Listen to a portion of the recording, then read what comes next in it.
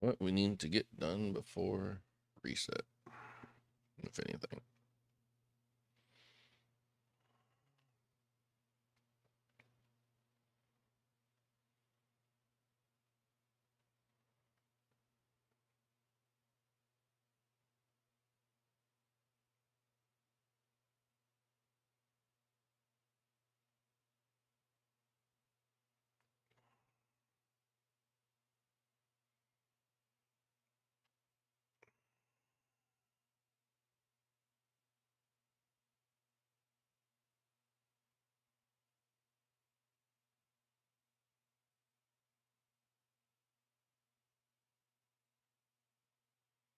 There's too many screens to finish a captive. Holy cow.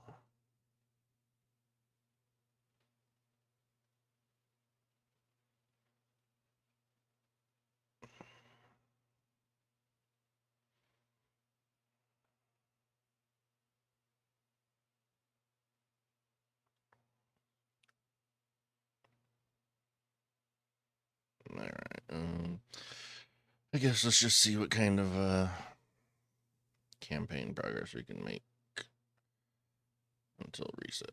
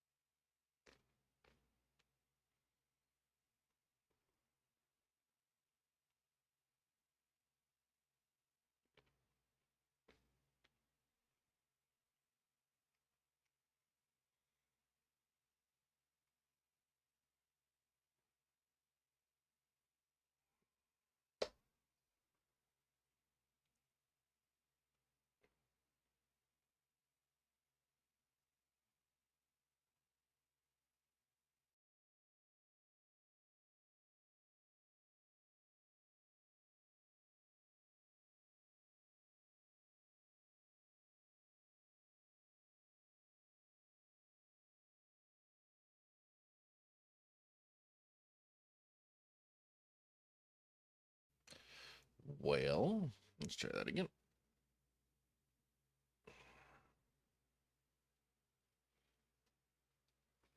I can't even. I didn't watch. I guess I need to watch.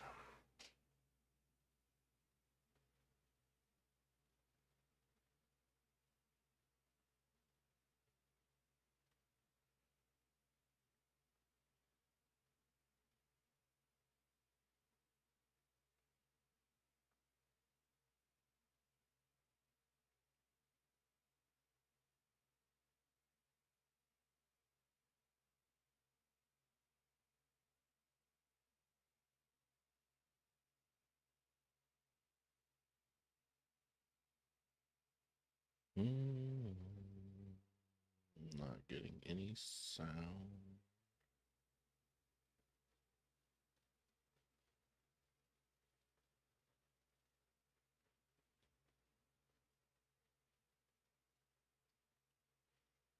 Lost again?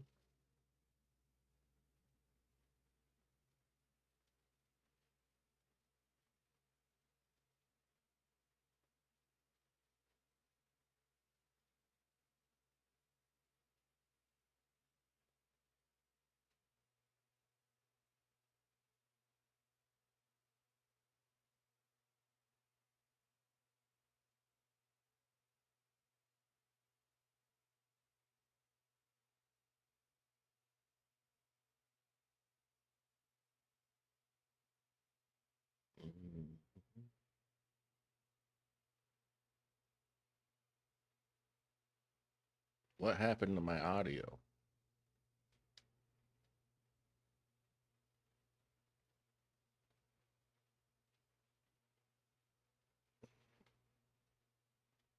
Can I hear a YouTube? Welcome to the Old Man of the Three with Jay Alright, Redick and Tommy hear Alt. that. So what happened to my blue sticks sound?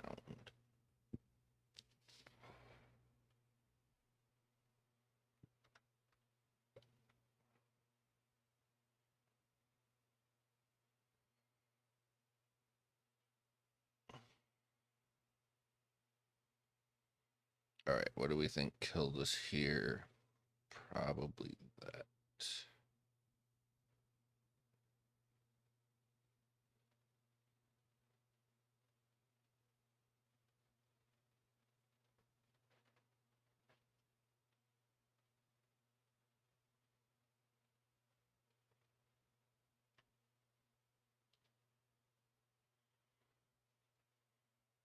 Damn, I'm good. Alright, let's try restarting BlueStacks and just see what happens here. So I don't have any audio.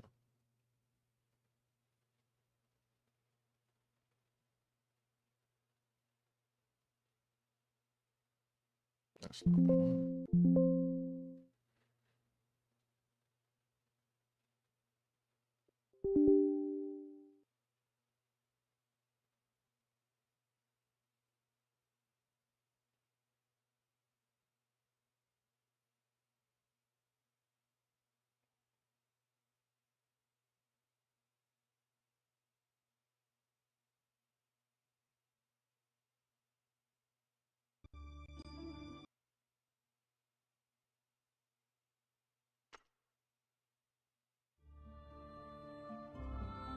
Alright.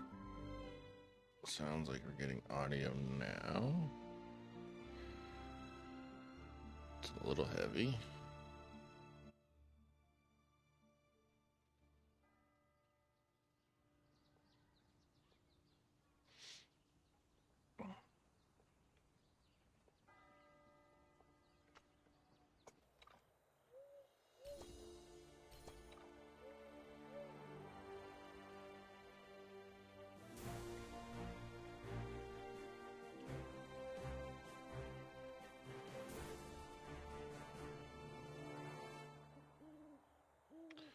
Okay, weird controls.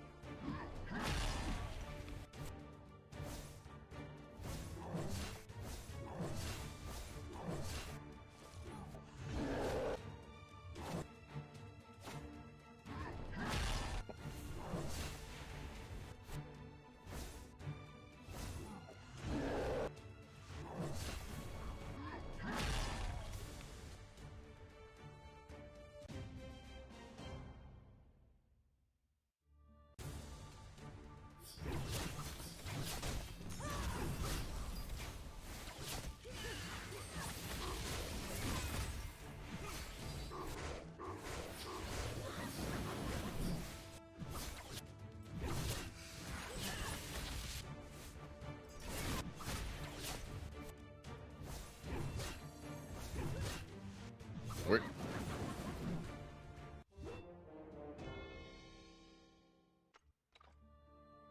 Alright.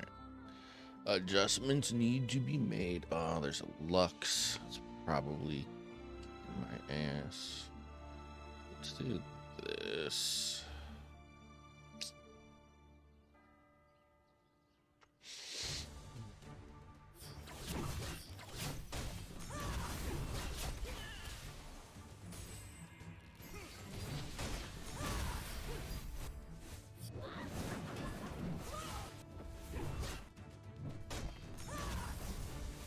And it worked.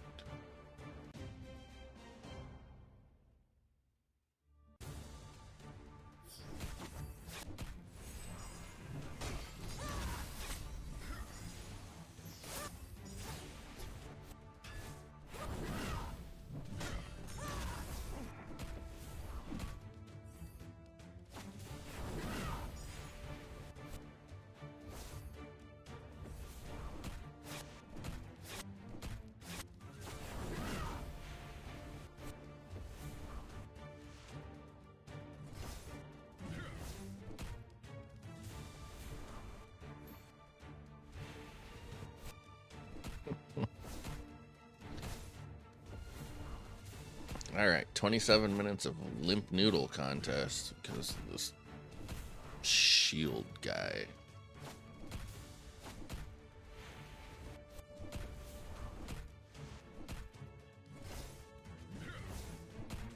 Like, he can't kill me, but it just becomes a question of will I do enough damage to get through his shields and kill him in the next 30 seconds.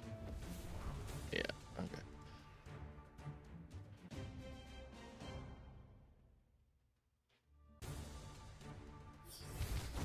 Oh no, not the fire twins. Alright, I'm probably gonna have to rearrange this. Oh no, we took him out, okay. Except for she sucks. We gotta freeze her before she ults again. Or just kill him. That works. Alright, that game sound looks like it's too loud.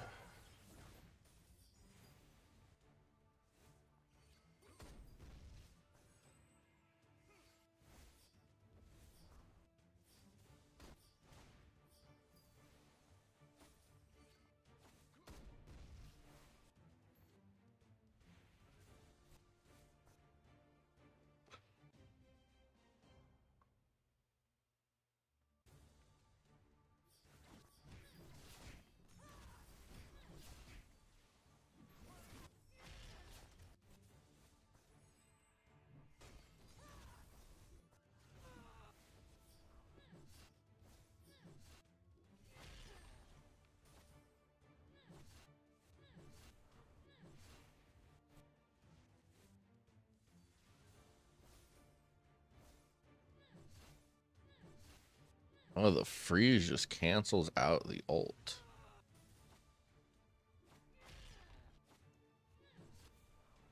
If you freeze them while they're channeling. That's awesome.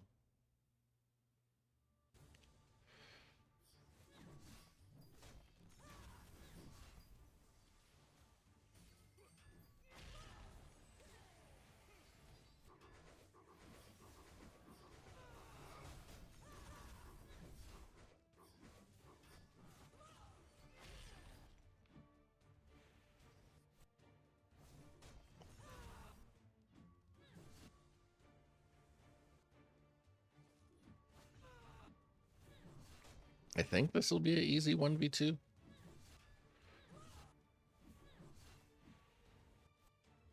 Okay.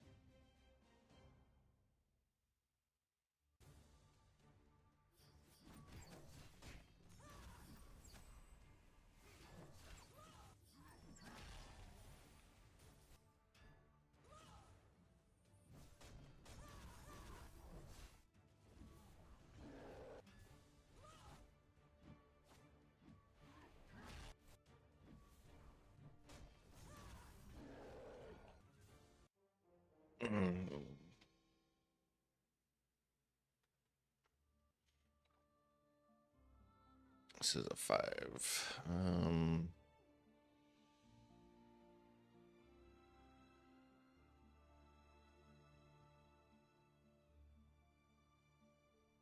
That is a tough comp.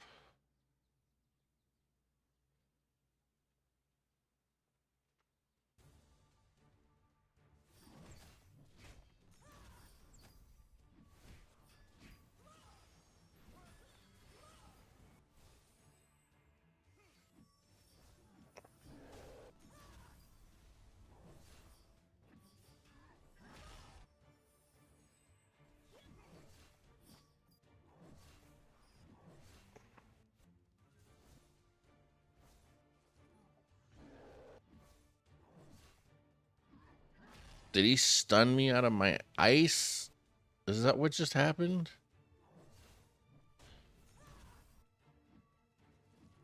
Oh, okay.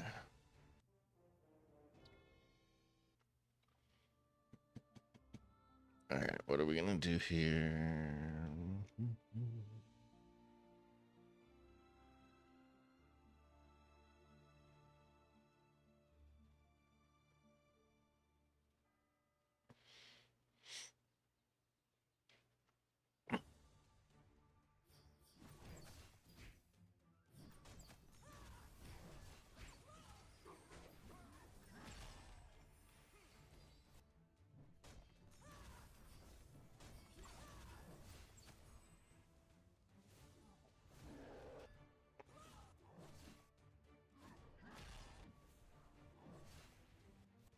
I keep ending up in this.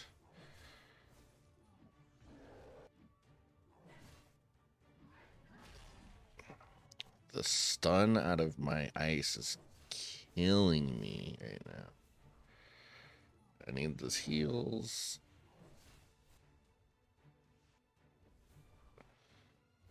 All right, we might have it this time. Yeah, okay.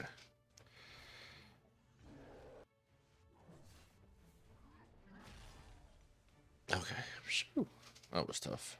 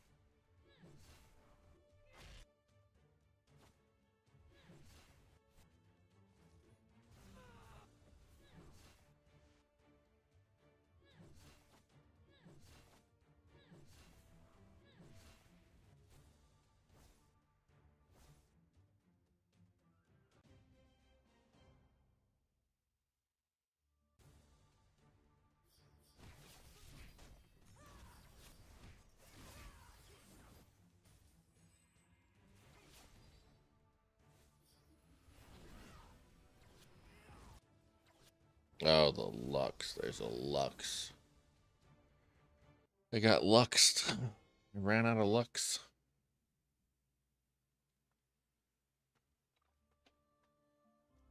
$12 minutes until reset. Alright, so that automatically needs to go over there. He's also a pain in the balls, but that should hit there too. So let's do that.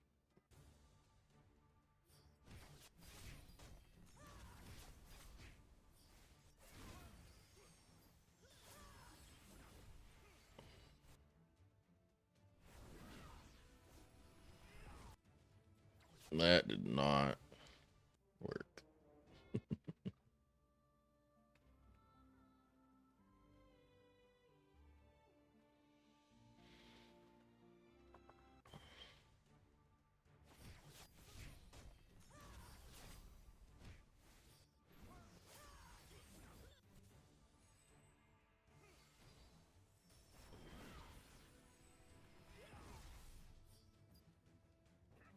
Wow.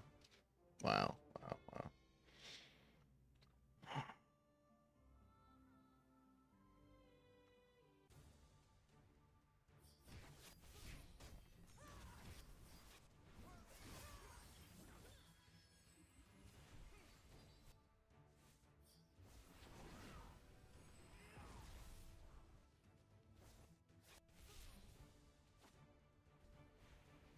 There we go.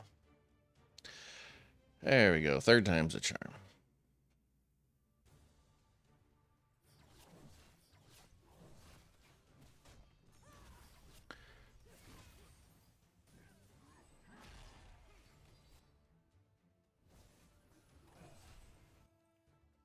Got Luxed. Dead. Yep. Okay. Alright, I don't want her getting smash faced just that fast.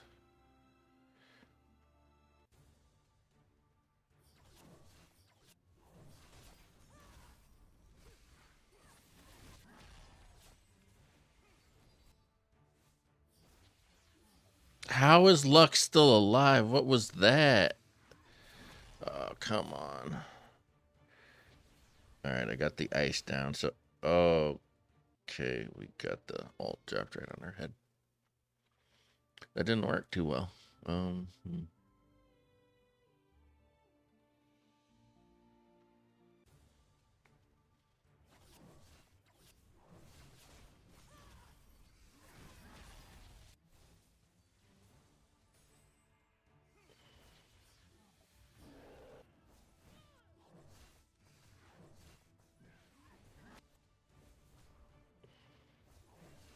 And his shield. Oh, god damn it.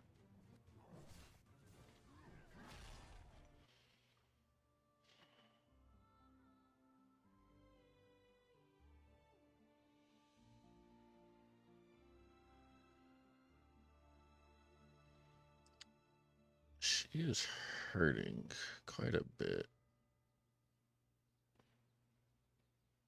If we go on the side first.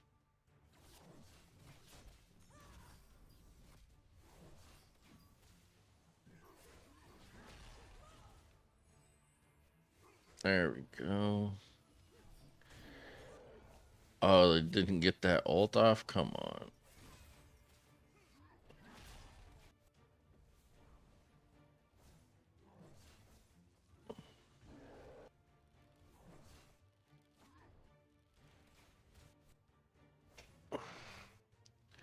I think that did it.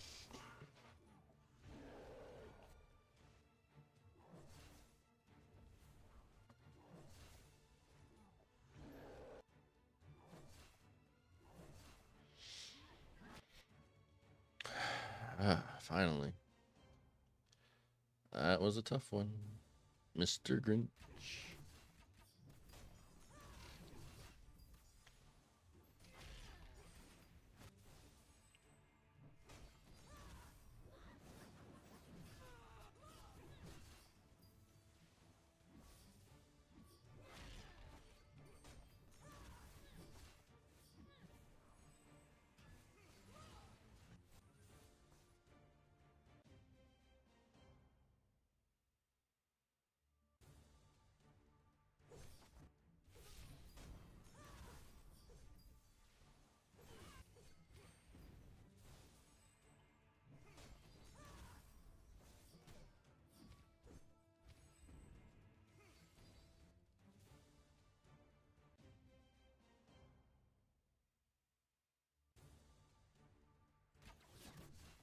Almost reset. Almost reset.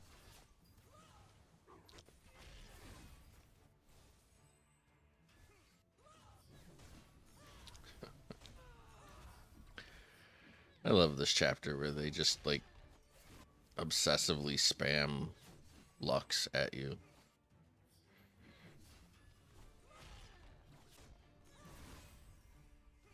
Ugh.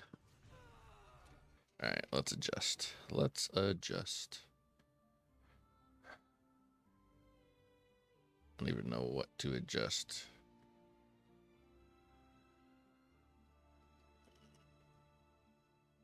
Let's see if we can get him to pop off a little bit faster, maybe.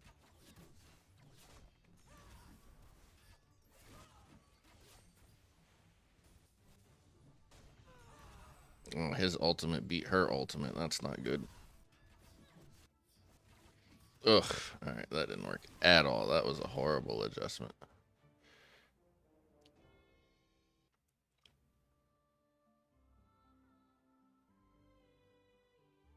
Let's see if we can do this side first. I might even do like this.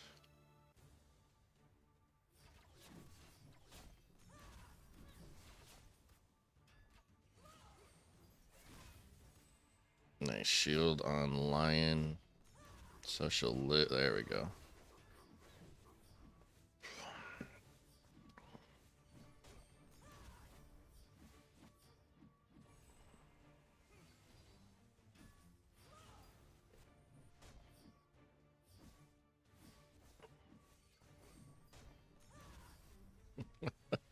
I I love their female Lionstone campaign balancing. Well, that's 1v4. Everybody knows Lionstone doesn't have defense. Why is she so damn tanky?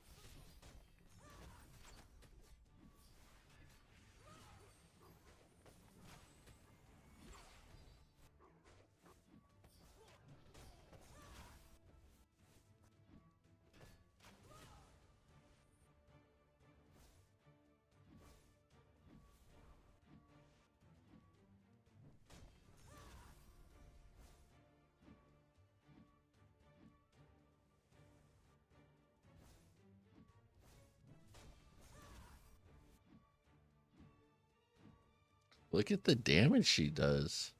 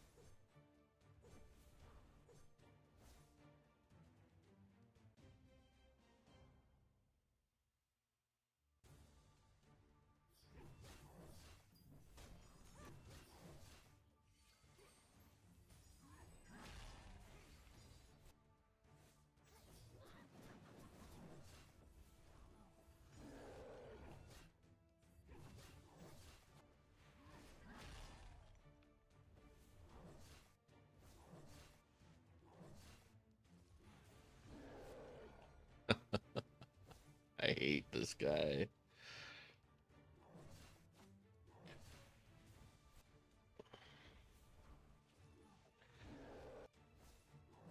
If only he was this good for players.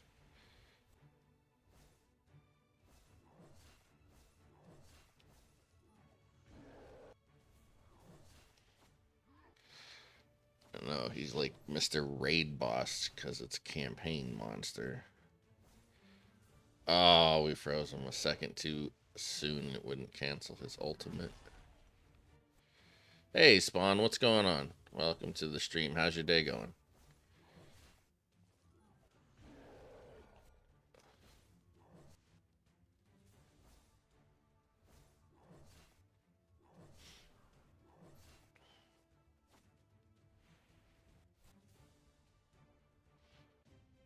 You are officially the first person today brave enough to not just be lurking.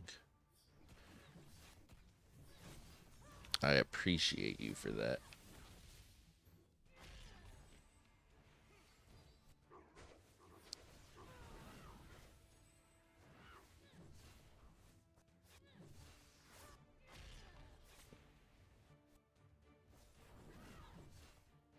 Well, that sucked. Alright, that's a good time to stop, though, because we can come get our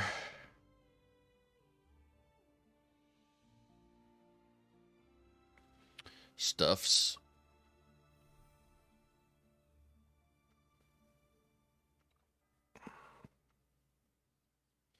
All good, thanks. Hope your day has been good. It has been good.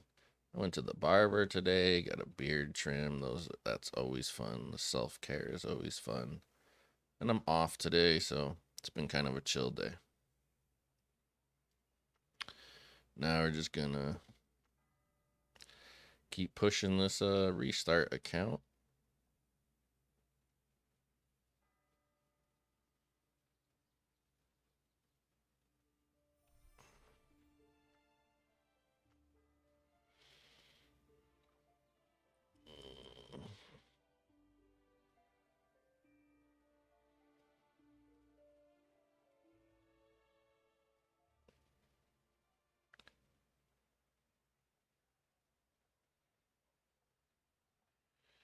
What does this say? I'm fine. Oh, okay.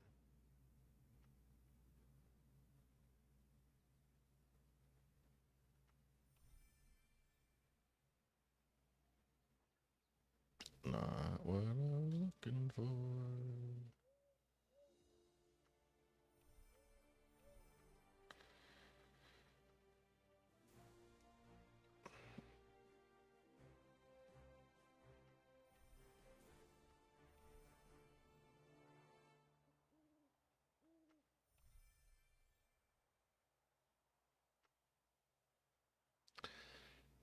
Most days off are good days off.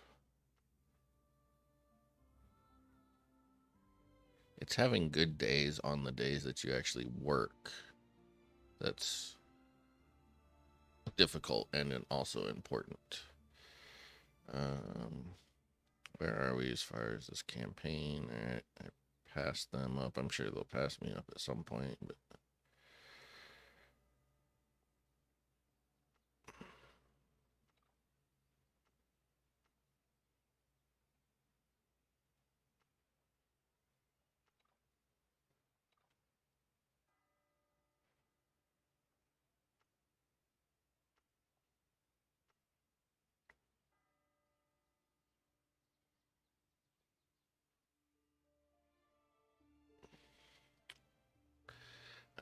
I already did this, but I think we're gonna run Dungeon Descent again.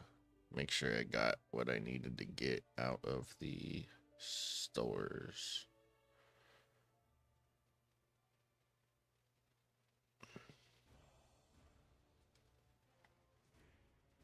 Okay. Let's try that again.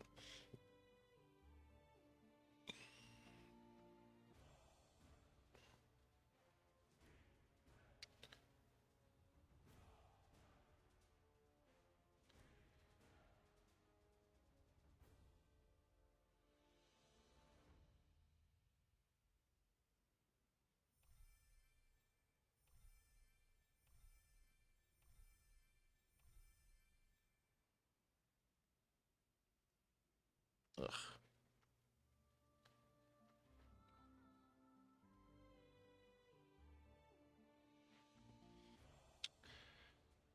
Hey, welcome, Jay. Let's see. Been trying to message for like 15 minutes, never typed in YouTube, and it won't let me message you on Discord. Welcome, Black Baghdad. Well, thanks for the welcome back. I'm sorry you're having so much problem on YouTube. I don't know why. What do you mean it won't let you message me on Discord? Where are you? How are you trying to message me? Are you on my server or what's going on?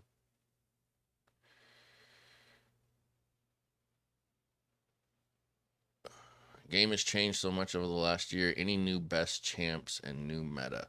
So I'm trying to figure that out as well. I was gone for 8 months, so I missed a whole, and I gotta jump over to my other account to even show you. But I missed a whole chunk of champs, so I can't tell you. I can tell you what other people have told me. We can kind of run through this real quick here. So the choir are the last champs that I actually used before I left. I saw the hoes released, but I don't know anything about them. I've never used them. I've heard the healing on them is pretty good.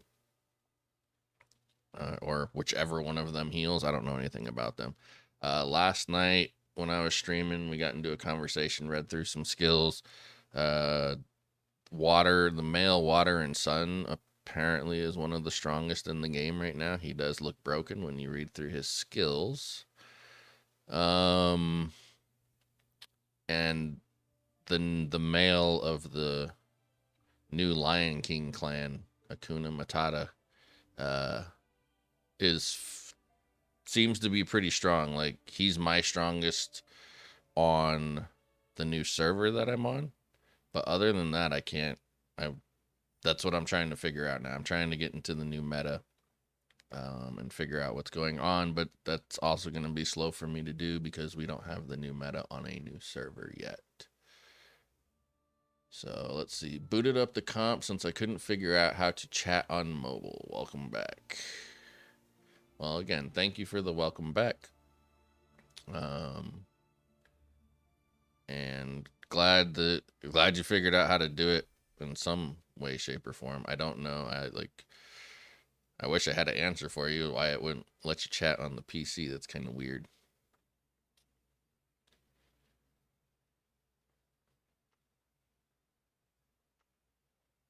So, but yeah, that's, all part of the process. What we might do, maybe in a little bit, even here on stream, is maybe we can pull up some videos from some of the other content creators that have, that are kind of like the main Bloodline content creators since I left, and just see what they have to say about some of the champions.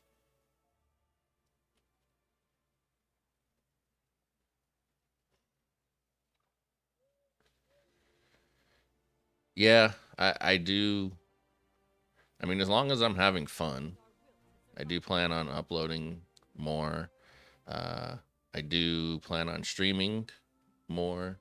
I told everybody last night my first initial goal with the streaming is I'm just gonna stream every day for 30 days. So between now and January 28th, or yeah, it was 28th I think when I said it. I just want to stream every day. I don't have a set time. I'll just stream when it's available. I don't have a set length. While I'm having fun. And so we're just gonna kind of learn this new meta and have fun. That's the whole goal, is to have fun. I just never use it to chat. We aren't friends, but we do share a server, of course. Bloodline, not sure why, but I'm here now, so no worries. I didn't know it. Yeah, I mean, right now, like, my Discord server was pretty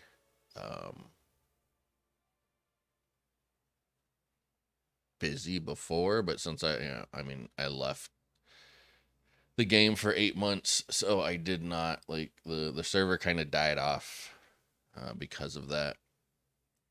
But if you want to join up so you can chat with me, ask questions or whatever, it is there. That's the easiest way to get a hold of me.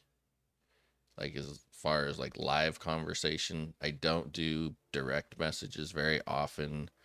Unfortunately, there were some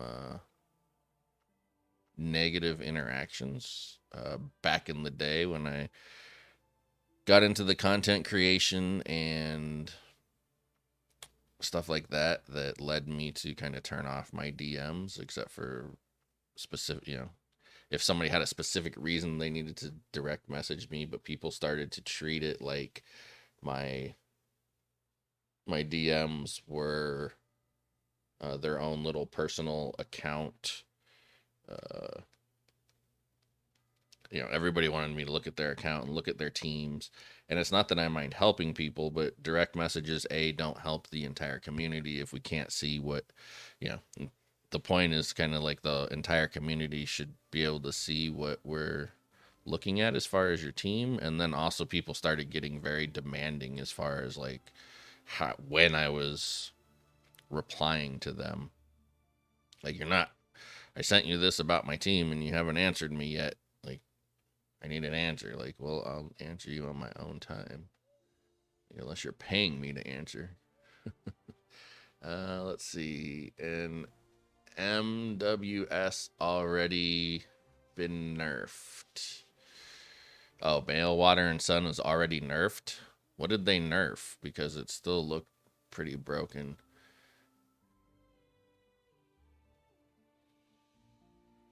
Female Galabar.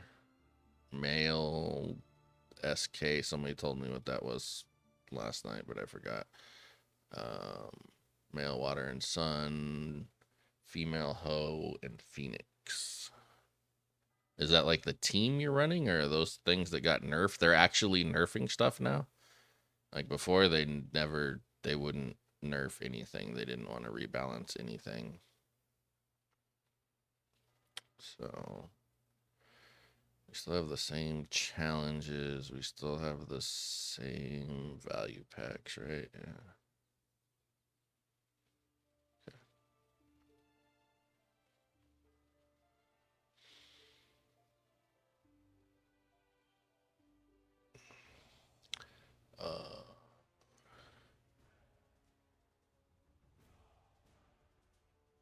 I don't. Yeah, I don't.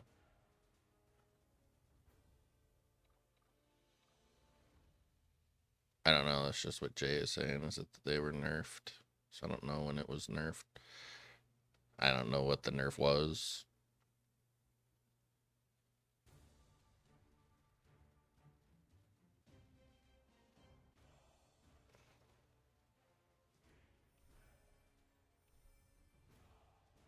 Soon after it was released. So is the description no longer accurate, or did they update the description as well? It still sounds pretty fucking broken.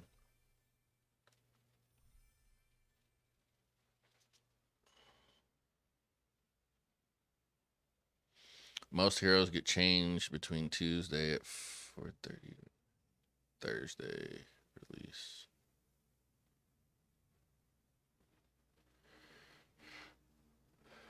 Well, I mean, if that's true, it's somewhat refreshing that they're actually trying to worry about balancing issues.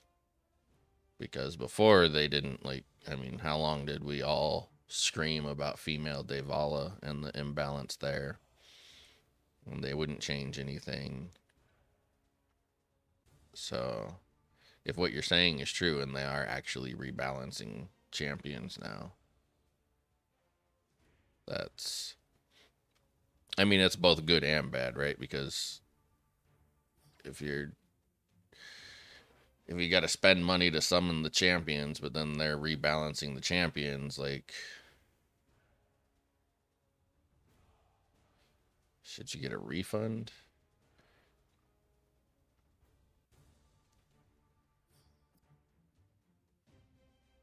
humans being defended.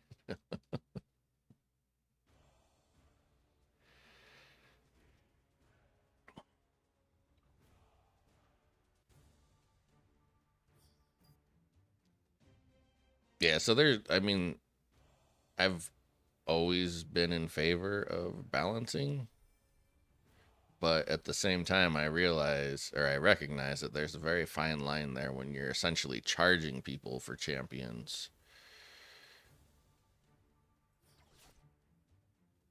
Because then you risk going down that rabbit hole of always releasing broken champions, so everybody rushes to get them, and then you nerf them into oblivion, and everybody wants their money back. I know back in the day, everybody was, everybody always told me, oh, they can't balance them, it's because it's against the law, and blah blah blah, and they'll get sued and blah blah blah, blah. Which I'm no legal expert. I don't know if that's true or not, but video games balance things all the time. So I don't know how balancing something would be against the law.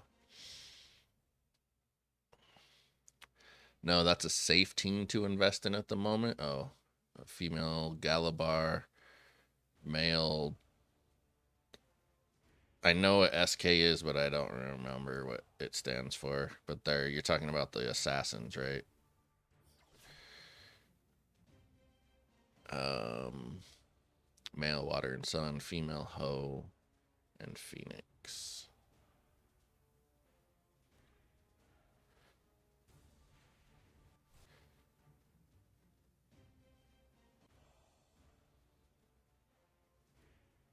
There we go. Where do you? Because you sound like you're. A lot of people I've been talking to are returning players because they saw my video about returning. So I can't really ask questions of people because they know as little as I do. But you sound like you have stayed current on all of this. Where do you feel male Acuna fits in? Because he seems to be strong as hell right now. Of course, the server I'm playing on does not have access to all the other things, so it's hard to judge it. I'll look it up in the official Discord. No, most powerful single champion, but he was changed in the past. Okay.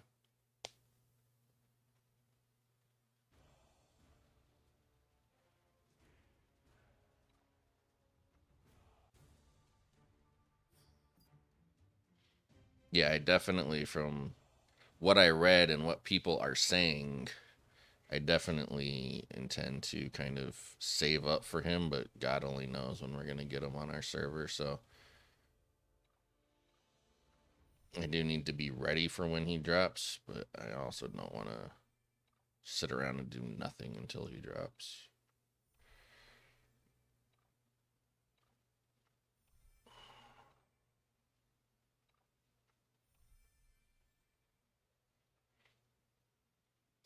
I don't think we're getting him anytime soon. It appears on this server the next 4 clans that we will get are Loom, Gultung,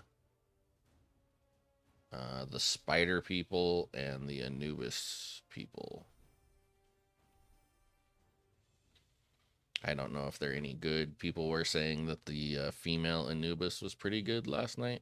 I hope that's true because they look really cool and there are no good warriors. So if there's actually good warriors, that would be cool.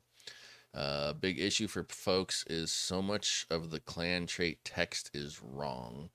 No one knows it unless they dig for the info. Most of the. I hate this. Why does YouTube put this freaking stupid heart right in the way? Mostly the 10 seconds duration part. Oh, okay. So are they. Is it not lasting for 10 seconds or it's not ending after 10 seconds? Like,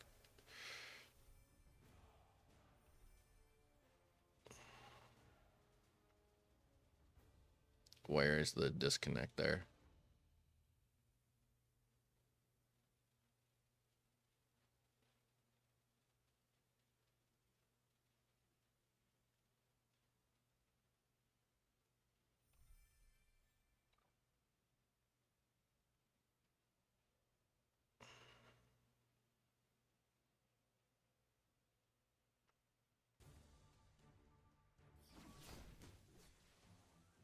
if they mislead or don't give odds or whatnot, the Apple App Store USA cracks down on them. Other countries, not so much. You can look in the official Discord at the advertisements that are very predatory and misleading. Yeah, I mean, all of these gotcha games advertisements are misleading as hell. Um, I don't know how much they actually use it, but I did notice in um, the new survey that you can fill out when you start a new account and stuff. There's that survey. It gives you like whatever it is, um, 200 diamonds for filling it out. They do ask what you feel, like if you feel their advertisements were accurate. I don't know how anybody could say yes. I don't think I've ever seen an accurate Bloodline advertisement, but they at least put it in their survey, so somebody is wondering whether that changes anything or not. I don't know, but I mean they're all misleading. There was what was that one? There was a gotcha game that I was disappointed that their advertising was so bad because the game was not what it advertised in a good way. But it's called Path to Nowhere or something like that. It was all the anime girls in the jail thing, and their ad had all this goofy shit about you like interrogating them and tickling them with feathers, and really tried to sexualize it. And that had literally, like, you did interrogations, but there was no feathers and tickling and stupid stuff. Like, it was a legitimate tower defense game. It was just that the units were were like weird and anime for no reason other than the sex appeal of the game. And like, I really thought they did themselves a disservice with that advertising because it, you know, probably turned people off. Male Acuna, solid at the moment. Build female to 15, and she is harder to work into a team. Now, the male, I think, is way better for newer folks. Think his CC can directly take out stronger. Yeah, his ult is not too bad either. Yeah, so last night I was being told by somebody the female really shines once you start pouring vigor into her, and get her up to level 7. Obviously 15 stars, level 700. Like, once you get health on her is what they're, because all of her kit is built around health, and they have very low constitution to begin with, but once you get her high health, like, she really starts to shine is what I was told. I know mine, like, the tricky part in Bloodline is too much defense just means you die slower. So I'm not sure where exactly she fits, but oh, I forgot to get the rage thing. I'm stupid. Hang on, let's go back. So somebody did say that you need, getting her to a high um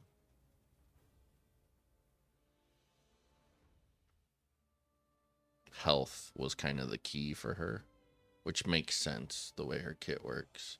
But I have not done that to confirm it. They seem to be rerunning all the old heroes, starting with the best, most popular. Yeah, even before I left, they were doing that in a more, at a brisker pace. When I go look on some of my older accounts, they, well, at least like when the Acuna event was going on, I think it just ended, but um, like there was two going at a time, like the new one and then some repeat one. I think it was Choir that they were repeating at the time, but yeah, they're definitely. I should be paying attention to these stores. Give me the rage potion. Put message for you in Discord. A screenshot from the official Discord. Okay. Male crow is busted. That's what I heard. Male and female Anubis are good. Okay. I heard that definitely, like, I kept hearing the female Anubis yesterday. Female a little better for PvP, male a little better for PvE and PvP. Post Bullco. Yeah, that sprite that apparently has a very pay to win way to get them, but we don't get sprites on the server. On the new server I'm playing on, we won't get sprites for like 115 days, so I got a while before I have to worry about sprites. Let's check out the Discord message.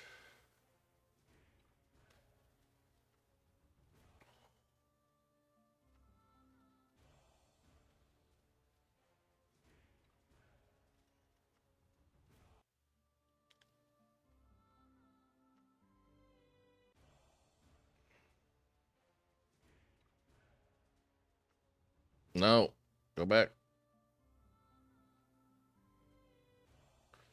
That's what I want. I don't even know if the items matter with the skip.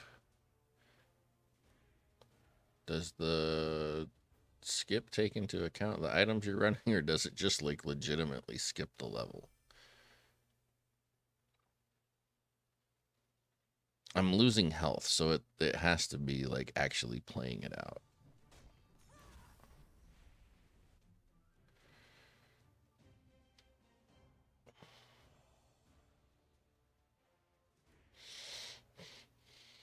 All right, what's the screenshot? Let's see here. Oh, it's super small.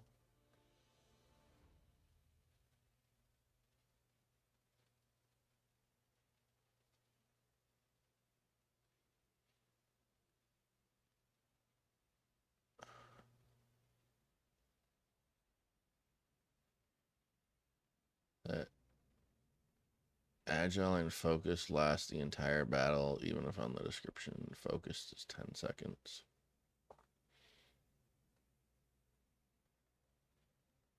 Oh, they added some 10-second text to focused? I didn't even notice that.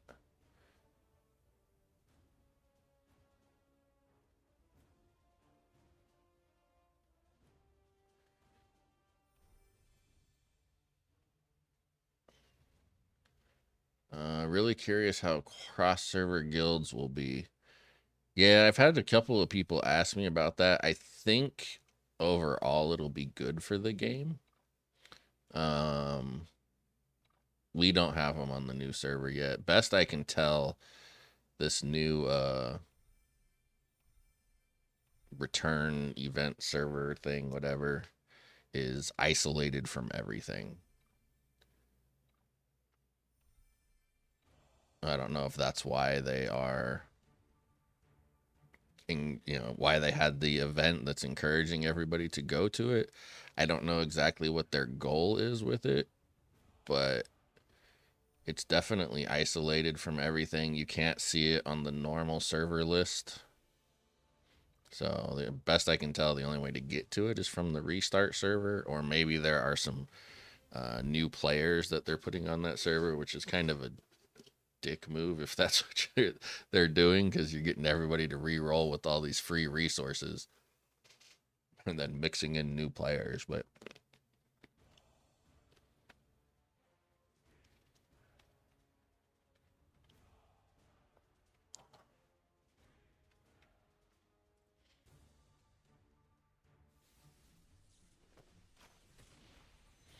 I think in general the cross server guilds will be a good thing.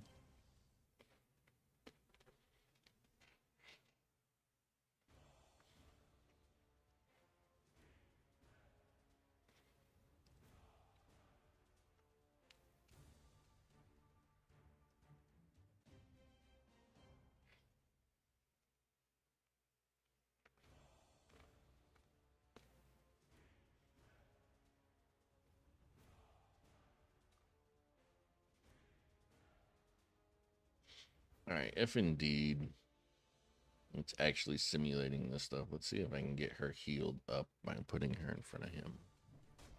Oh.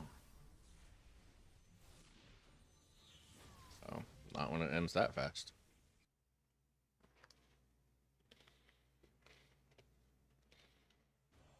Um, I'll show you. No, it's a S server. So like here's the server. Oh, they just add it? They just added it in. Last night when I looked, this ended at 82 and then it jumped up to 709. So um I guess now people can actually get to it. It wasn't letting anybody before. I wonder what happens if I wonder if it gives us another option to join or not.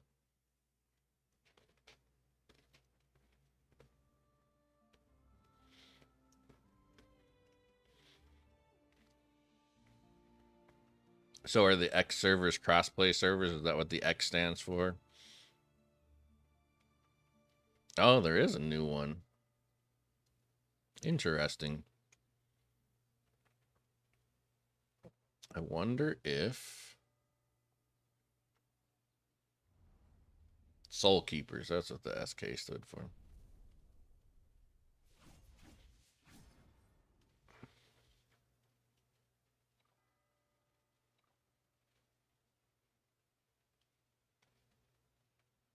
Mm-hmm.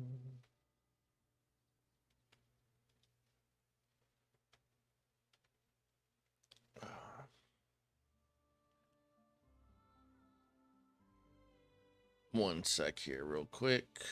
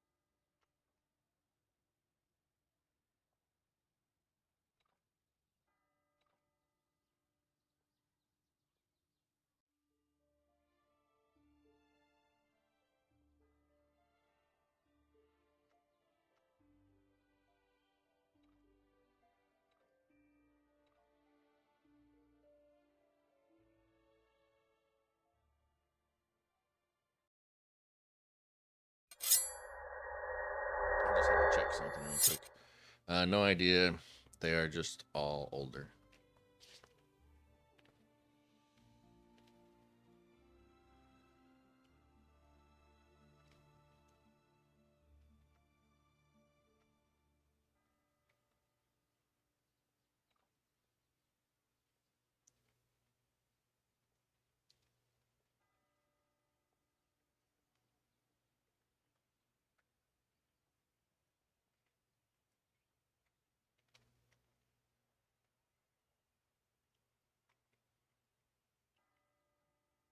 I think I wasted my stones getting this champ. Should have saved them. Which champ? Which champ?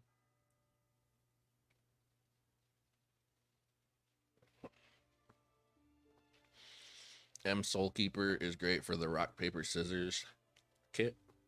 What is what's rock paper scissors kit?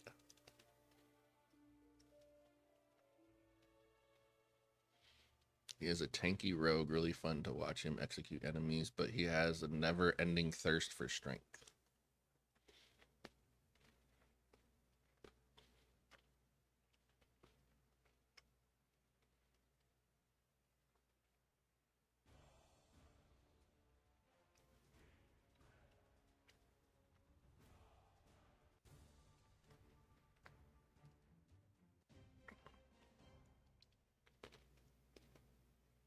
Jesus.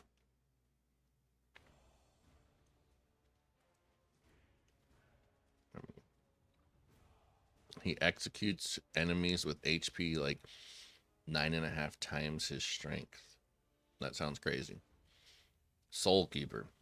Oh, I've heard 2 days in a row now that male Soulkeeper is really strong spawn. So if you get the mail, you might want to just build him out because people are saying that he's really strong.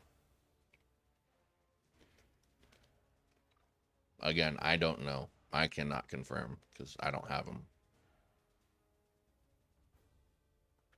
He is not available on my server.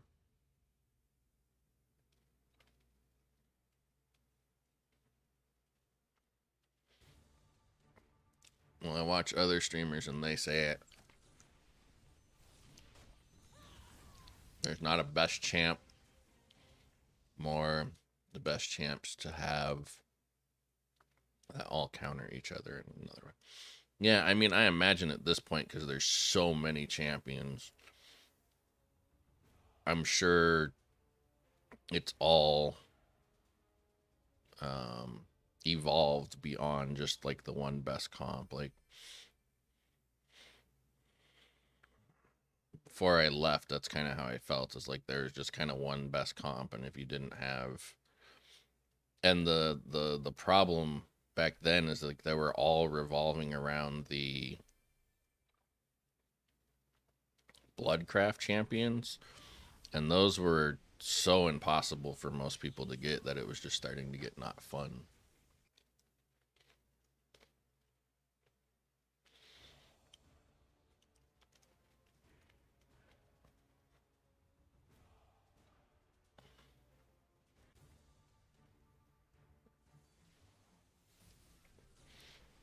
So what other streamers do you watch? I didn't know that streaming Bloodlines was a big thing.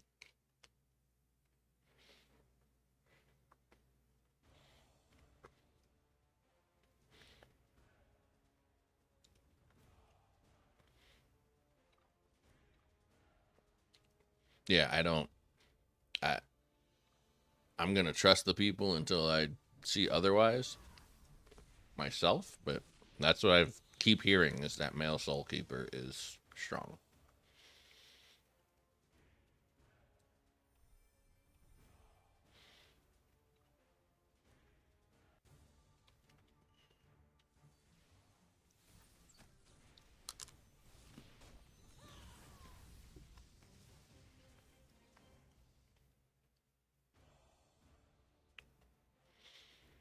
Yeah, I don't necessarily like I don't know who Ghost Wolf is. So again, I'm just coming back. That's not a name that's familiar to me, but I personally don't.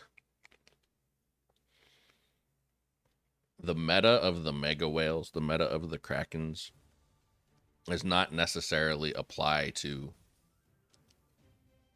the game in general. You know what I'm saying? Um, I saw in the past, I've seen like krakens that were running some of the worst comps I'd ever seen, but they're winning and telling people that these are good champions, but they're just like they just have them maxed out and so much stronger than what other people can do.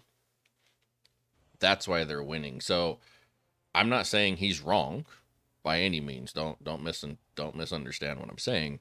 I'm just saying I have seen in the past people misinterpreting I have more money so I have stronger champions, therefore these champions are good.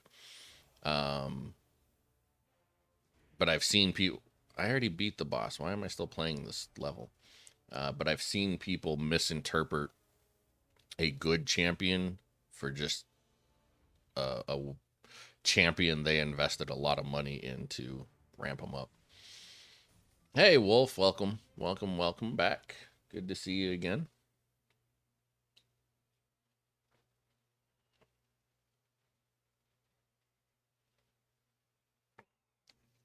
All the people in the channel above you, Lion Roar. I know the name Lion Roar. I have not watched him. I don't watch a lot of content creators if I'm being honest. Um, as I've explained, I explained last night, and as I explained before, it's not that I have anything against the other content creators.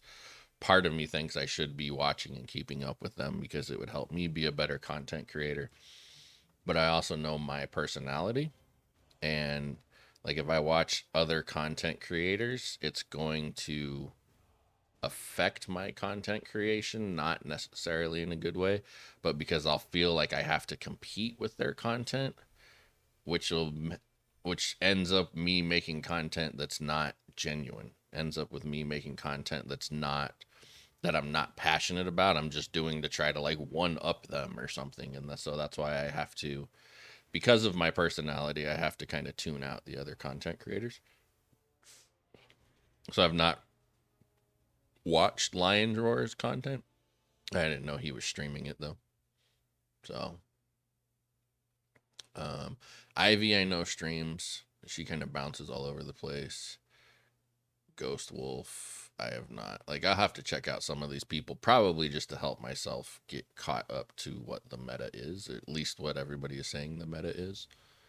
Um, but I mean, people who have followed me for a while also know that I tend to go against what most people think.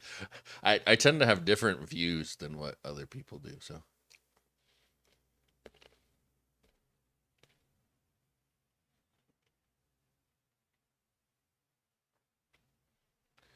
It's just funny to me that it's not money in the end, it's who lives in the game more.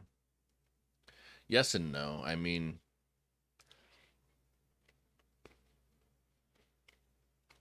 it takes a lot of money to get an entire team to max vigor. And it takes even more money to get alternate champions to max level and max vigor. So, I mean, it's not realistic for most players. It's really not even realistic for most players to think they're ever going to get a full 5-man team to max vigor. I don't think. Maybe I'm wrong. Maybe over time you can, but max vigor is an insane amount of marriages unless they've changed vigor and I'm not aware of it. Um, but then to have more than one 5-man team that's at full max vigor, again, unless they've changed it, I don't think it's a realistic expectation for your average player. So using the meta of the people that are spending enough money to get to that max vigor level doesn't really apply to your average player. And that's kind of what I try to keep in mind with how I judge the meta.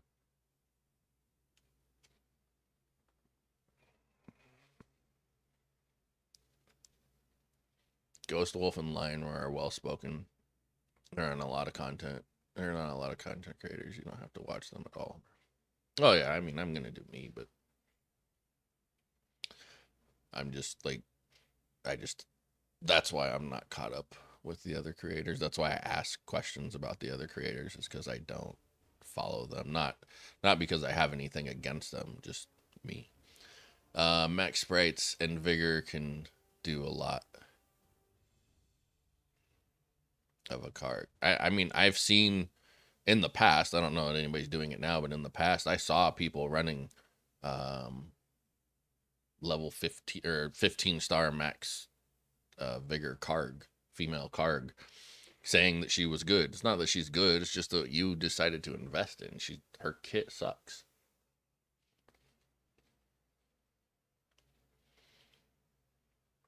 You like my real sounding gruff voice? Yeah, I don't really change my voice or try to do it. I mean, in some of my like when I do videos, sometimes I have to add more excitement to my voice just because people want to get excited about the videos that they're watching. I mean, of the people who are maxed everything. Sprites are stronger than Vigor? Really? It's interesting. I haven't done too much with sprites. It seems super pay to win. I did buy out the sprite market on my other account, and the amount that I was able to do, to ascend my sprites was not very impressive. So should you all no, you only need one rage. There you're talking about the relic, right? The rage potion? No. So if you read the rage description, right? When battle starts, all champions gain additional 1,000 energy. 1,000 is max energy. So that means as soon as the battle starts, their energy is filled and they're ready to ult. Stacking it, even if it does stack, makes no sense because you can't get more than 1,000 energy, and it only applies when the battle starts. It doesn't continue to do it over time. It's just when the battle starts. So there's no point in stacking it because you just need the one time. And then you'll watch, like, I'll let this play out. You see, they're all ready to ult. And then, assuming you're running the right team or a decent team, they ult and everything dies right away. I don't know. Yeah. So it's just, you just need to find one rage potion. And you can guarantee yourself a rage potion once you hit the shop at stage 5. Um, you just have to keep resetting the shop. So you just grab it that first shop, and then you never have to worry about anything for the rest of the dungeon. Most of the other relics are irrelevant. The ones that I do like to focus on, because what I usually do for my team is I run one tank, and usually the rest are mages and marksmen. Like, I could take her out and put him in. And the reason that I do that is because the other relics that I do pick up is I'll pick up these, which makes your tank champion tankier. And then that way I don't have to worry about my Lionstone dying. And then I just pick up these scepters, which increases the energy recovery rate of the mages, which they don't usually need because that rage potion is usually all you need. But then I also pick up the Hawkeye sight because that increases damage dealt by specifically mages and marksmen. That's why I run a full team of mages or marksmen through the dungeon. That's literally all you need in the dungeon. Just run female Lionstone. If you don't have female Lionstone, you can find her with one of those armor statues.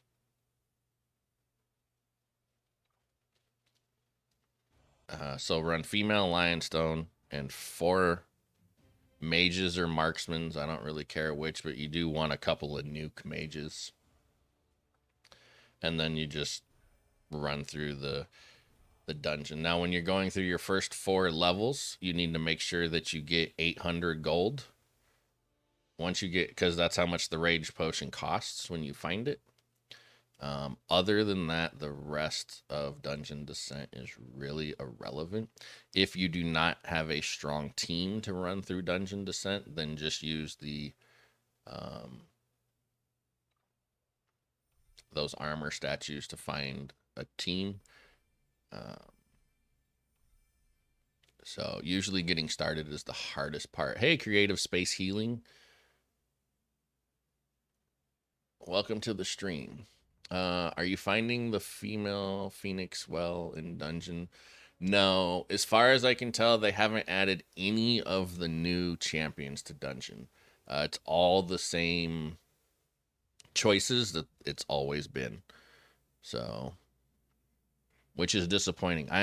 That's one of the things I'm disappointed in coming back, is that after all this time, they haven't added any new champions to captives. And they haven't added any new champions to the dungeon. I always thought it was a missed opportunity to not put every new champion in the dungeon, because this would be a great place for people to test out new champions where they can't keep them. But then, if you look at it from the company's perspective, you are then encouraging people to spend money when the event comes around because, oh, I tested this in the dungeon and it works really well. But they're missing out on that opportunity, in my opinion.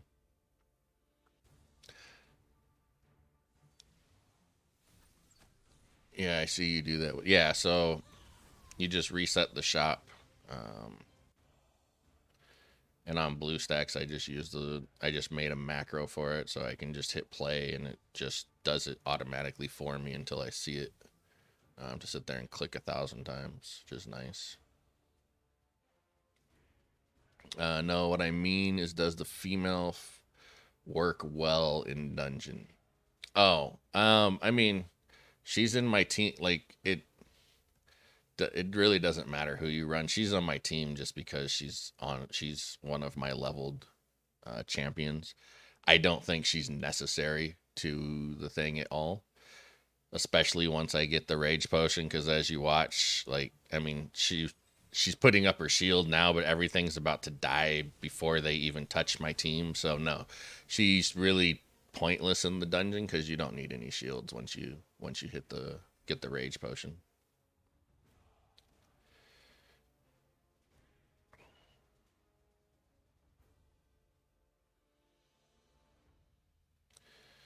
But yeah, so like if you don't have a good team, you don't have a strong team, you always want to take these because these are going to be stronger than anything you have if you don't have them because they are all mythic. They're all going to be the average level of your team. So they'll be all up to par. He talks? They talk now? What the hell? That's the first time I've heard them talk. Um, and then their skills are all level 5, which is max level for what you can get in the dungeon. And they all come. I don't know if you can look at their traits before you buy them. I have never looked hard enough to see if it matters the traits that you get.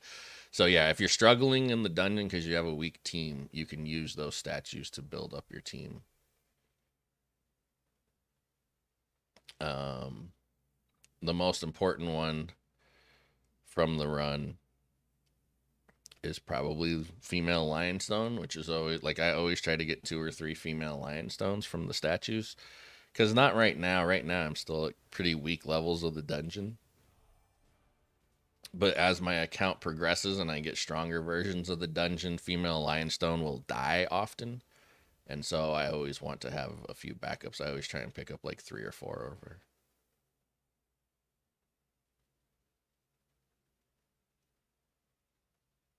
She does seem to take longer to do her thing compared to the male.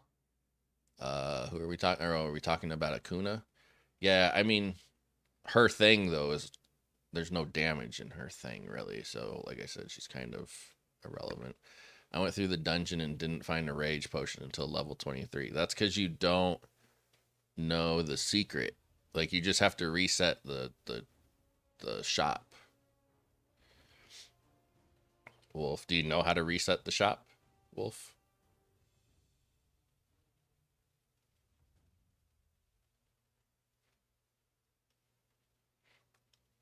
Like I'll teach you how to reset the shop if you don't know how to reset the shop. If you do, then I won't show it.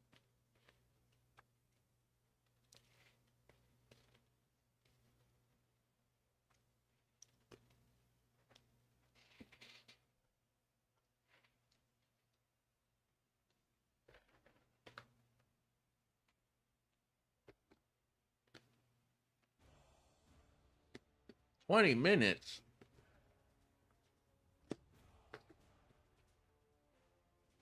Hmm. I have had some obnoxiously long. See, like I don't go past level 5 until I find the rage potion. I have had some obnoxiously long searches for it, but I won't. Dungeon Descent is so tedious. Like I won't. I literally won't go past level 5 until I find the rage potion. If I ran into a situation like you're talking about where it took you 20 minutes, I would probably just reset it back to level 1 and start over. So like see I can take her out and put him in. Um you just need nuke champions and then it's, over before it starts. But now with the skip feature, like I don't even know that the rage potion is necessary because there's a skip feature. So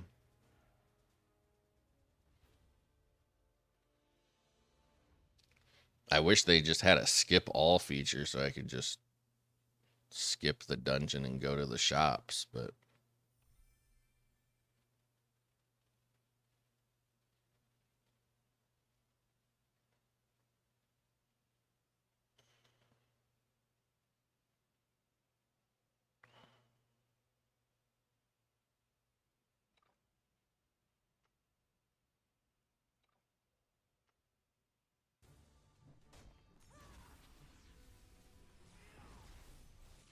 My other problem is like, look, I couldn't even use the skip feature because they all ulted before I could get it off. Like, does the skip button really need to like have this animation where it comes in? Can't I just have a skip button?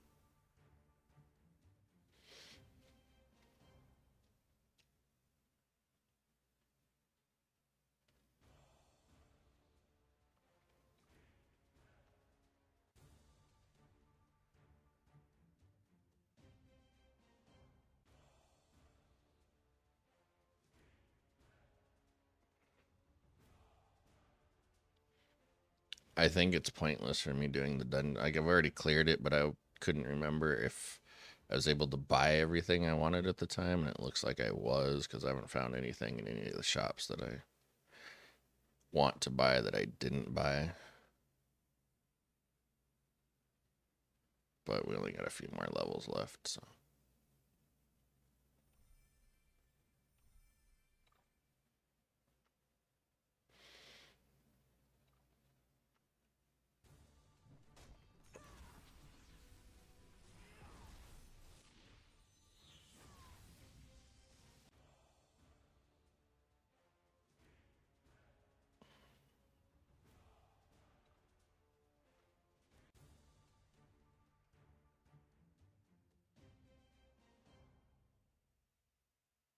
So what is everybody working on their account currently?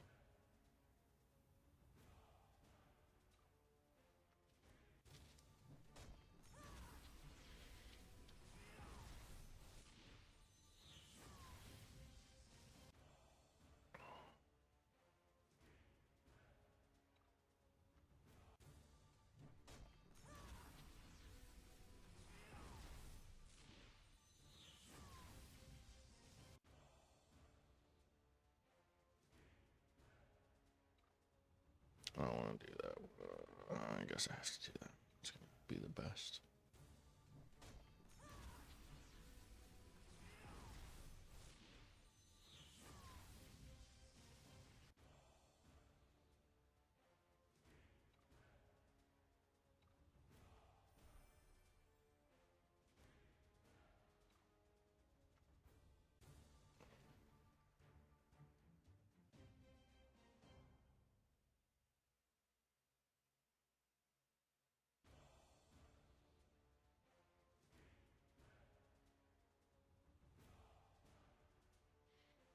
That's what I like to see. First click boss.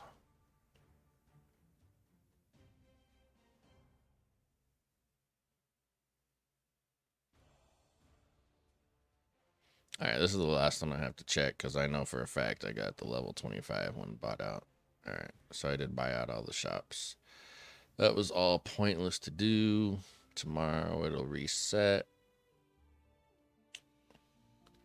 And I'll be able to do it again.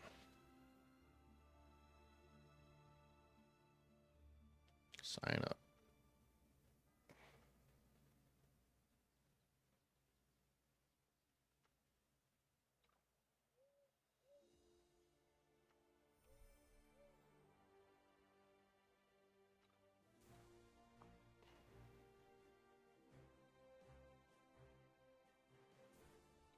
Nobody's working on anything they want to share?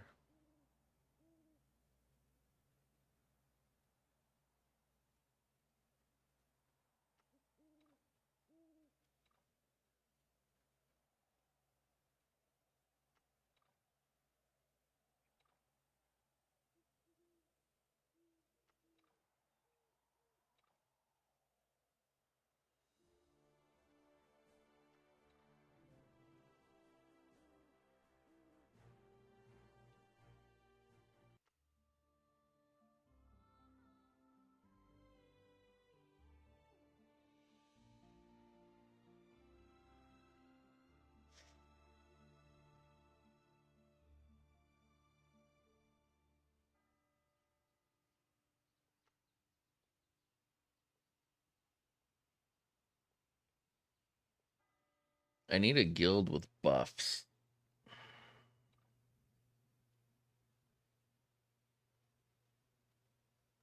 The last guild I joined didn't have buffs. They were full, but the guild master was not paying attention to it. I wonder if this one has buffs. Oh, they do have some buffs. All right. I guess we'll check. We'll chill here because they have buffs.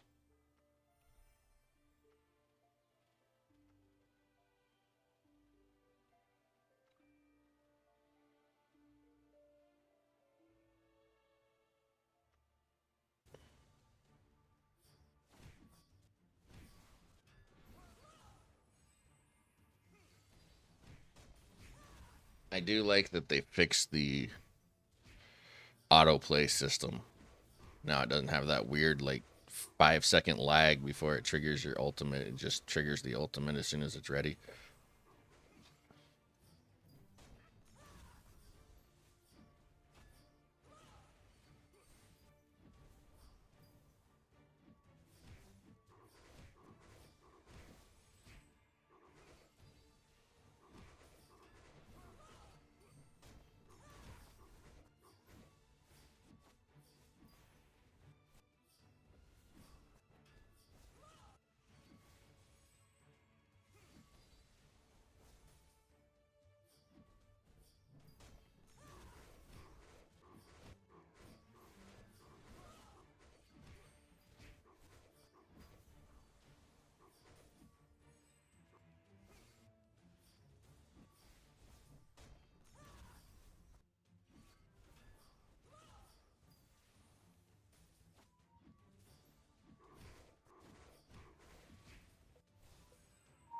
Holy, what in the world?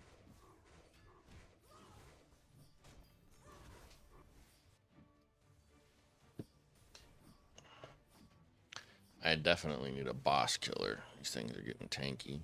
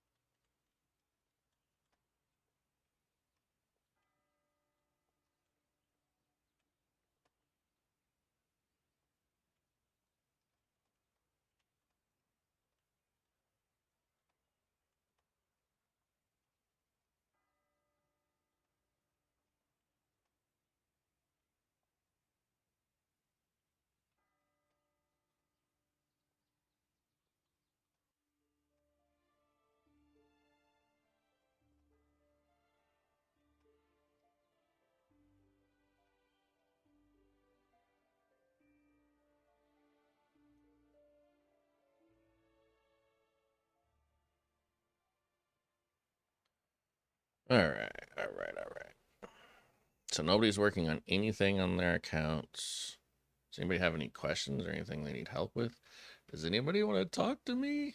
Just kidding. Let's see here.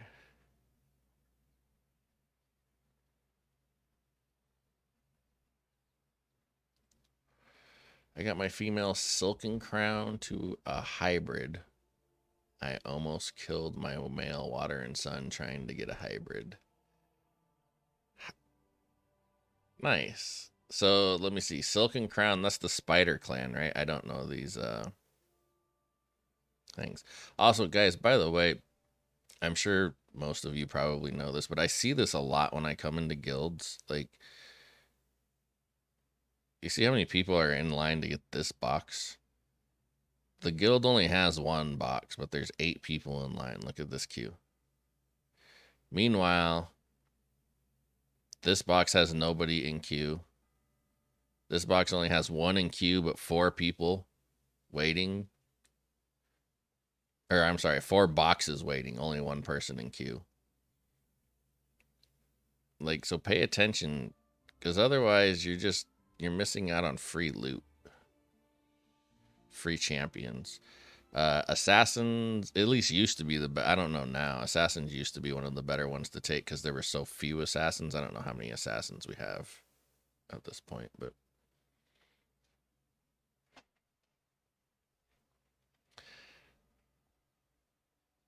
Nice. How did you almost kill your male water and sun trying to get a hybrid? Did you almost marry him on the wrong side or something? You're just watching what I'm doing? Okay, fair enough. I'm just listening in. I'm playing Pokemon Violet Scarlet with the misses. I like watching my daughter play Pokemon and giving her a headache with all my stupid questions about Pokemon.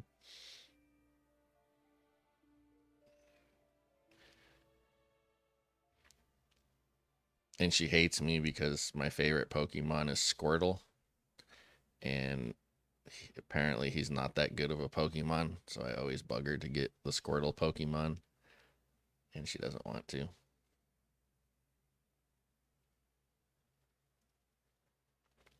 So I'm thinking, I'm trying to decide how many rings I should buy because once the intimacy thing hits and the air thing hits and the might hits and I start having all these, obviously vigor is the direction I want to go. I just don't know how many rings I want to have in reserve. Oh, trying to switch traits around.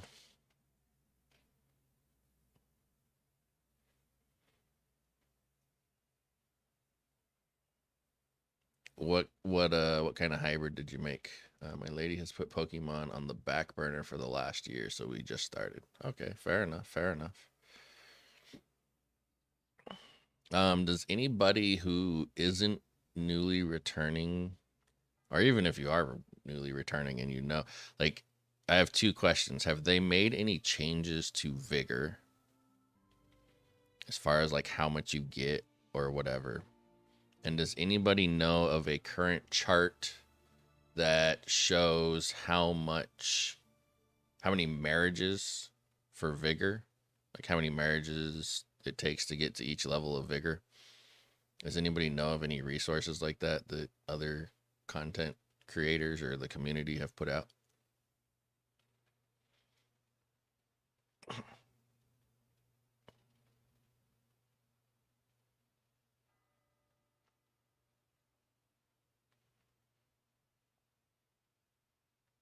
You know what? I need to do some banquets. Also, banquets are another good thing for you to get resources, by the way.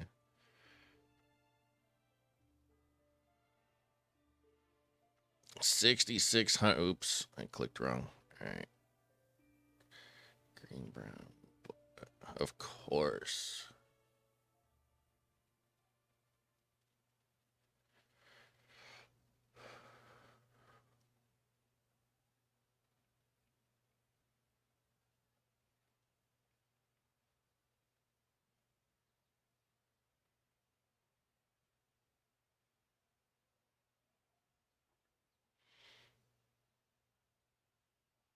Bam. First place.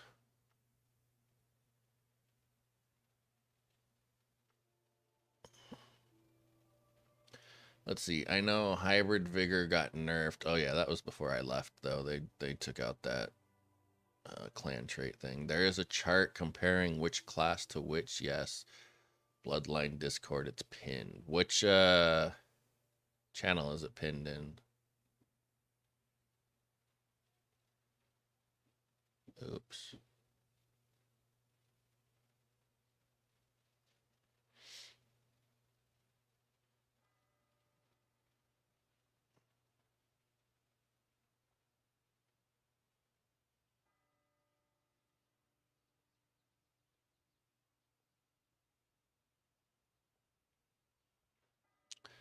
Thank you very much, Brent, for the welcome back and welcome to the stream.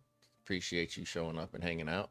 Let's see. You can do a quick marriage with 10 champions. Yeah, you can. You need the subscription, but yeah, you can do the quick marriages. Um,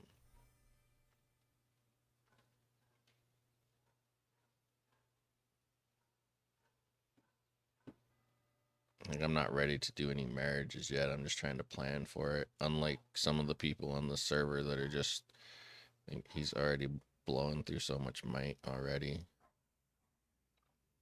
Like this challenge. I mean, don't get me wrong, the challenge rewards are decent, but it's not worth like you don't even get a tower for the might this time around.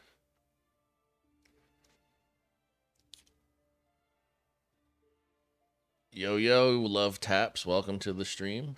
Welcome to the stream. I'll post it. Okay. I appreciate you for doing that. Because I want to try and figure out like where I want to be vigor wise. Since I have all of this, all of these free resources to play around with.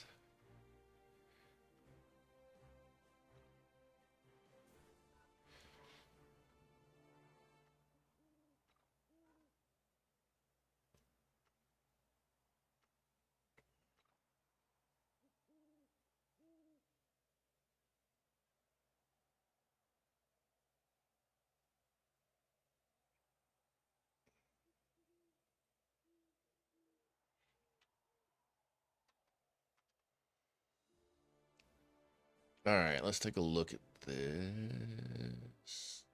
Oops.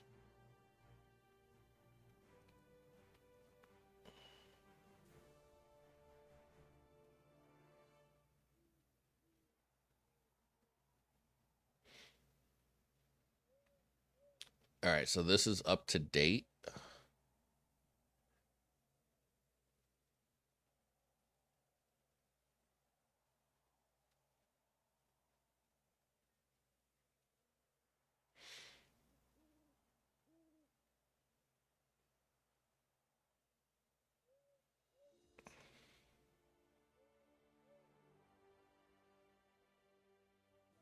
Yeah, no, it opens here. Let me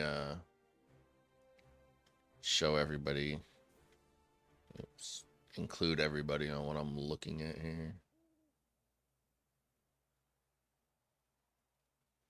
What he sent me.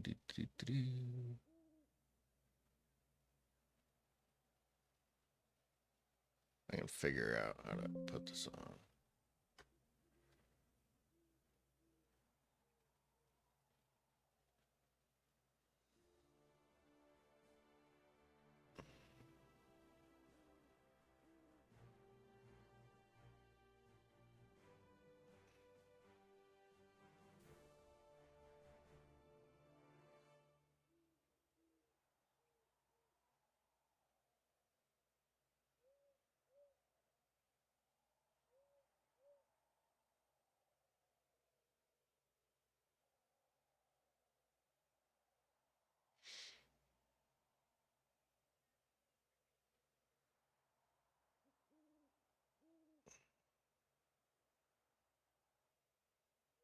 So here's the page he just sent me if everybody wants to see it. So I had a huge question when I was playing Bloodline. How did they do the matchmaking in Conquest and stuff? Highest champion or highest might or overall might?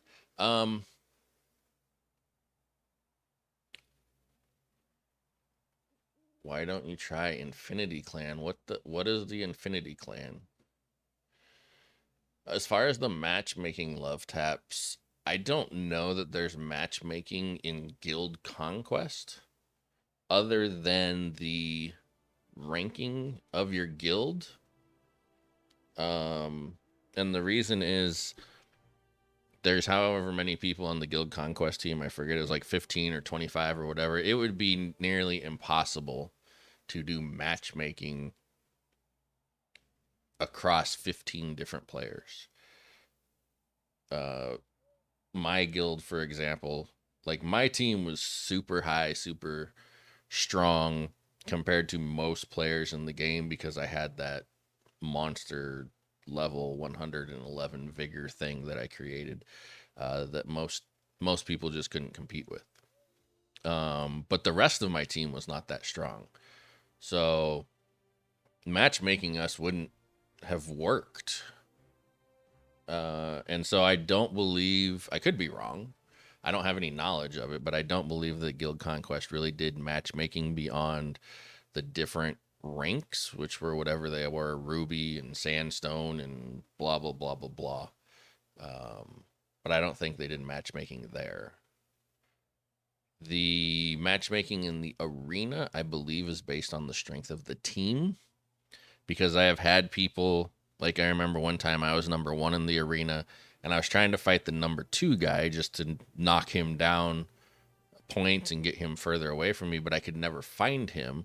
And it turned out it was because he was running just this really lightweight team that was like 200k strength or something, and all he was doing was was fighting teams that nobody was playing with anymore, because everybody starts a team and or starts the game, and then a lot of people decide that they don't like the game, and so their team just sits there, and I could never find him.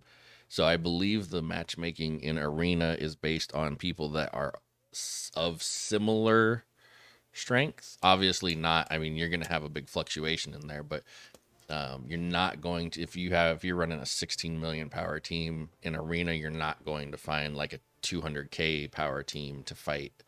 So there's some matchmaking there. And in Valley of Conquerors, supposedly that was all based on might. And not even necessarily might. It was like, there's a stat that I don't think a lot of people know about, and I don't know exactly what it is, but it's kind of like overall account strength, and I'll show you here after we're done looking at this vigor stuff. And I think that's what it went off of, because there was at one time it was going off might, and what people were doing is they would reset all of their champions. So when the Valley of Conquerors matchmaking happened, it would put them with a bunch of lower people, and then they would re-level up all of their champions and be able to just dominate everybody on the map, because they weren't really the might that they were putting themselves at. So they added that new stat, and I believe that's what the matchmaking for Valley of Conquerors is based off of, but that's all speculation. I don't have any insider knowledge about that. There's a super simplified one. Hang on. Oh, okay.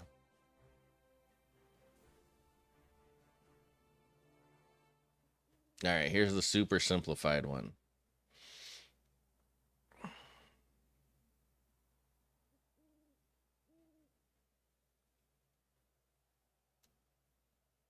So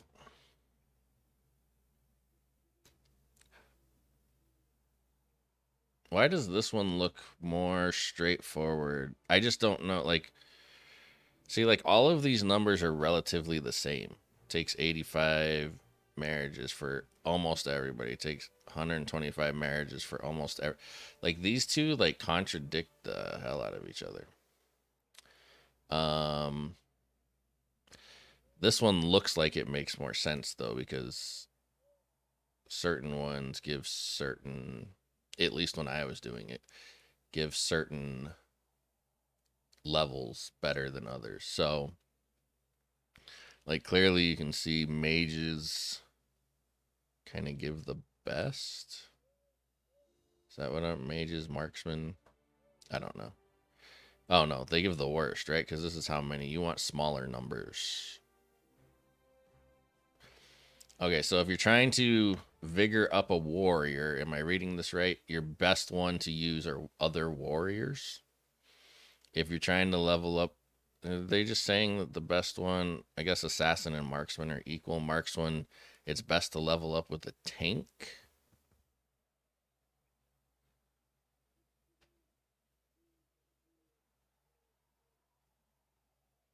And tanks, it's best to use a warrior.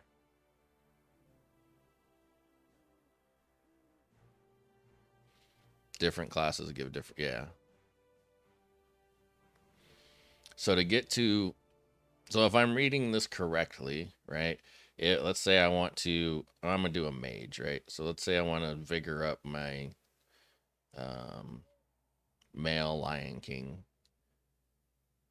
It's gonna take me 1,946 mages to get him to level 100. 1,946 marriages to mages. Correct?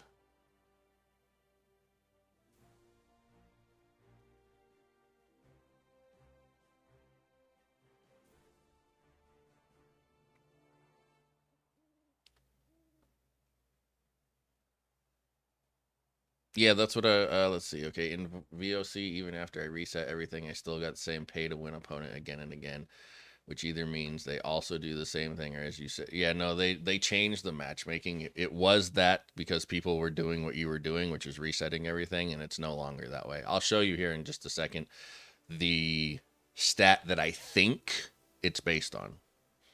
Again, I don't have verified knowledge of it. Yeah, Brent, that's what I was just thinking about. I still use Trav for almost everything. Um, I guess I would have to run some numbers and put some thought into it as far as like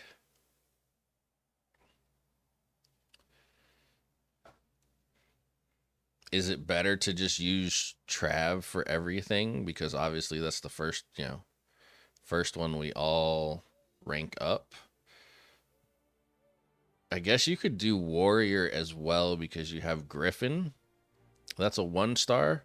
So you could do you could do Griffin, Trav, and Sallyhorn.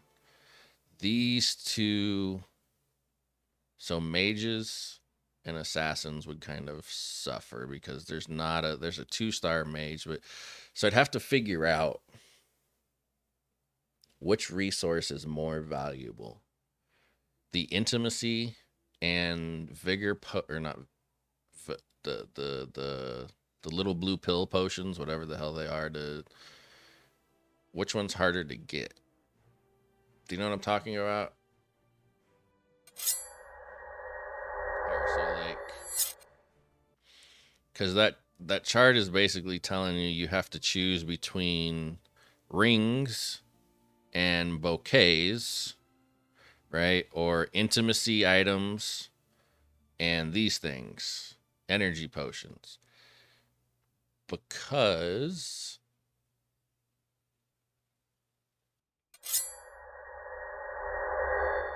if you go with just all marksman, right, you're spending more bouquets and rings because you have to marry more of them and create more of them. But if you were to be efficient, you're going to spend less bouquets and less rings. But then you have to get an assassin, which I mean, we typically do the elves. Why am I drawing a blank for focus? We typically do them anyway, but they're going to take more energy potions because they're 2 stars. Right? And same with the mages. You could do Aeson because they're 2 star. And you're kind of screwed if you want to get a tank to level 100.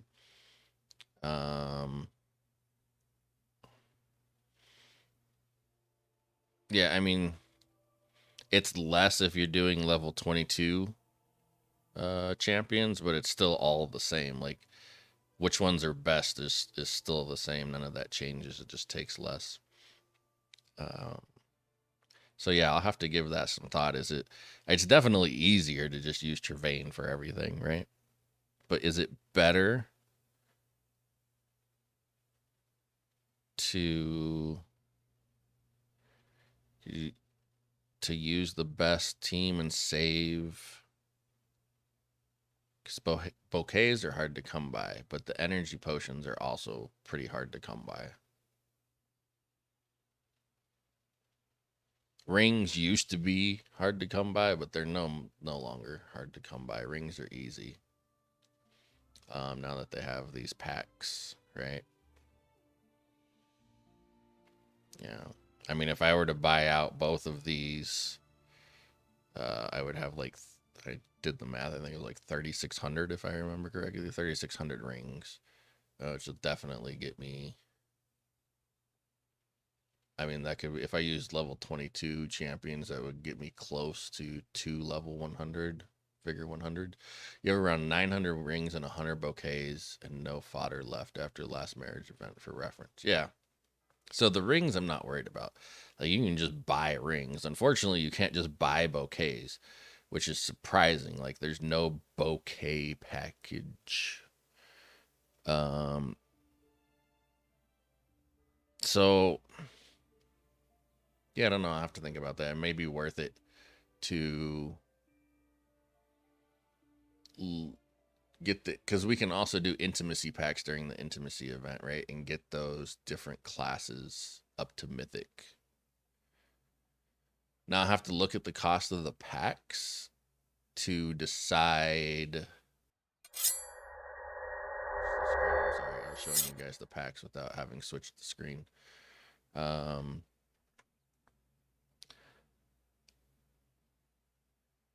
I'll have to look at the intimacy packs and kind of do some math to figure out if the extra cost in intimacy. Probably, I mean, shit. There's 1900 versus 1600. That's a lot of bouquets you're saving. So it might be better to rank them up to 22 as well. All right. Well, I definitely appreciate that information. I'm going to have to crunch some numbers and figure out. Yeah, dungeon definitely helps in that, but it's still not enough. Right? It's still not enough. I mean, I guess I could.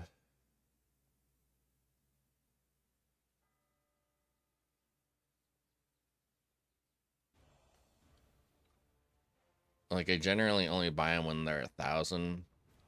The 2,500 ones, I guess, are still half price. I could buy those. And I generally only buy when they're at 1,000. Definitely bouquets is going to be the bottleneck, unfortunately. And there's not really a way to overcome that. Are there bouquets in any of the intimacy packs? I forget. I think there are, but not a significant amount, right? Are there bouquets during like the air challenge? There's no. Are there? I'll just blanket ask. Does anybody know of any good bouquet packages? Any good ways to get bouquets outside of the dungeon? Like I mean, like significant quantities, not one or two here, one or two there. There's no packs, at least that I know of, where it's just like it's not like this where I can just buy like 20 bouquets, right? Like I can just buy 20 rings. There's no good packs like that. Okay, so where are we? So love taps, the stat that I think the Valley of Conquerors is based on is this right here. Oh, that's total power. Is that it? Max power, I believe is what it is. This, I believe, takes into account your entire account, including your resources and stuff, because this number never changes regardless of what you reset your max power. And I think that's also what shows up here. No, that's total power. But I think it's that max power stat is the one I believe that I came to the conclusion of when I was looking at it before. I think it's this max power stat. Or maybe it's total power. Maybe I'm misremembering. Maybe it is total. No, it's not total power. It's definitely not total power. I think it's max power. Because I think somehow they do a calculation of like what your max potential is. And that's what I believe they use to do the Valley of Conquerors. I might be misremembering, but there's some stat that just doesn't change whether you reset your champions or not. Um, but it's also not. I'm almost positive it's not based on total might, because might changes when you reset stuff.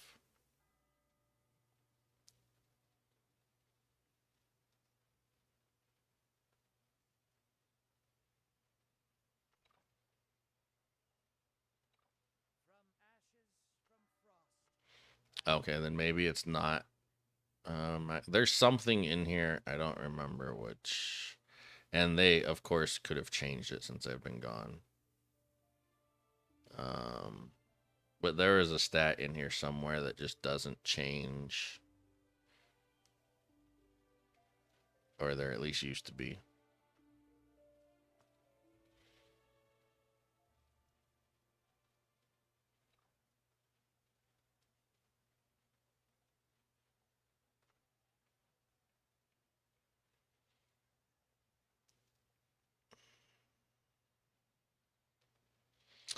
Yeah, I don't want to spend the money on the monthly pack, but yeah, I do remember the. I don't even think our server has access to those yet. What are these for, by the way? Does anybody know? Like, they have them here. They say it's an alternate way to purchase. So if you purchase some of these, does like everything you like do the like do where's the like do these start showing lith bucks instead of diamonds? What's the point of these lith bucks? Does anybody know?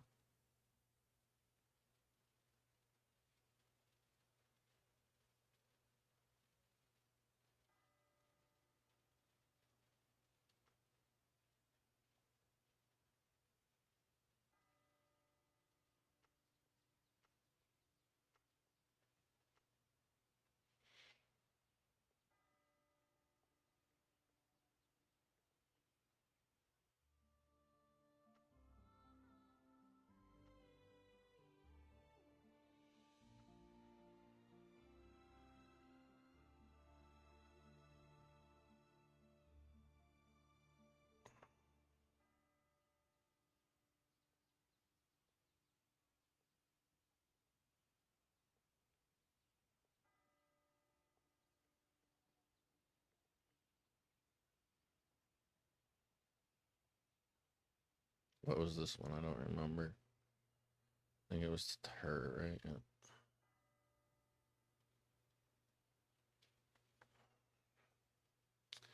It's their own currency supposedly get a discount in their conversion.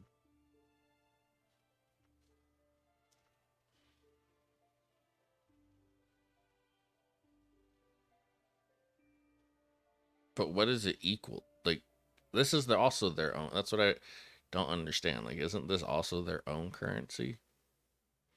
Or is it because other like third party sites can also sell the diamonds or that? I don't like. I don't.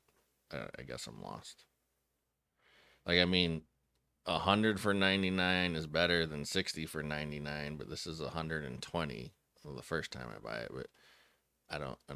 You can stack up and buy multiple packs at once. It's nothing, just as normal. But if you want to buy 10 to 20 packs, you can buy with that at once with that currency. Oh, okay.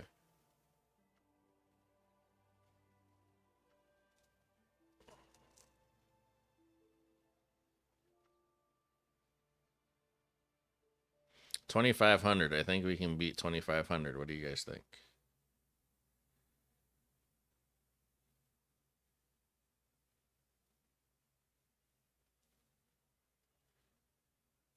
I forgot what this was already.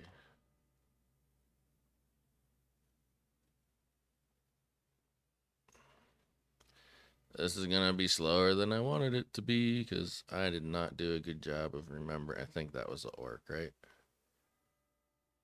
Yeah. Okay. Where was the carg? I know I already saw the carg. Oh, that was wrong. Is this it? There it is. I knew it was there somewhere. There we go. 5,600. That's horrible.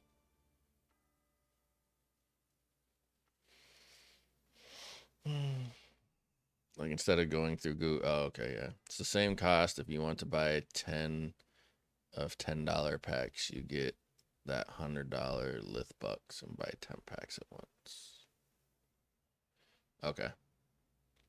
I think I understand.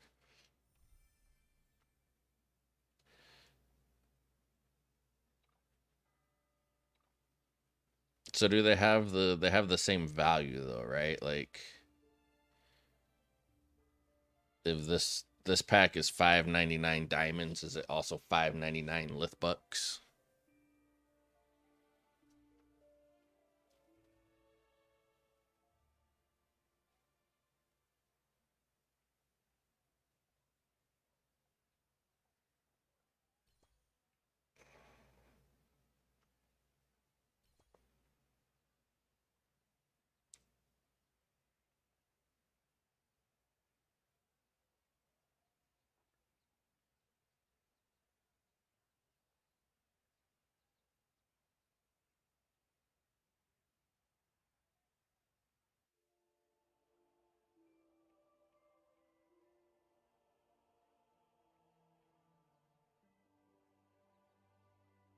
think this guy is number 1 right now, right?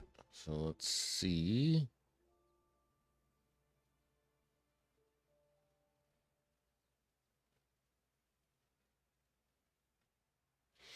I don't want him to get hit by that freeze, though.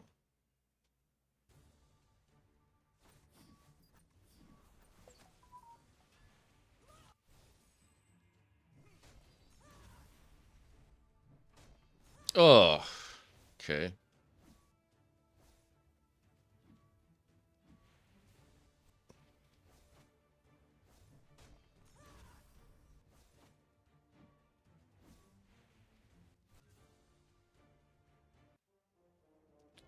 Rip. Not a. They were giving a discount when Lith first came out to entice people. I don't know the numbers for sure. It's not equal to diamonds. It's equal to real money. $10 worth of Lith bucks is a $10 pack. You can just buy instantly with. That doesn't tell me any. Like these value packs don't have a dollar amount. So you don't use Lith bucks for these. You're talking about you use them for this stuff. Is this what you're talking about? So like I can use the Lith bucks to buy this.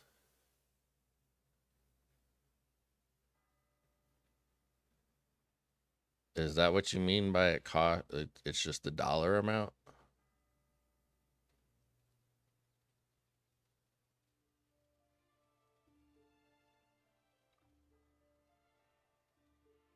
I use Lith bucks to buy these.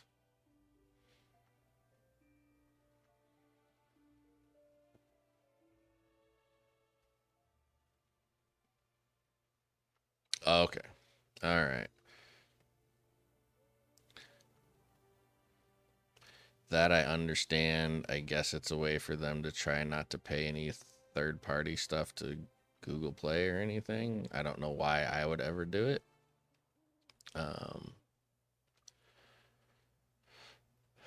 But I guess maybe if they were giving a discount on them, I guess it also allows them to discount it if they want to. Okay.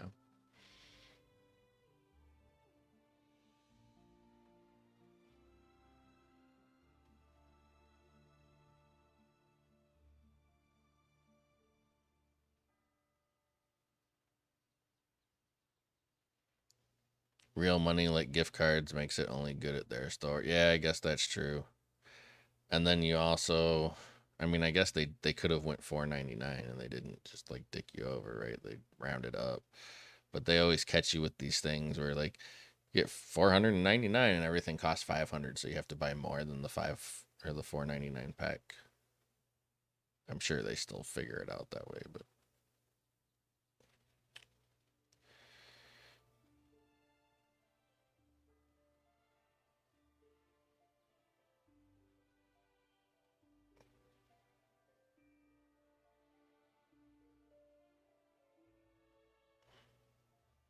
all right, give me just a second, guys. I'm gonna go grab a drink and some stuff. I will be right back. I'm gonna put on the campaign while I'm gone, so something is playing. Hopefully, I don't get beat in the first match, because that would suck. But at least it'll give something to watch. I'll only be gone a few minutes. Hang on.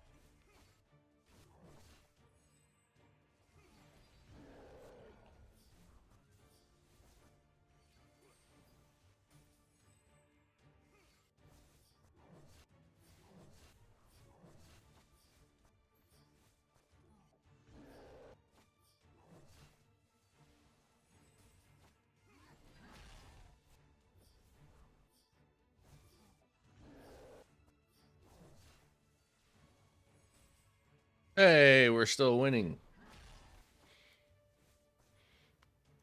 All right, I'm back. Um, it's like plus 5 or 10% more in your dollar when it came out. I mean, I guess it does give them the ability to have sales. It'd take more than 5 or 10% to entice me, though.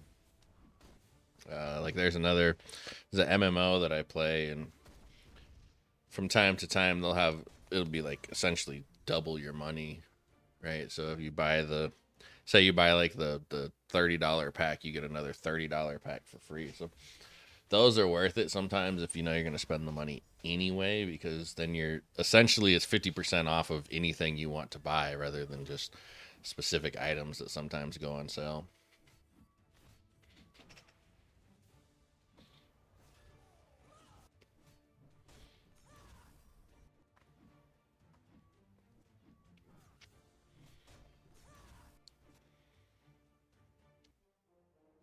That's not fair. The campaign female Lionheart like 1v5s my entire team. How come my female Lionheart isn't that good? Somebody just passed me and might. Okay, guys.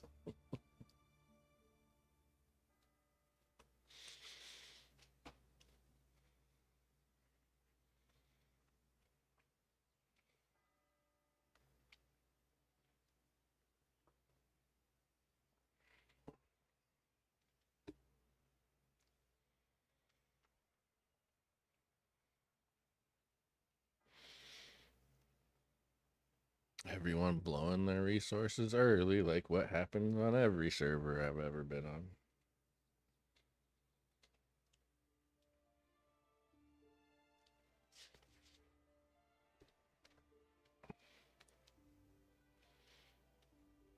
Yeah, I'm in a new server 1583.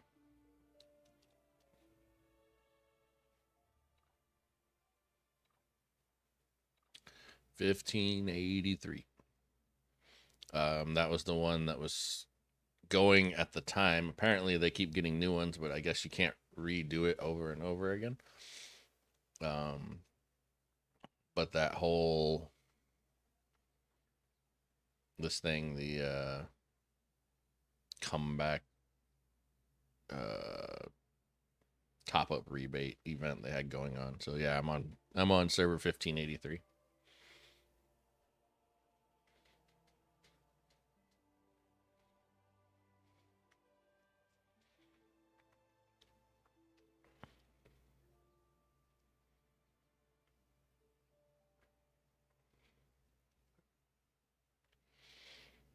All right, so somebody give me a recommendation. What video is out there that I need to watch about anything? I don't care if it's champs or not, that somebody else put out. What video is out there that I need to watch to kind of get caught up on something new? What's a good video that you've seen from another creator?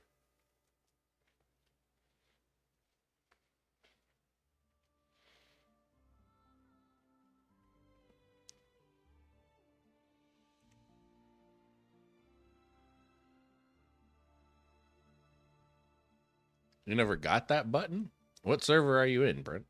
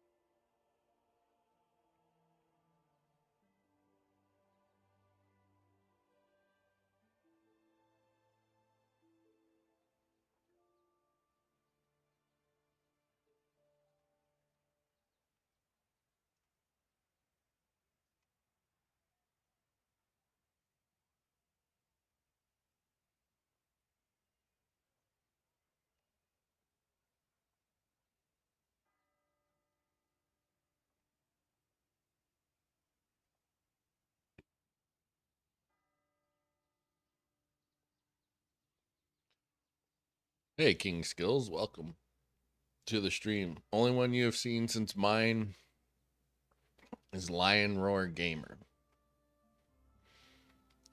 Does he have any good videos that you liked?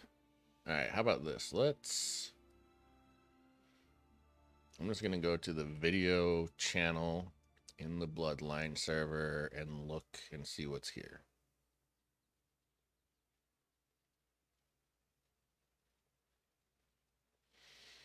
So there's the Akuna gameplay and testing. Another Akuna Clan video. Akuna Clan. All right, I want to go back a little further. I don't want the most recent stuff. All right. Who has something on a video that's not about a clan? Does anybody do anything about something that's not a clan?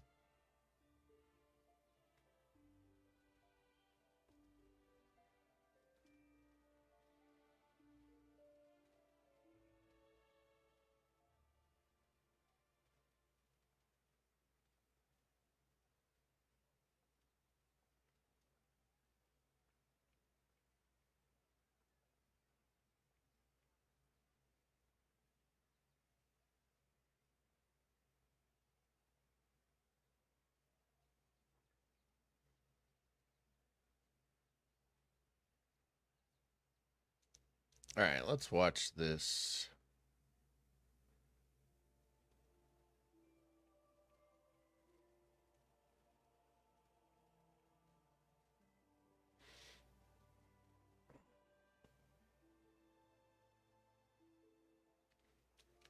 Gnome? Oh, no, it makes sense when I actually say it out loud. Gnome. I was like, why does everybody keep misspelling gnome? Gnome has a few good ones.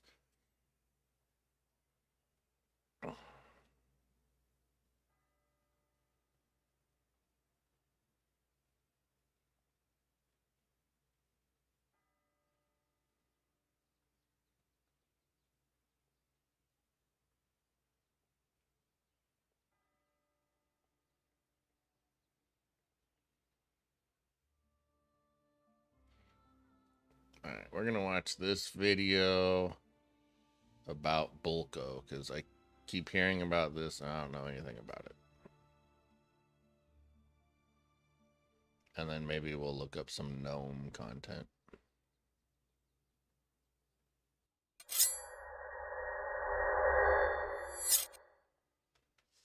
Let's mute this for now. Okay. His are gonna be the most up to date. Who, gnome? All right, we'll check them out for sure.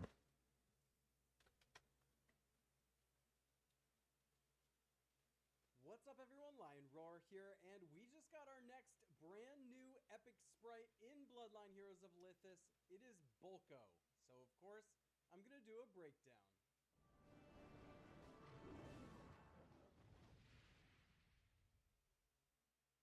But first, download Gemstone Legends, a mobile RPG puzzle match game. Use the link in the description to start with free stuff, including a bonus hero. Alright, so you might have noticed a strange new event has popped up, and it is called... So is it just me?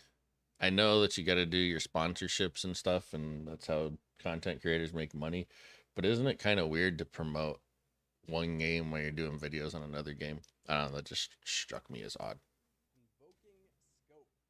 And I started doing this event and realized real quickly this is a great way to get epic sprite shards. And in particular for Bulko. And Bulko turns out to be a very powerful new sprite. So let's go examine him a little bit because I think he is going to absolutely change the meta. In fact, he is just a meta-breaking type of sprite. And why is that? Well, it's because of his skill. Hulking Presence. And it says increases the damage dealt by all back row allied champions by 16%. It's not playing sound? What? Why is it not playing sound? Hang on. Or some percent. Is it just too quiet, maybe?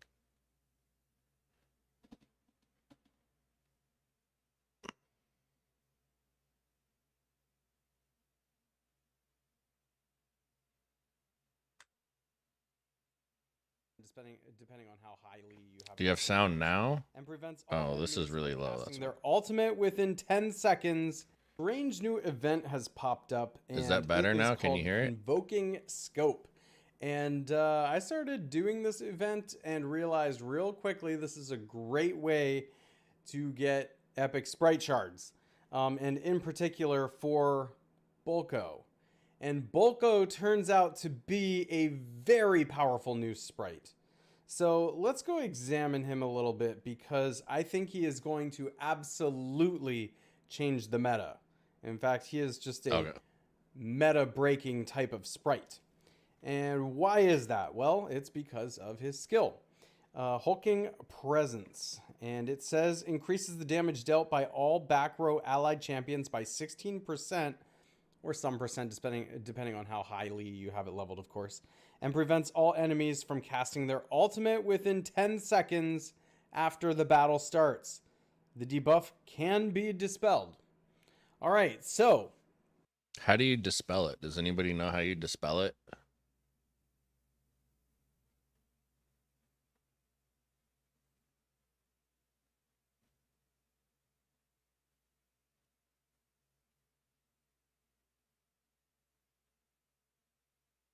Sorry, this is like too big. It's giving me a headache.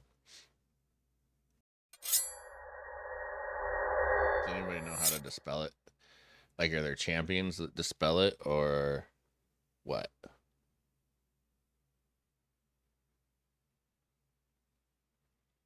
Male Loom or the Pure Heart trait?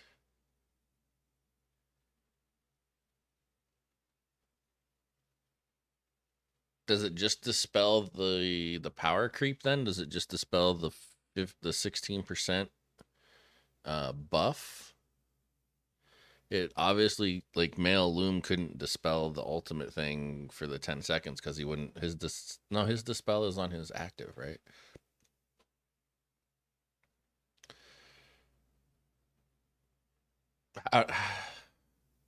Does Pure Heart dispel the 10 seconds ultimate thing too? So do you have to put Pure Heart on champions so they can ult?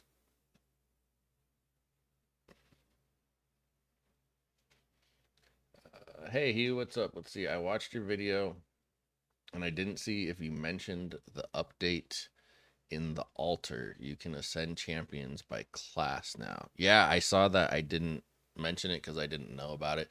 I will be doing another video of all of the new stuff that I've discovered. I didn't at the time know it when I did that. Okay. So Pure Heart is a percentage chance to activate. All right.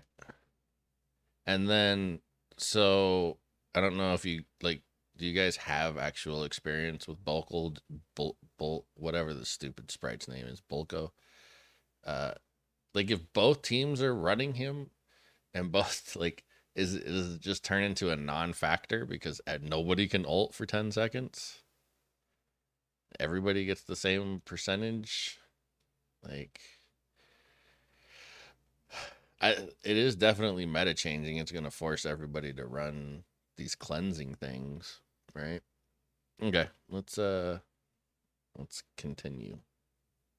as you know, I am somebody who favors speed and aggression in this game. I think the two best things you can be doing in the current meta in Bloodline is making your heroes faster and higher strength and higher damage as much as you can possibly do. I just gotta say that literally hasn't changed since the beginning of the game. Higher speed and higher strength, like that's that's what we've been saying since the start of the game. That to end the match as quickly as possible. I actually think that those faster, more aggressive damage dealers are pushing some tanks out of the game right now. And then we get this guy. So first of all, it's a stall than a nuke fest. Okay. Extra damage from enemies in the back Bulko, line. and yeah, no one can absolutely incredible. Gotcha. But I couldn't even have fathomed that they would have brought a skill or an effect into the game that prevented ultimates from being cast. And 10 seconds is a long time. I think if you watch a lot of my matches, they're over before 10 seconds is up. So here's what I think. I think this just became a mandatory sprite. At least if you're playing at the higher levels of Bloodline. Even if you're playing at the like mid levels or beginner levels, for players who have him, the other team just can't compete. When the game starts, if the opponent, especially in like the arena where you're already charged up a bit, or Valley of Conquerors or Guild Conquest, where there's already some charge, if the opponent is charged up a bit but can't use their ultimate and you get to use yours first, that's just game over. It's actually unbelievable that this is an effect that's out there now. I mean, this is not the first time Bloodline has done something stupid like this, but it doesn't. I mean, obviously, I don't have the experience. Some of you guys have experienced them, but if you can cleanse it, like with a male loom, there's also ways that you can counter that, right? Like, I'm sure, who is it, male Fulgur, because he gets that shield that will nullify the attacked, right? So if he just pops up that shield, yes, they might get to nuke first, but he can live through it. But yeah, I'm not arguing that this is strong. I don't know. And so if you're going to play at the highest levels Only game, it's 50 absolutely bucks. mandatory. I'd say right now is a great time to get the shards for this through the event, because just trying to get it through those eggs is going to be really difficult going forward. So now's the time if you want it. He's not even jump in back the into that eggs, event right? and get it. But I kind of want to show you how this works too. So we're going to go into the arena, and I'm going to go ahead and choose an opponent to fight so you can see exactly what happens. Here's one of the toughest teams on. Maybe 800 was to like max level him out. 50 was just to get him. I don't know. I didn't even see the event. On my server, Oscar, and you may have seen me fight Oscar before. I'm gonna go ahead and by the way, I'm gonna use the new Bloodcraft champion as well. So there is that. Let's go ahead and slow it down a bit there. Get the sound on for you guys. Do you see the little symbol that's appearing above the other team's heads? It means they cannot cast their ultimates. So, oh, by the way, the fact that you can turn off the zoom now is one of the best features they added, because I can't watch what's going on, and that was always my issue when I was trying to create content. Like, you can't see if I'm trying to show you something in a video and it keeps zooming in on somebody stupid. The fact that you can turn that off now is phenomenal. Not in the eggs yet. I spent like 30 eggs and haven't gotten any extra Bulko shards. More like 1,000 plus to max. You only needed like 30 or 40 Bulko shards. Yeah, like I bought out the egg market, all those packs. I think it was like 190 something, and I didn't see one Bulko anything. So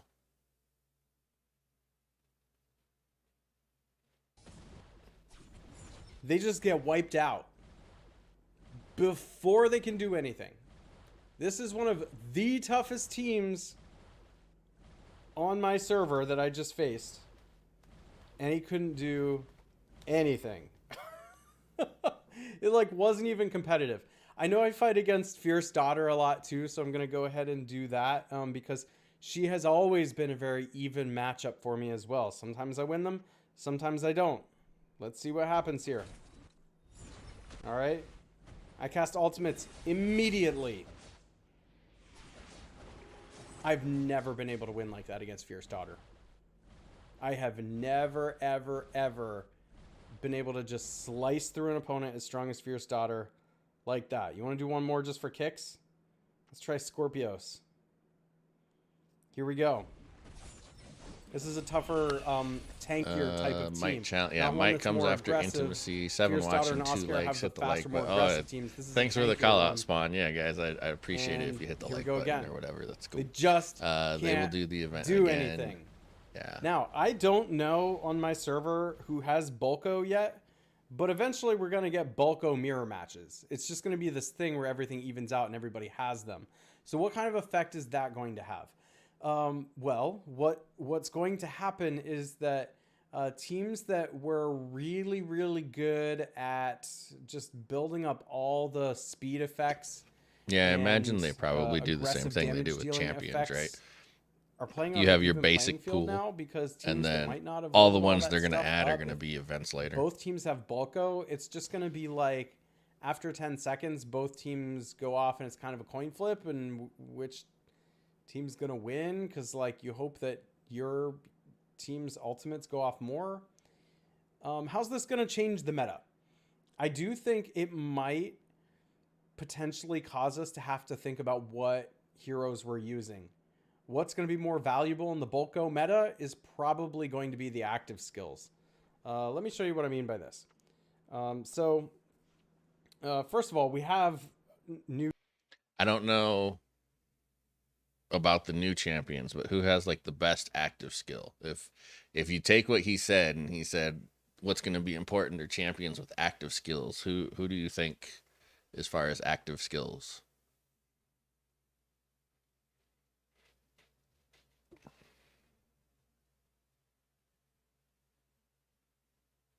I know who I have in mind. I'm just curious who everybody else has in mind. There's probably other people or other champions that I'm not thinking of, but I know the first one that comes to mind when I think damage from an active skill.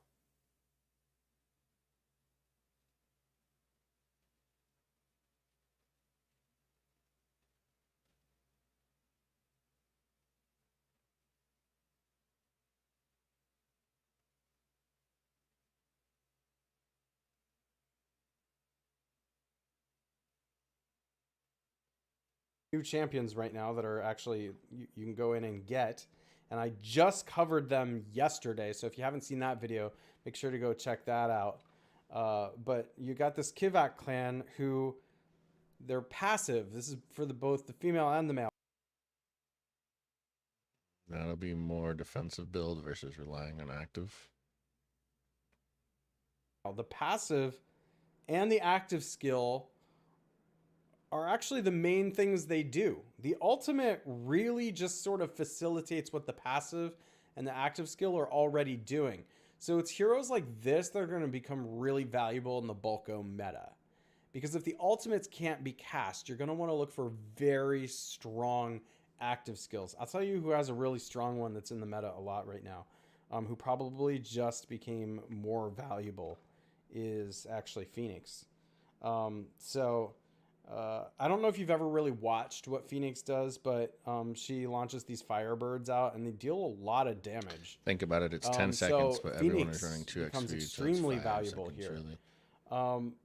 This new Bulko is probably going to hurt That's not how male it water works. and sun a bit, because it is male water and sun. That's not how the 2 times speed works. So the 2 times speed speeds up the gameplay, but the effects still last the equivalent of 10 seconds. So yes, it'll be 5 seconds of real time, but that doesn't change anything for your champions. Everything would happen at the same speed if you ran it at 1 times. So running it at 2 times speed does not make it makes it go off faster as far as real time is concerned, but it doesn't it's not going off faster than it would if you slowed it down to 1 time speed. So his 10 seconds at 2 times speed will only last 5 seconds.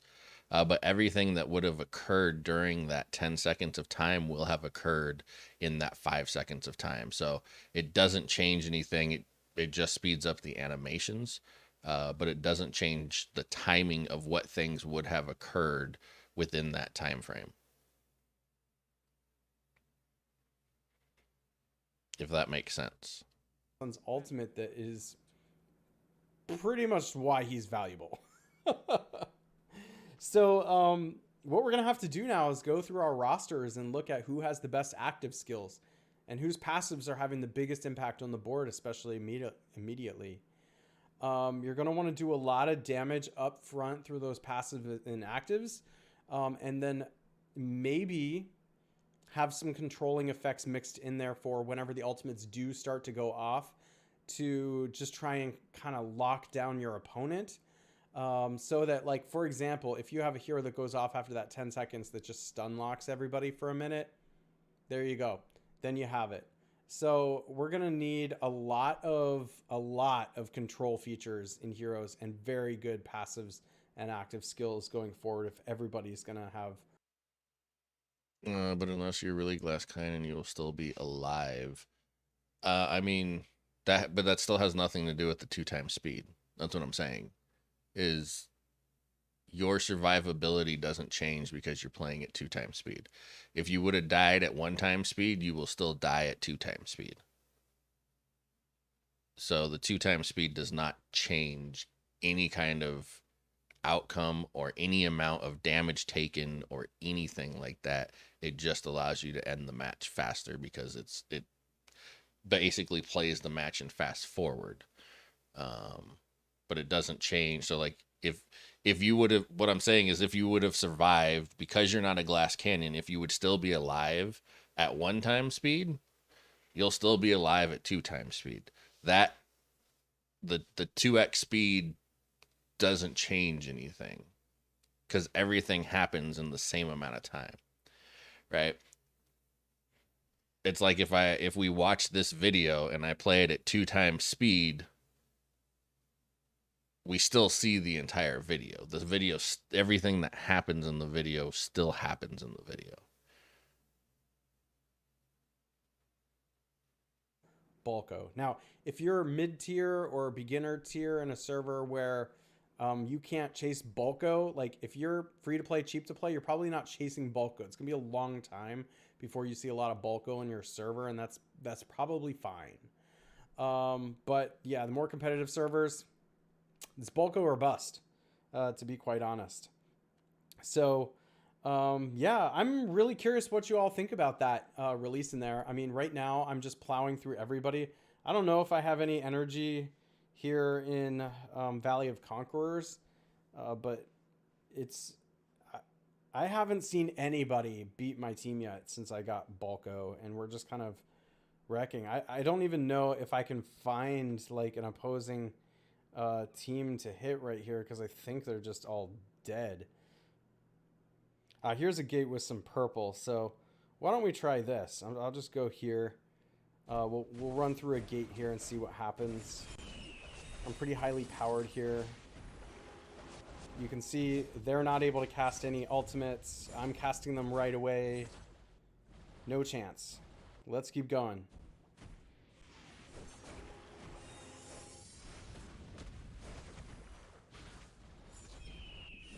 Dead before the 10 seconds. Here we go again. All right. See, and then when I'm like pre-charged a bit too, and then they can't cast ultimates, this is going to be a hyper aggressive offensive meta, and you know, our team has just taken over here. I mean, that's all I could even show you in this, I think. Maybe we can make it up to this purple. Let's see how much energy I have. I'm just really curious. Oh, there's an enemy team. We'll slice through this one fast. You know, I came into this Valley of Conquerors not being the strongest team either in the game. There were a number of teams from all different colors beating my team. But ever since I did this, nobody can beat me. It doesn't seem like I'm fighting. He's literally fighting people that are half of his strength. I haven't seen him fight. Were any of those matches against a team that was like his strength? That one's 20 million power or 20 mil might pretty below. Highly powered here. You can see they're not able to cast any ultimates. I'm casting them right away. No chance. Let's keep going. Look at this. 145 versus 91. Bulkle means absolutely nothing in this fight. Yeah, I get Right it. They before the can't 10 do seconds. anything. It's like Here we go again. the power. All right. Look at 129 versus 145. Like, See, and then when I'm like pre-charged a bit too, and then they can't cast ultimates, this is going to be a hyper aggressive offensive meta, and you know our team has just taken over here. I mean, the that's biggest all I issue I can even have in show you VOC when you have in a this. I stacked think maybe we tower can make with it up to energy this built already, you purple. get Let's see how one much energy I have. strong I'm in just the really, middle really curious. Oh, there's an enemy of the team. stack that will get you. We'll slice through this one yeah. fast. Look, You know, I 85 came into versus this Valley of 145. Conquerors not being the strongest team either. Like, I'm in not the saying game. Bulko is There not were what a number of teams not what from all is different colors. everybody says it is. I'm just saying beating these are my not good team. examples. But ever since I did this, 76 versus 145. it doesn't seem I'm fighting the absolute strongest teams on this server, or in this particular Valley of Conquerors right now. 47 versus 145. Like, yeah, these. But everybody who was as strong as me or close got kicked back to their base, and I haven't seen them come out yet. So, this is going to be a new challenge, a new puzzle for all of us. I'm really curious to know everybody's thoughts on it. Do you like it? Do you not like it? I have a feeling this could be a divisive kind of thing. I'm curious what you all think. But here's what I think. I think I had to have this sprite going forward or I wasn't going to be able to compete. So I just went straight for him. I think now is the easiest time to get him. I'm having a lot of fun playing Bloodline Heroes of Lithus, and I just think he's going to be mandatory. So I got him, and obviously he's very, very good. If you enjoy videos like this, make sure to like, subscribe, and hit that bell notification, and I will catch you in the next one.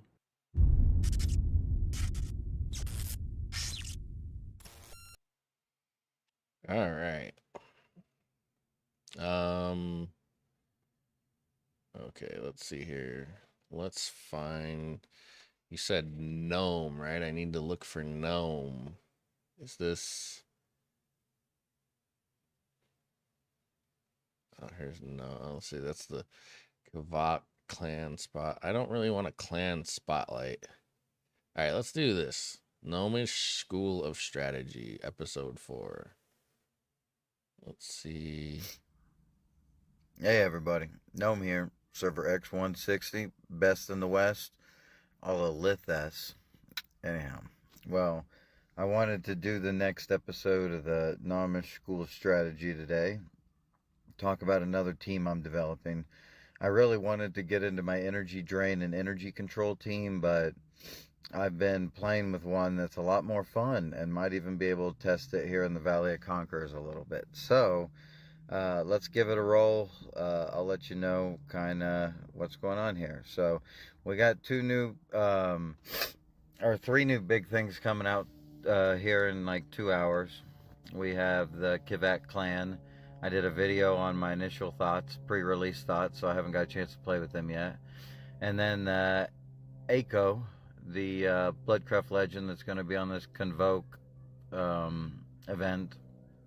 Not sure exactly how that's going to be yet. Hopefully I can get her. It'd be nice. If not, Goat Games, you want to hook me up so I can do a good video on her? Anyhow, and then we also have the newest sprite that will be changing the game big time. So I'll explain some of my traits and how I'm going to be building up some of my teams to get ready for that. So first of all, let's start off with my new team comp. By the way, it involves Ashmane, so I ended up resetting Scarlet so that I could just get some books and get some good equipment so y'all can see Ashmane in action.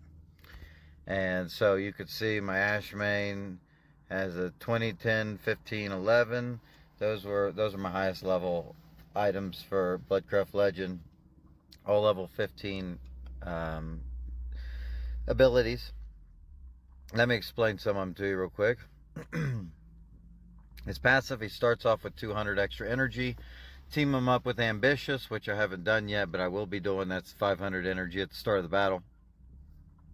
Upon taking skill damage, the caster absorbs 45% damage and converts the absorbed damage into their constitution for 3 seconds. So every time the enemies are using skills on him, he's just turning it into hit points.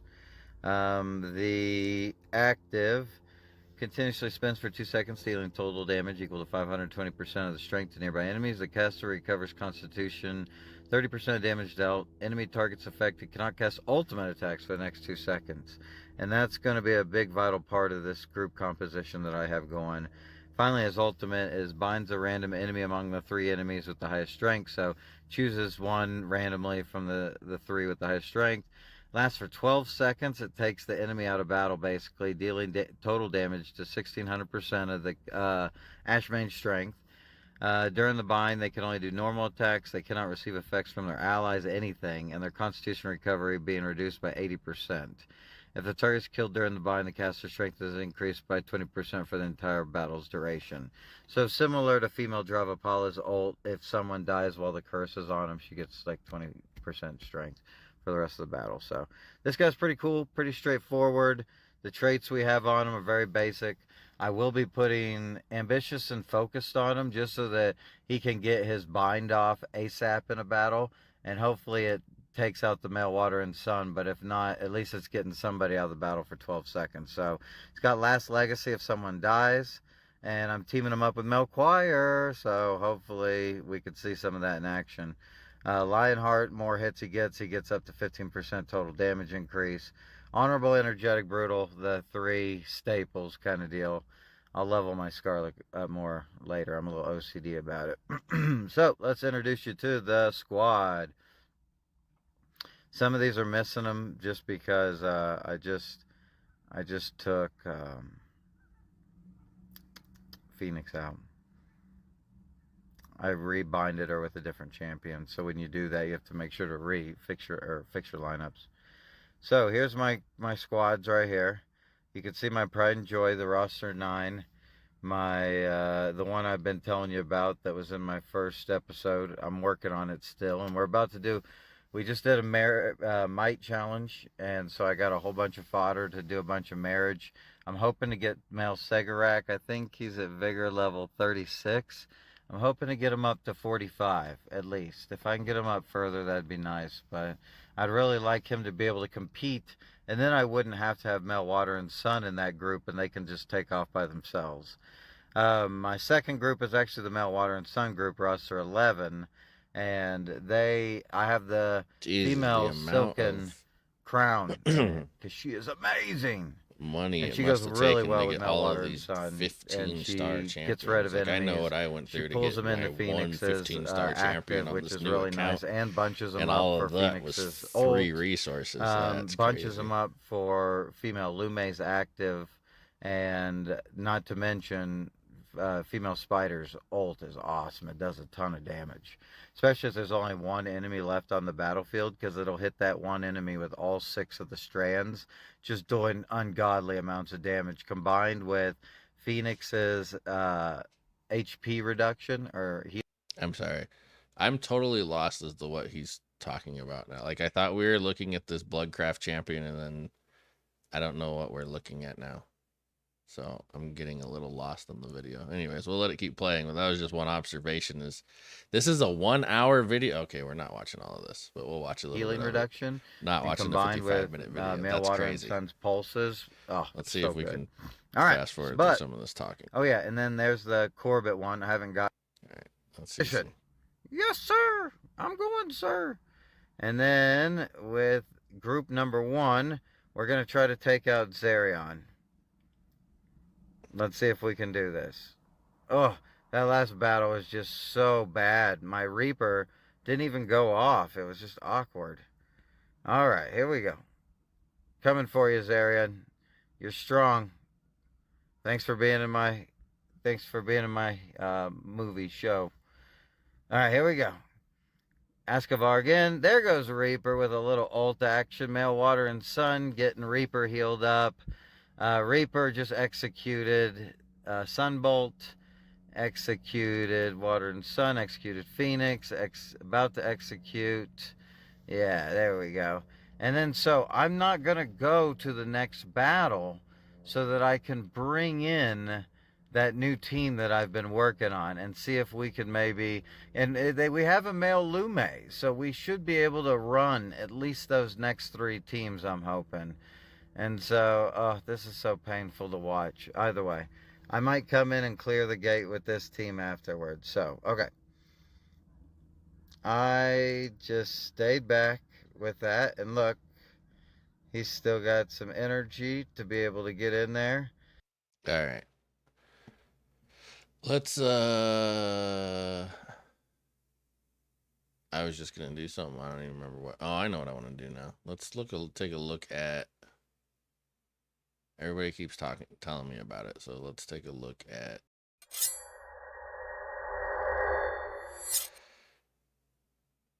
What he was calling the Reaper. I forget what the name of that thing is.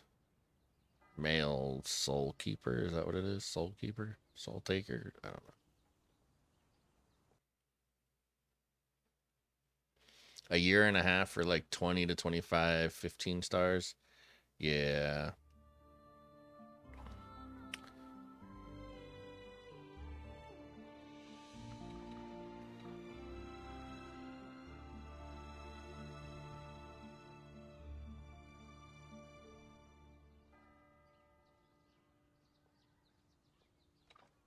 All right, so what does this guy do? All right, passive all strength increase buffs are converted into energy gain rate at a conversion rate of 20%. So 20% of the buffs he would have got is just, or so he gets 20% of the buffs he would have got as energy instead of receiving damage buffs. Is that correct?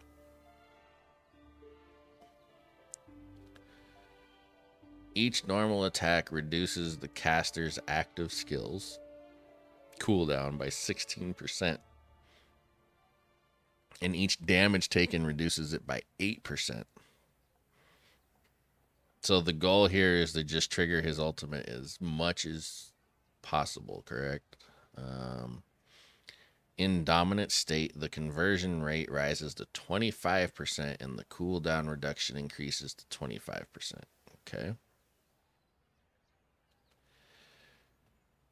Conjures a cloud of dark mist to shroud the caster for 10 seconds, dealing damage to nearby enemies equal to 70% of the caster's strength and generating a shield with the same amount of durability for 3 seconds. So a shield with 70% of his strength. Okay. And, which is not really that much. Enemies affected by the mist cannot recover constitution. In dominant state, the range of the mist is greatly increased and deals damage every 0.8 seconds. You need a lot of strength and vigor on him. I mean, you could say that for everybody, right? The mist can stack up to 3 layers, and the caster becomes immune to control effects while at max layers. Timing is key. Need your heavy hitters to go off, then him, so they are low to execute. Okay. Wait, so if that's true, that's his passive kind of is counterintuitive, isn't it? If you need him to go off after everybody, why do you want a passive that makes him gain energy so quickly? That feels bad. Am I wrong? Am I missing something? Because that just feels bad like that. If what you're saying is accurate, you need him to do his thing after everybody else does their thing. But yet his passive is sitting here constantly building his energy through normal attacks and damage taken. Oh, that's for active skills. Through the buffs. Now, maybe that's just a one-time thing. Unless he keeps getting buffed. He cycles, raises the execution cap. I don't know what that means. Enters dominant state for 12 seconds. The caster instantly teleports behind enemy units whose current constitution is lower than 950% of the caster's strength, which would explain what everybody is saying, that you need high strength on him, and executes them. When the execution is performed, the caster cannot be interrupted or targeted. After the execution, the caster permanently gains 12% damage bonus and 12% damage reduction. So here's a question. Does that 12% damage bonus he get converted into energy because of his passive? In dominant state, when casting the ultimate skill, casting the ultimate skill will renew the duration of dominance and increase the threshold to trigger execution by 80% of the caster's strength. The threshold can be increased indefinitely. Well, I mean, the thing that I just immediately like about that, besides how strong it sounds and how strong you guys say it is finally an assassin that does assassin type things. That's crazy. I never thought they were going to get the assassin class right. I've seen someone wipe out my entire team with just him. That's rough.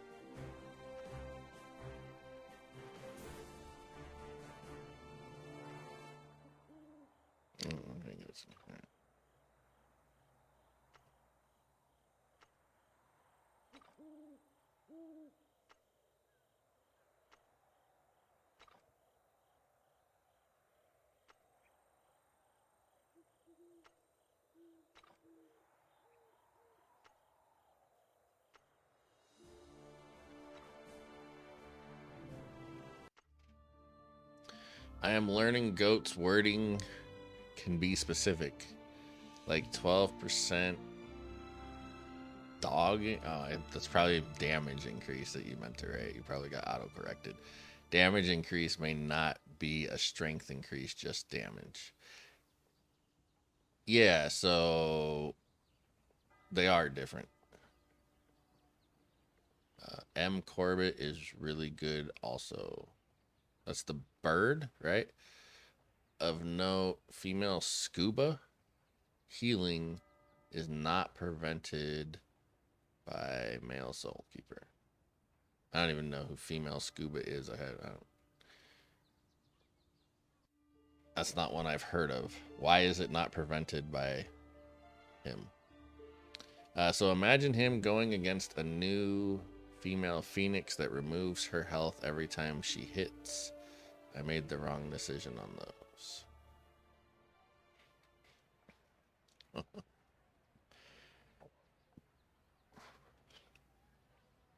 All right.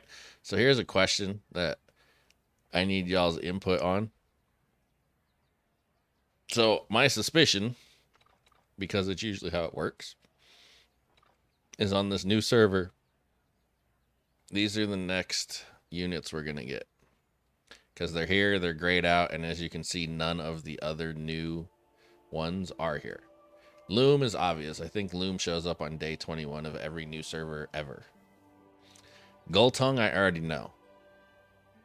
But of these, so the Anubis clan and the Spider clan, which ones are good? Which ones do I need to think about getting when they show up, if any of them? Or are just none of them good enough to invest in?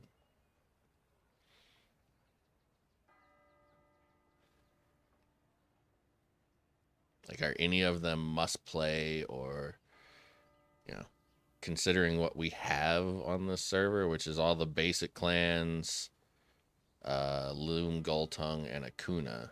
Like, are any of these gonna stand out? Let's see. The wording is her HP is converted, not healed, or something like that. Oh, okay. Akuna.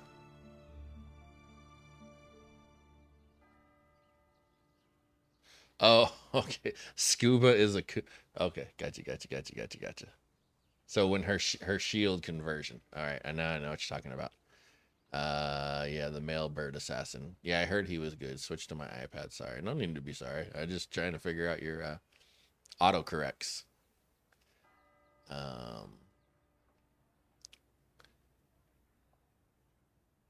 Akuna equals female. See, I would just call it female Akuna. Calling her female Phoenix is confusing because there's a Bloodcraft champion that's actually called Phoenix. So that's where I was getting confused with that.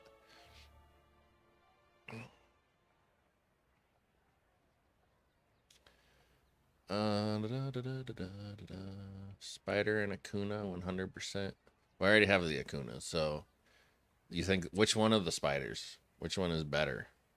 Male or the female? Female and female, so female of both clans. Always. Oh, I'm assuming the Anubis male is amazing. So all right. So I got somebody saying female, female. The other one saying male and male. Male spider, female Akuna. Yeah, we can. Don't worry about the Akunas. I already have them. I'm just curious about these two, the Almet and the Silken Crown. Loom and Gultung, I'm already familiar with. They were here already. They're old champions. I know them.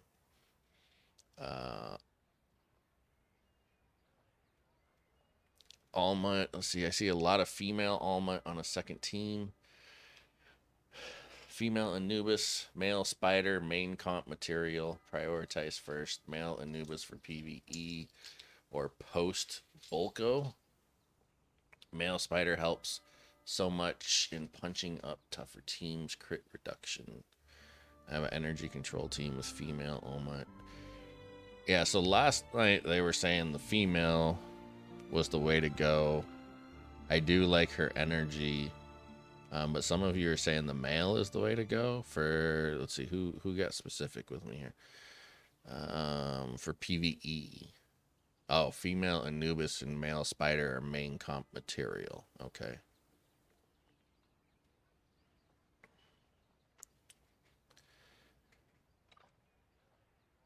So are we kind of? I'm hunting for male Almet and male Silk as they are really good. Okay.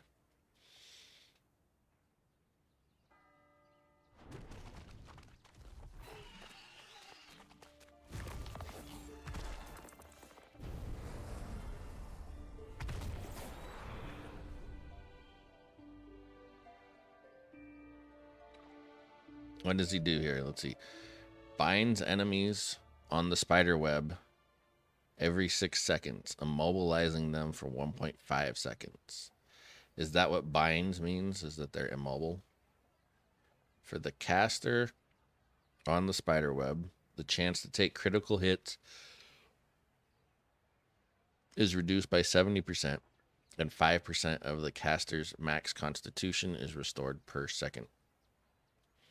For allies on the spider web, the chance to take critical hits is reduced by 25%. Okay. That seems like a good defensive option there.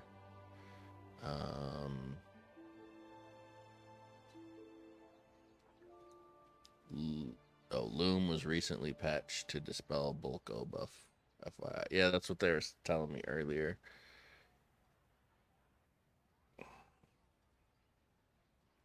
And Loom's, it's been a minute. It's his active, right? Yeah. Which dispels all teammates' debuffs. All right.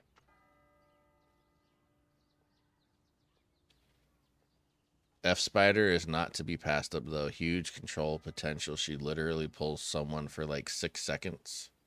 It's a long ass pull.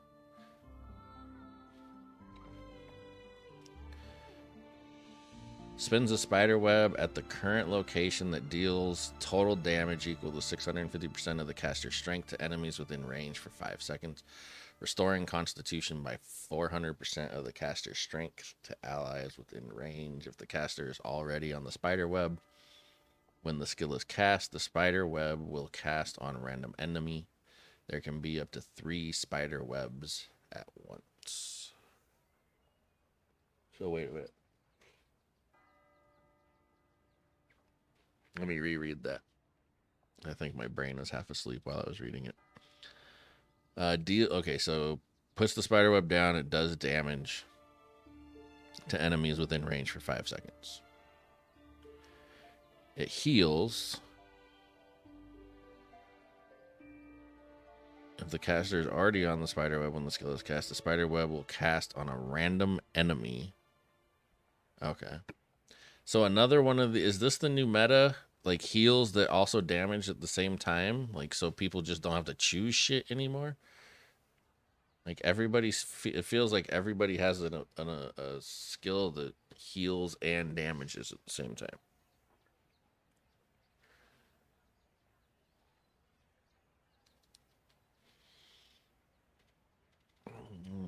F spider pulls hero from back line to your front line. Pull a better male Tidestorm.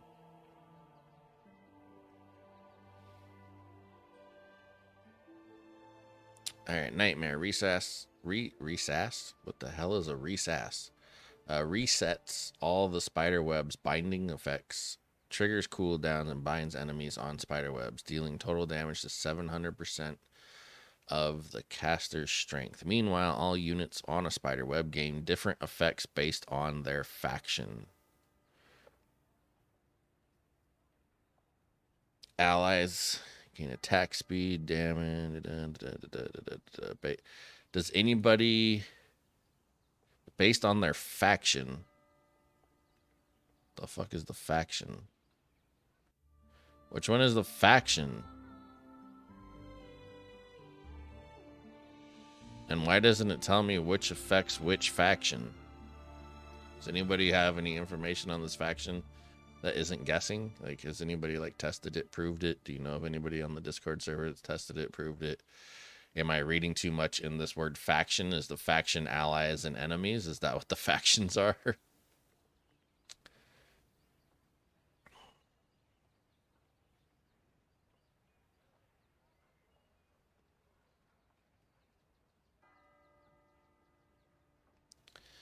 Pretty sure I noticed males' webs staying in play even if they die. Stack stam on male crazy regen. Your team or theirs. Okay.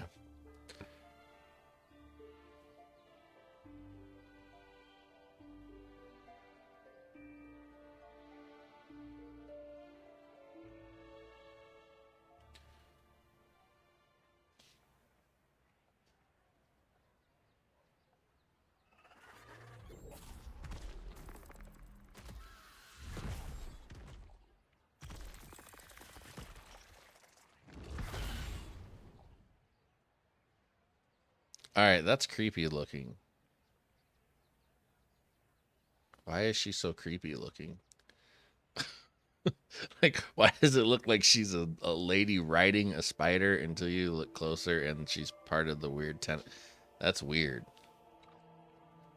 As where he is just like, no, I guess it's the same thing with him. I just didn't notice it.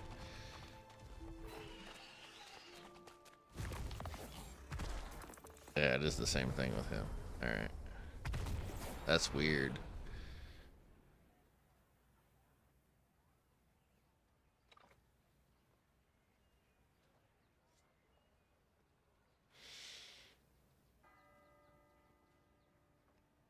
All right. Dealing damage also casts a 10-second cobweb at the target. Enemies on the cobweb will have their attack speed reduced by 30% and movement speed reduced by 40% if they take action. They have a 25% chance to be bound for 2 seconds.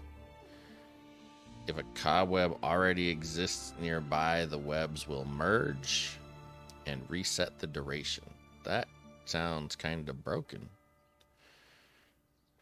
Spin Silk at the furthest enemy, dealing damage equal to 300% of the caster's strength, and slowly pulls them in, binding them, and letting them take damage equal to 70% of the caster's strength per second. If the target is pulled in, they are smashed and take total damage equal to 250% of the caster's strength, plus 10% of their lost HP. Alright. These numbers don't feel very high, though. Does it actually work better than it sounds? Spins a large amount of silk to hit the enemy 6 times, each dealing damage equal to 300% of the caster's strength to one random enemy. If the target is on a cobweb, they are bound for 2 seconds. Bound enemies take additional damage of 150% of the caster's.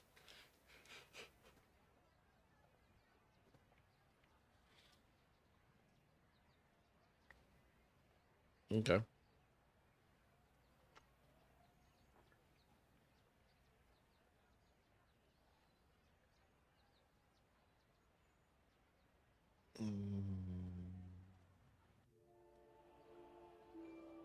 So, okay, so going back, who said it? Jay, you said male Anubis was good post Bulko. Why is he good? So that's after Bulko shows up, right? Why is he good because of that? Is it because he counters Bulko, or he's good with Bulko?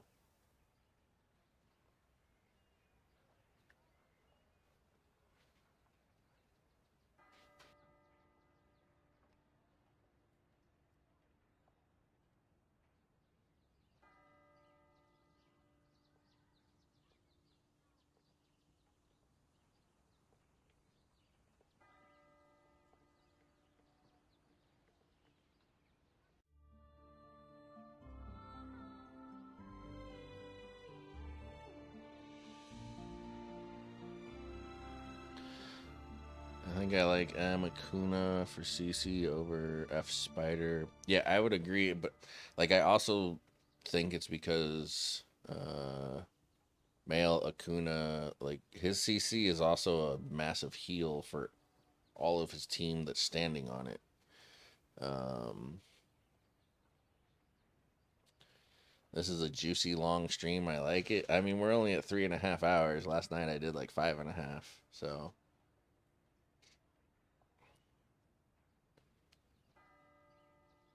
we got you, Spawn. We got you. Appreciate you hanging out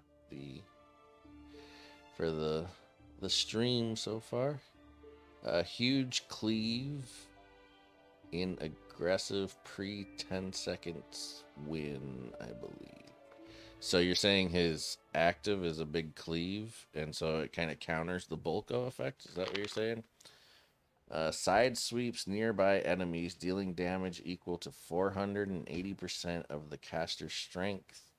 In the next 5 seconds, affected targets will take additional damage from the Eye of Horus whenever they take normal attack damage from allied champions. Okay.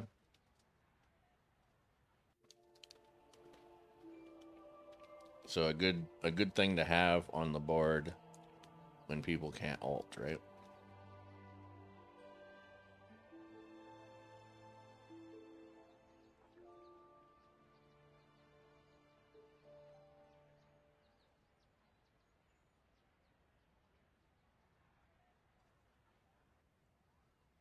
Wait, you're saying male Akuna's freeze works on the boss in Eye of the Abyss?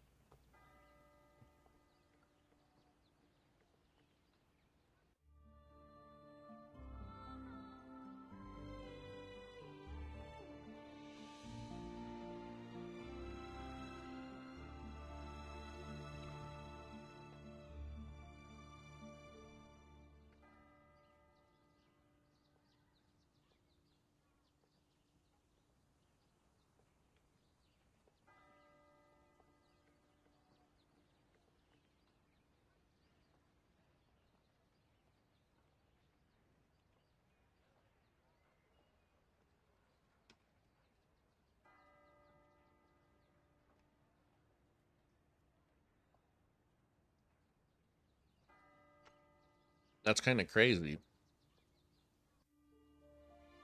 If that's true.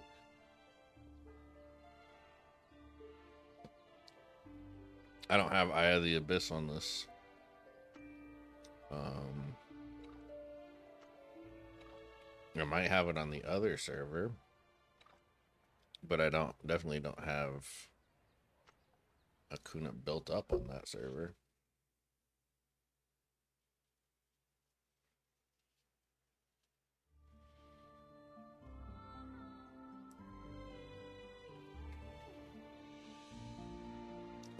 I don't have Eye of the Abyss on this server either, so.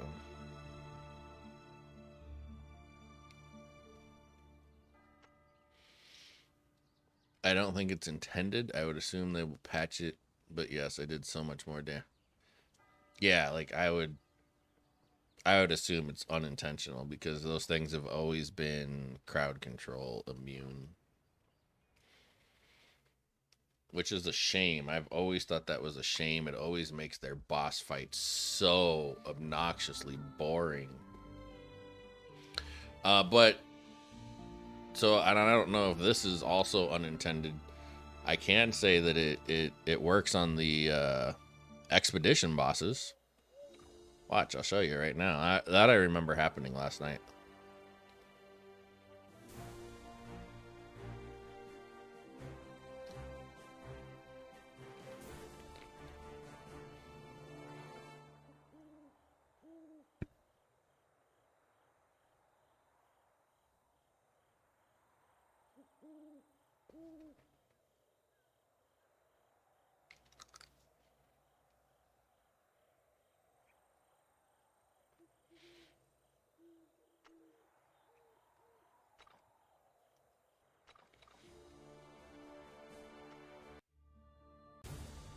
Watch, we'll freeze this guy.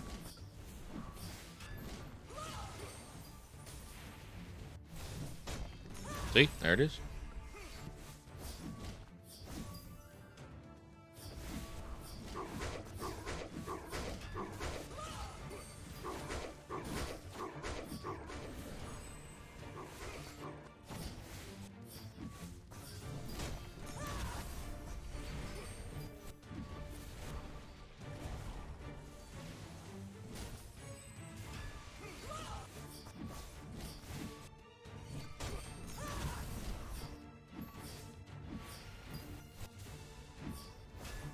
Hey, John, how's it going? Did you hear anything back about your account?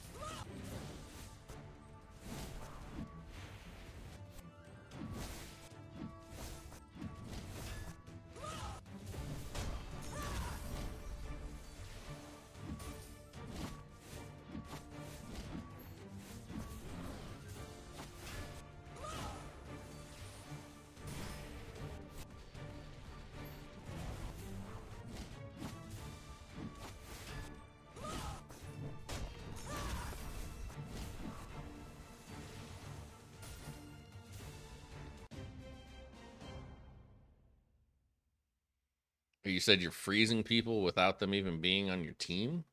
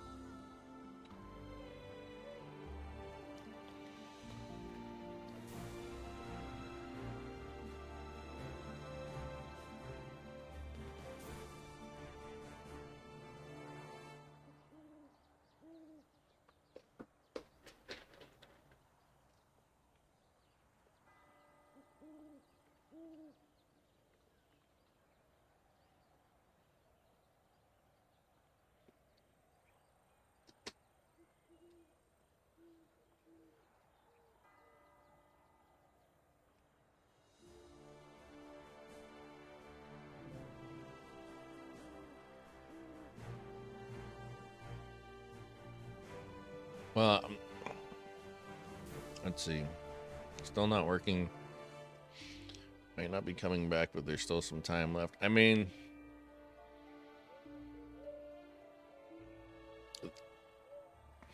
I don't know that the event necessarily ends at any specific time. It's just a matter of what they decide. And even if the event does end, if they decide that something was wrong, they can probably just give you the rebates in one big chunk, I would imagine.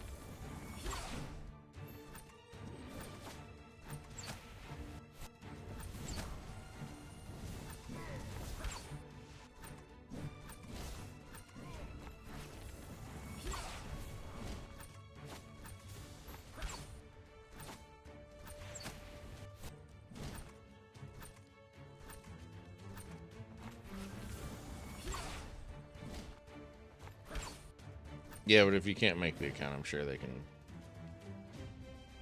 Like they should be able to find a fix for it. They're just not the fastest at doing all that shit. But again, I don't know like what their workload is and how many people they have to help and all that shit. But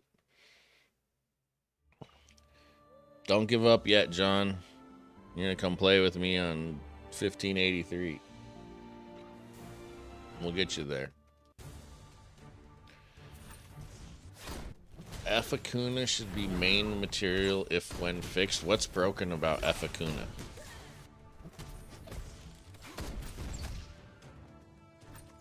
I don't know if that's what you guys are already talking about. What's broken about her? What is she not doing that she's supposed to be doing?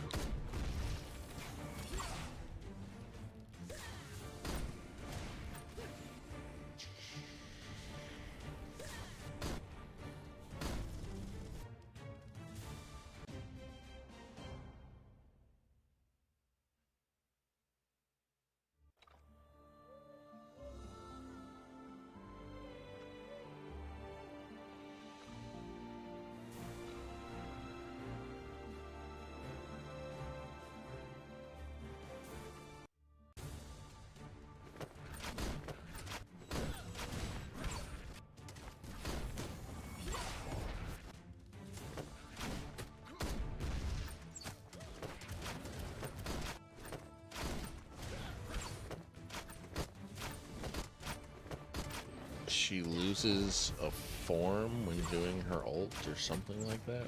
Find the official. Loses a form.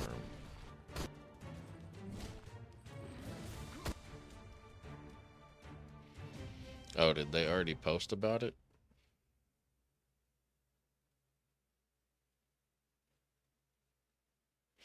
Yeah, I'm in 1583.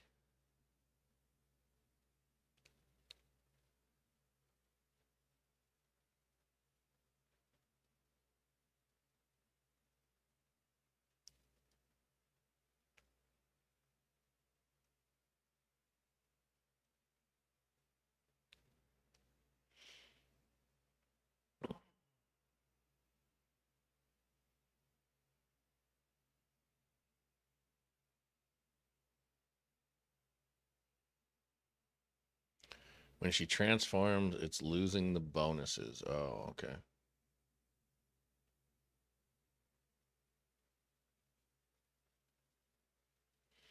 All right, Hugh, man. I appreciate you stopping by the stream and hanging out with us. Appreciate the support. And for sure, we'll chit chat on the Discord. We'll get that bad boy up and being active again. Have a good night, man. I appreciate you stopping by.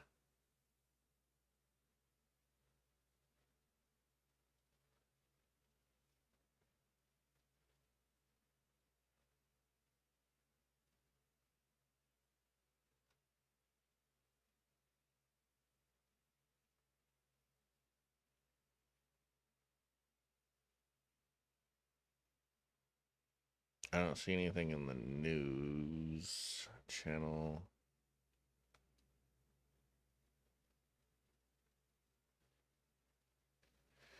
Why do they send out clan surveys like when the clan is released?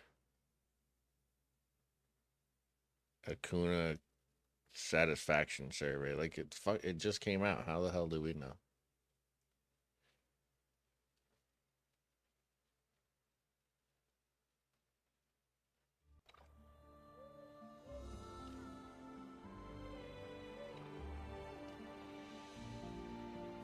There are nobody on my server doing these things. Like, why am I in third with that dog water damage?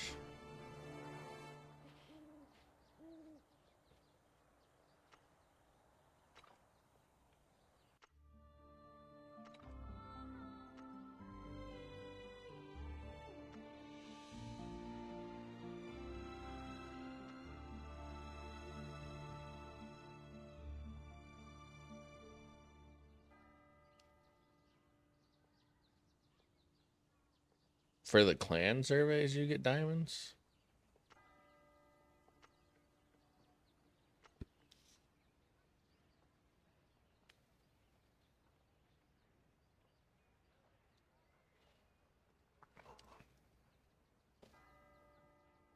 Even if you get diamonds, like, I still don't understand why they release it on the same day they release the clan. Like, can we have some time to test it before we answer your stupid survey?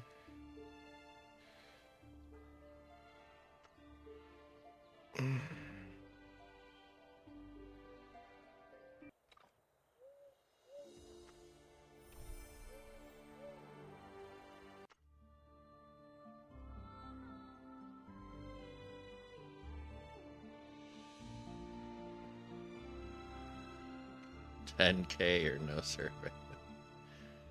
250 for Akuna? What the? All right, let's do it.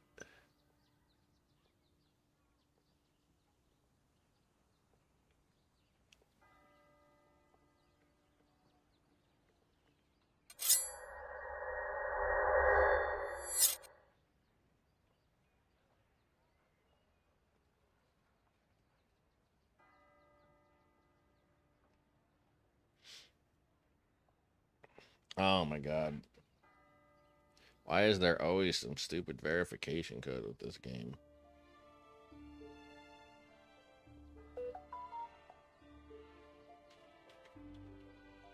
Oh, that didn't do anything.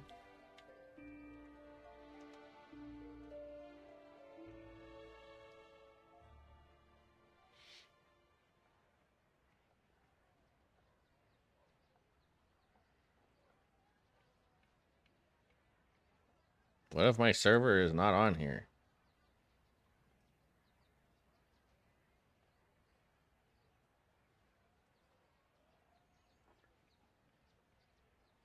Oh, there it is. Why aren't they in order? What is... That's so weird.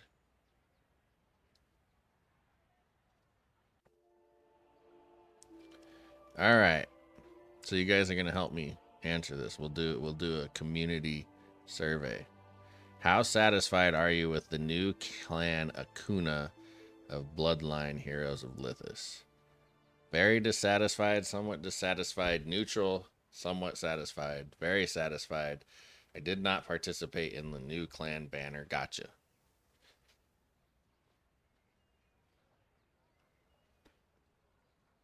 I think I would say very satisfied. What do you guys think? I thought they were done very well, especially if the female still needs to be fixed, but she carries her weight even at 4 stars and 160 on my team, so.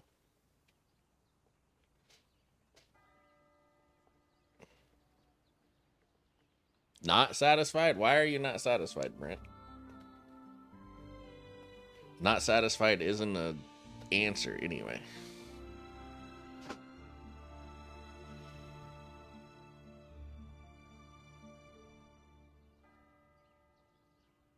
Is there a fix it option? What do you need to fix? Besides what they have already said they're going to fix.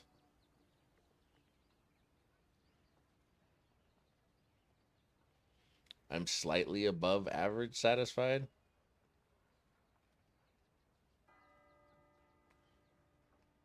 So what is it that you guys would want different or better or whatever to be satisfied with them? Jeffrey Tompkins. Hey, Jeffrey. Welcome to the stream. Thanks for answering and participating. Very satisfied because I went in for Jigsaw and digged the wrong one. So you're dissatisfied because you fucked up?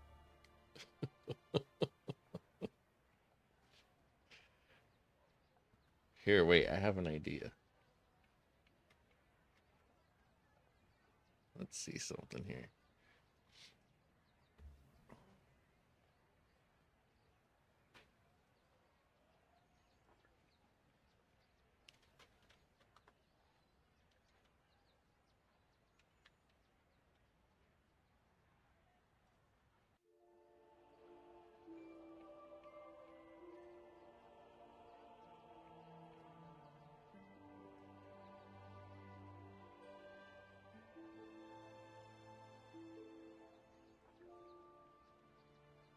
Is dissatisfied even a word? That doesn't sound, it doesn't look right when I type it out.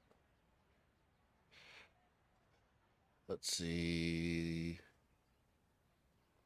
Glad both of them have potential. Not a fan of the visuals. What part of the visuals are you not a fan of? I mean, who is the best again out of the Ho clan? The female? Yeah, I think most people say the female.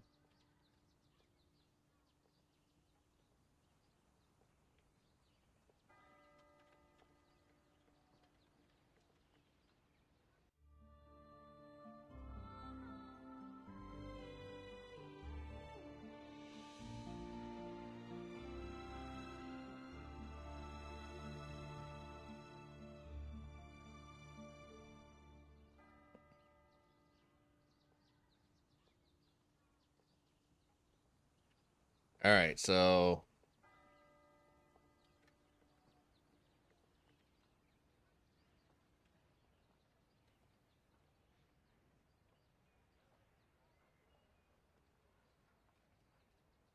all right, YouTube lets me do a poll, but only gives me 4 answers. So none of you are allowed to be fence sitters, no neutrals. Go ahead and vote. And however you guys vote is how I'll vote. How about that?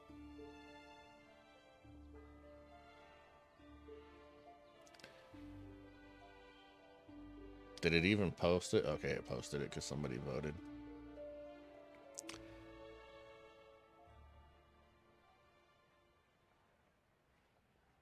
The F is S rated. Does anybody do tier lists anymore? I know there were, like, nobody wanted to do them when I was around. I was the only person doing them. Has anybody started doing them? They keep taking my mage material, so I don't have fully built mail yet.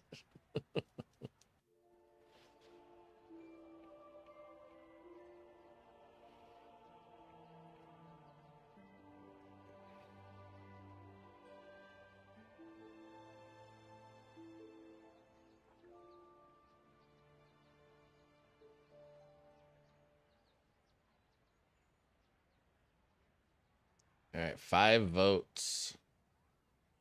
Give you guys like another minute or so. Doesn't look like everybody has voted, but everybody who wants to vote may have voted.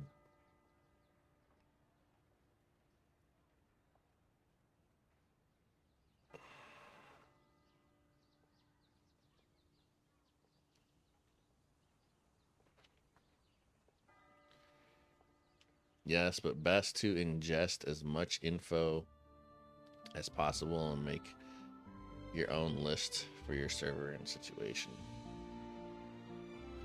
There is no such thing as a real good tier list.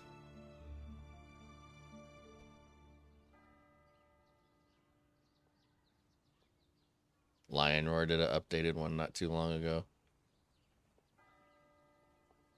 Lion Roar does tier lists. All right.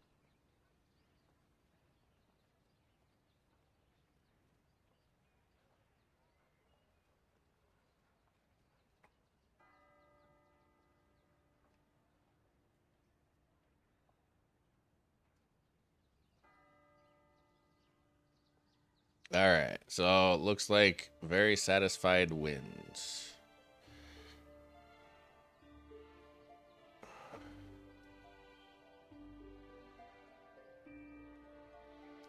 All right. What are the main reasons you are satisfied with Akuna? Up to 3.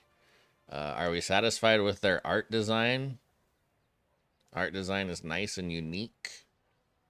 I don't really like their art that much.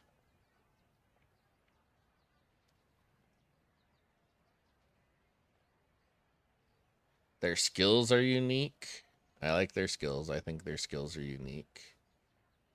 Their background story is attractive. I have no idea. I hate lore. I like Phoenix. I live in Phoenix and I don't really like it. I like every new clan. That's not true. Their skills are strong. That's pretty good. Actual performance meets expectations. Sure. All right. Does anybody have any protests against those 3 choices?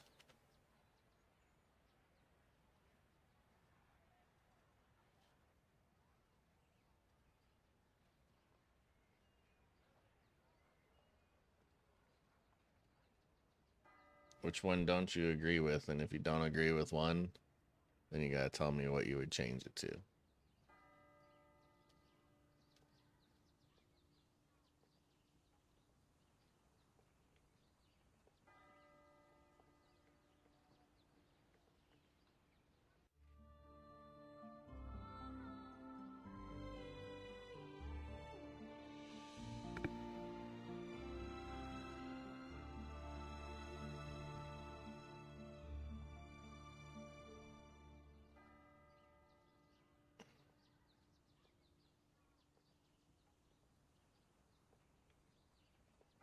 Put Afakuna info and community tier list in your Discord.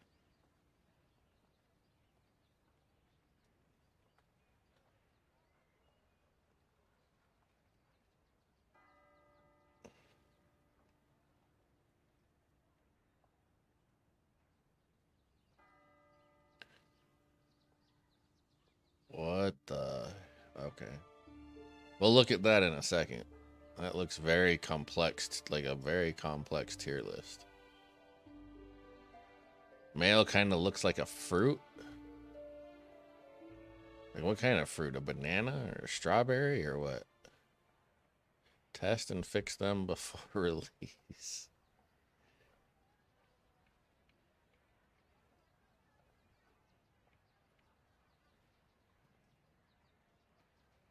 All right. Do you have any other suggestions or feedback regarding our clan design? Please provide specific details so that we can optimize it in the future.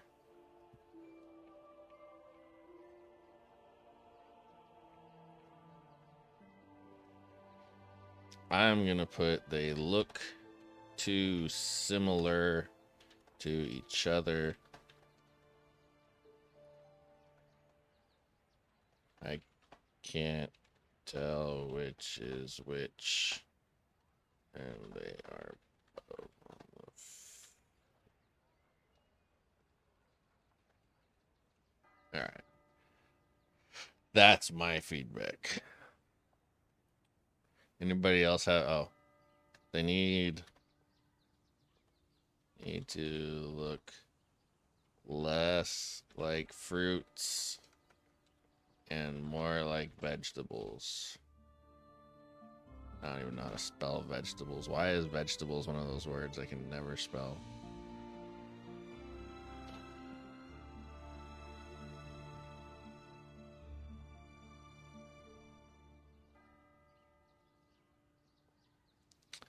We are basically looking for who is looking left or right when ascending.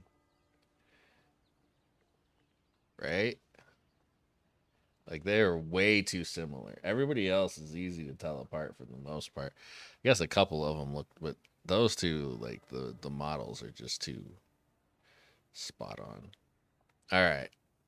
Anything else anybody wants me to add?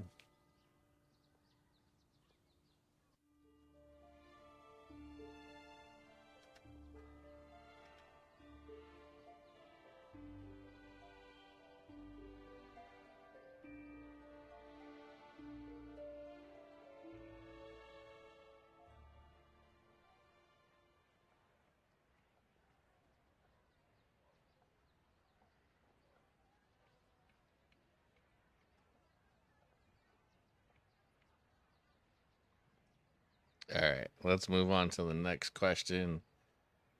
What class of new clan are you looking forward to? Tank, warrior, marksman, assassin, mage.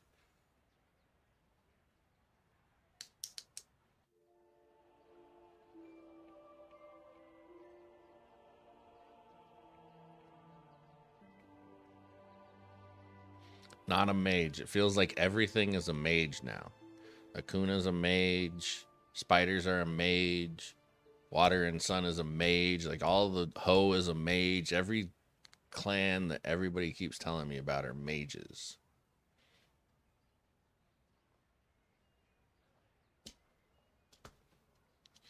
So which clan needs the most help?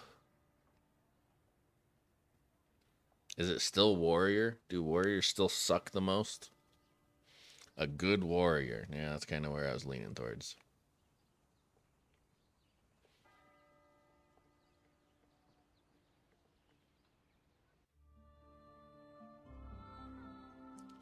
X-Men, because I got so much fodder.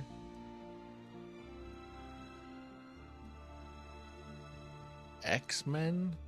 That's supposed to be marksman?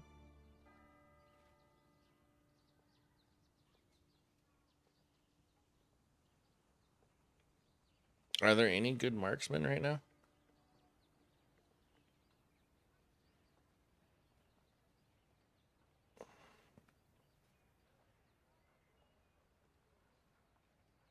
Yeah, we need some more Wolverines.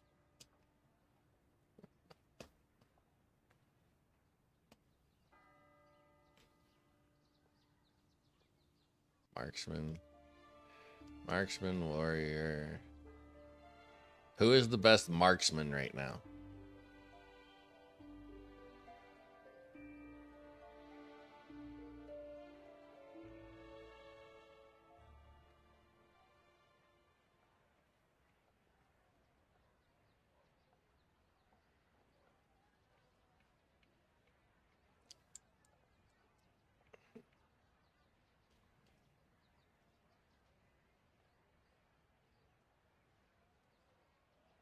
Zivek.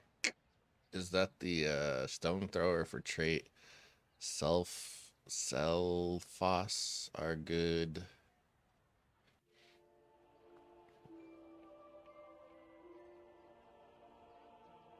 For PvE, the green archer girl. Travaine? The one that everybody has? Yeah, well, that's the best. If that's the best marksman, then marksman really needs some fucking help. All right, and who's the best warrior?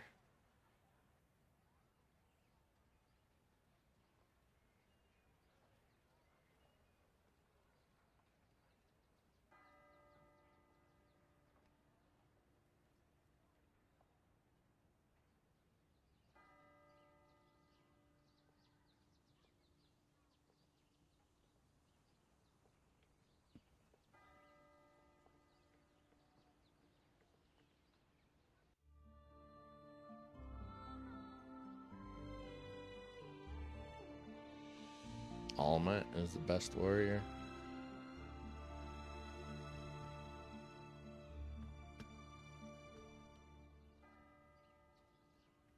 I'm just gonna go with warrior because there doesn't seem like I don't necessarily disagree with marksman because it's hard, but there have been some decent marksman. Warriors have always sucked. What gender do you identify as? Broccoli. How old are you? Too old. What is your current occupation? Employed, I guess. All right. I didn't get anything for that. Oh, wait, is this it? There's my 250.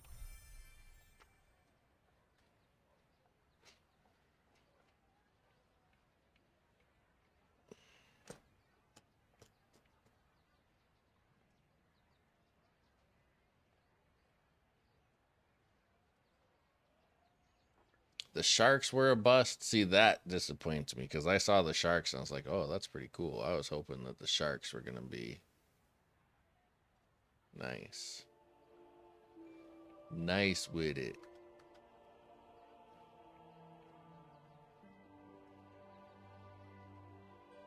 All right, let's look at this tier list. Oh my god, this is way too much stuff for a tier list. Let's just stick to Guild Conquest for now.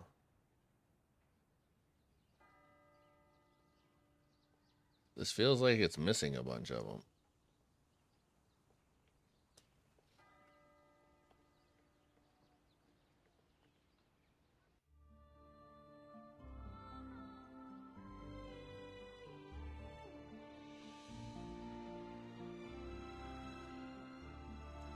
Like, this looks like it was made back before I left because this one doesn't have any of the new stuff on it. Was there another one you guys posted?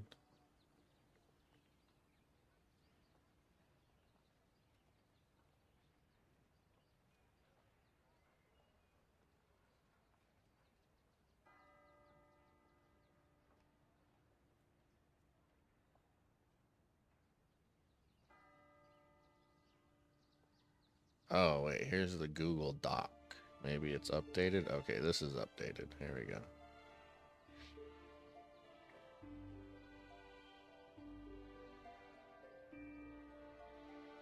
Well, somebody just put a picture of it, I think, rather than the actual list itself. I don't know who posted what. There was a couple of different postings. So now I have the actual picture of it.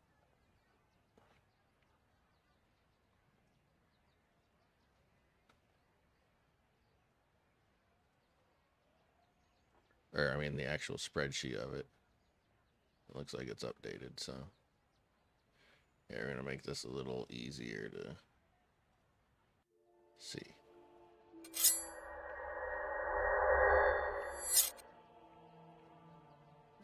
All right. Let's go for PvP modes.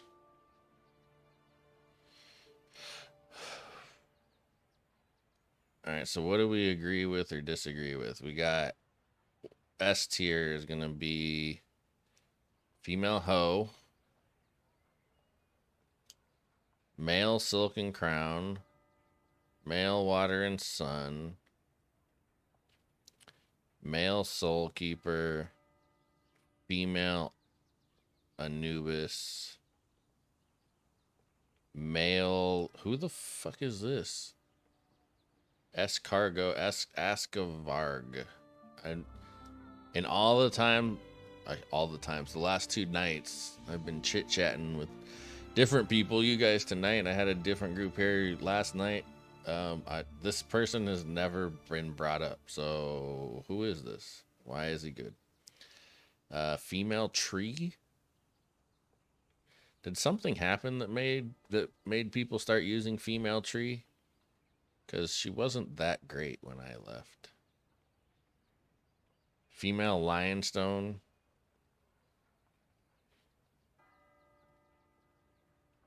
And blood. I'm not gonna worry about Bloodcrafts. That's the Angry Lion.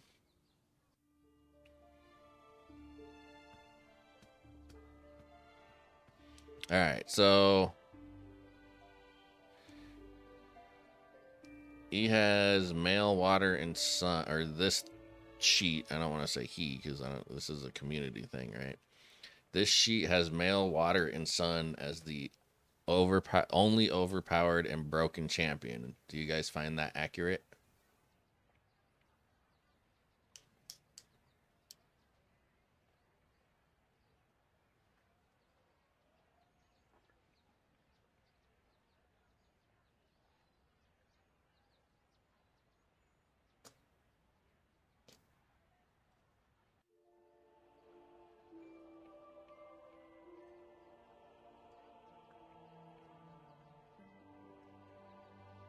%. He is the only overpowered and broken champion. Took over Davala. I still don't think anybody is as broken as Davala was before they introduced the whole execute mechanic.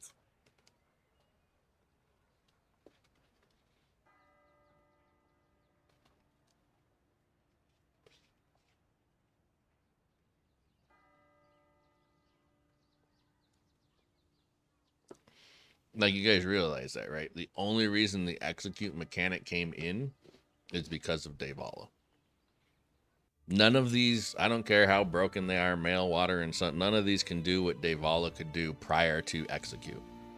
Because she had that immunity when she was about to die, and then it would re-heal her.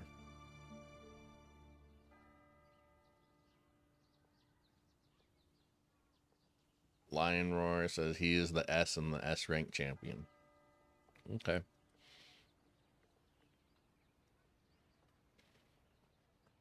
But yeah, like don't get it twisted. She may not be meta anymore because they introduced the execute mechanic. They introduced that mechanic specifically for her. None of these champions, I have not even used him, but I can tell you he is not as broken as Davala was broken. Like, I would play Guild Conquest. One of my teams was just my female Davala, and then I would build a couple of other teams. And nobody, like, I think Akuna CC can get Davala even now. If it hit her at the right time, sure. But that would be a matter of timing. That would not be a consistent thing. That would be if you managed to freeze her right at the moment that she was about to die and kept her frozen and thus prevented her from like healing herself. Oh yeah, no, I checked out. We can look at them again. But I looked at them last night. I think after you left, John. But because of that mechanic of hers where she was immune for whatever it was, 3 seconds or 5 seconds, like nobody will ever be nobody currently is as broken as she was. And they made a new mechanic in the game because they had to fix that mistake.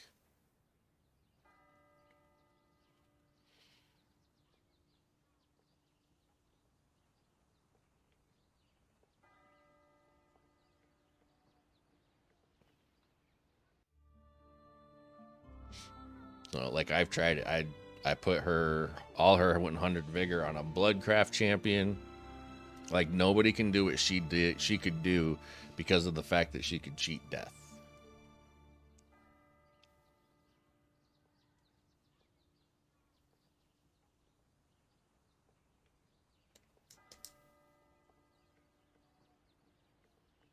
All right. So must-haves. Do we agree with the must-haves? Ho, Silken Crown, Soul Keeper, Almut, Pissed Off Lion Boy, Tree Girl, and Lionstone. I think Lionstone has always been there.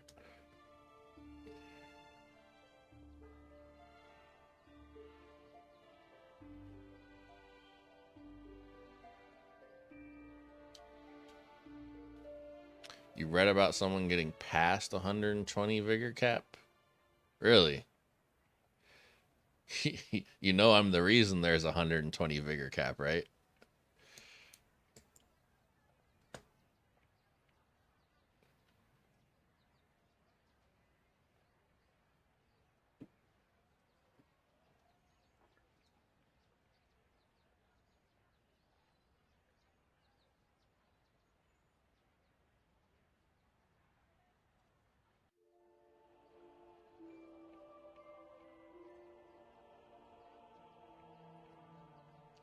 So, but they still didn't fix the exploit, huh?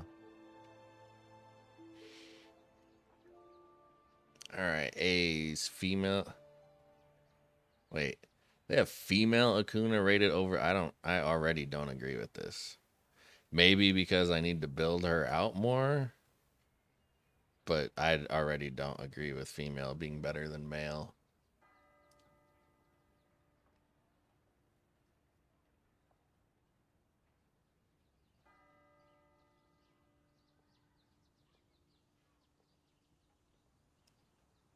Poor sweet innocent day. She was the best. That was when the cap was 100. No, I mean, to my knowledge, unless somebody else didn't publicize it, but there is a whole lot of people wondering about it. One of the guys, I don't know if he's still around, but he used to do a lot of the testing. Even came and brought it to my attention because nobody was willing to sacrifice their level 100 vigor champions to test it. Oh, I'll show you here. Hang on. So what happened? So the vigor cap used to be level.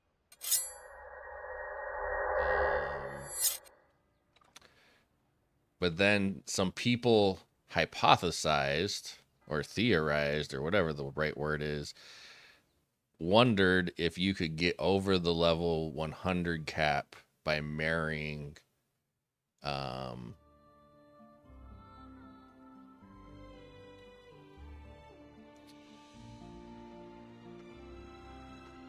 not sure many here know you was one of the old school legend players. Yeah, I mean, I was like one of the first, if not the first content creator in the game. Like my first video came out the third day that Bloodline was created. So this champion right here, 111, that 111 vigor was when I broke the level 100 vigor cap. So vigor was capped at level 100. You couldn't go past it. If you came in to do the marriage, right? The marriage thing looked different then. But so just pretend this is 100 for now. Right? When you, oops, it's the wrong thing. They changed the way it looked. So when you would do this, if you were already at 100, this would tell you that it was going to give you zeros. Like this is saying right here, they would all say zeros, wouldn't let you go over 100, right? However, if you put like a level 48 here, and then, oh, she's probably locked. Hang on. No, she's not locked. Why can't I? Oh, she's Bloodcraft, so I can't marry her off of it. But what happened was, the way I figured it out, was if you put like a level 48 here, somebody who could still get vigor, and then I put my level 100 here, so I married 100 plus 48 or whatever it is, and that allowed me to break the vigor cap. And I had a video. I put out a video from it. Let me see here. I can find it.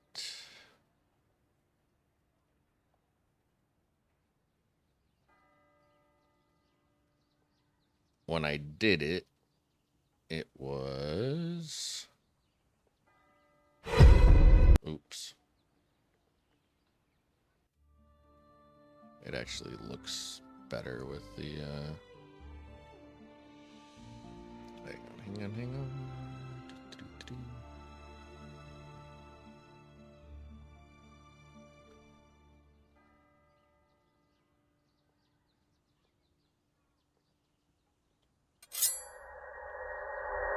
So this video right here that you see how to get over 100 vigor exploit, that's when I essentially made the announcement that I had broke the level 100 vigor cap.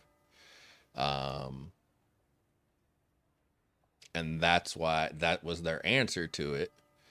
It took them like over a week to do it. I actually did not. I refused to play the champion for like a week, but then they didn't fix it, so I started playing the champion again.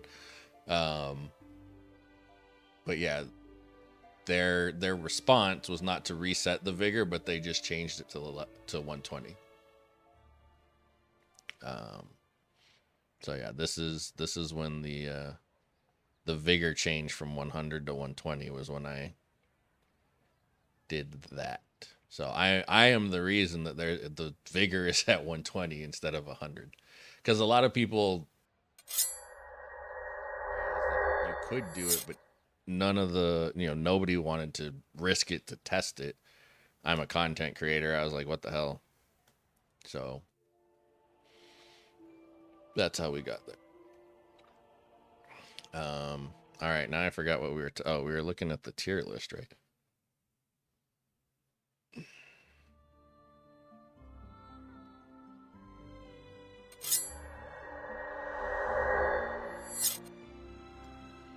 So where are we? Yes on their picks, but I'm not a huge fan of Ask of Harg myself. Great, but got people to build around already.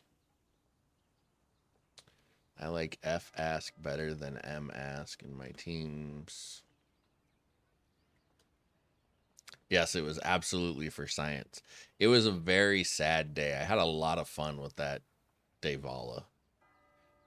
And what made it the hardest, or what made it maybe even a mistake when I put it on that Bloodcraft champion, is that I can't get it off of her now, except for that vigor. So that's a question to ask you guys that are familiar with the game. Might know this. So this shit right here, these things, how do you get these?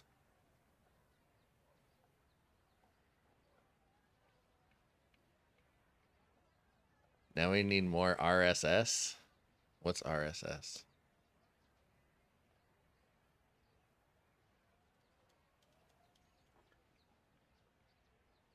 Is the Guild Conquest shop the only way to get these gems? Please tell me it's not.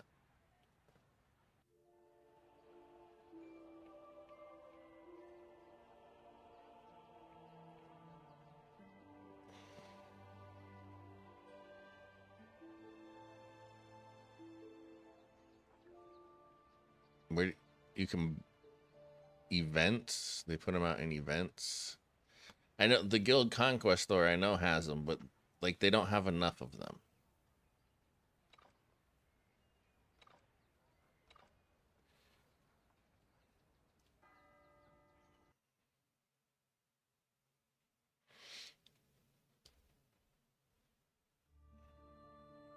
Because here's the thing.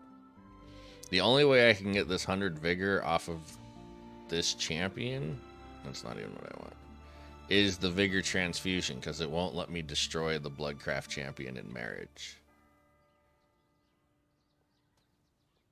I need 1,500 of them to move this much vigor. And Guild Conquest only lets me buy 20 per week. Like, there's only, I max out at 20. I can only do 20 per week.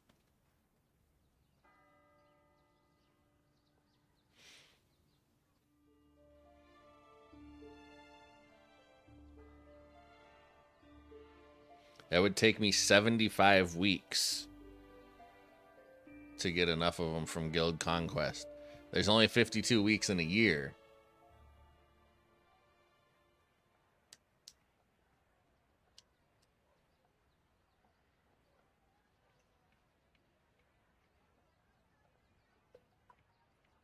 So they sell them, they put them, it was in the Snowman event. I guess I was playing the Snowman event on the other server. Maybe that's why I didn't get any from the snowman event. It's because they're not out on that server yet. I didn't get anything from the snowman event.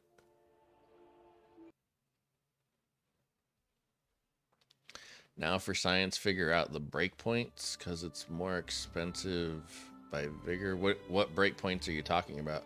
50 to 60 vigor is when it really starts jumping. Oh, you mean for the crystals? You want the breakpoints for the crystals? I don't know how to get the fucking crystals. See, like, I don't have any. I did the entire snowman thing and then some. Like, my snowman went up to, like, what did it max out at? 1,500? I think I got it up to, like, 19,000 by the time I was done. Paying for them? All right. Go to the... All right, so I got to go back to my other server because it's not...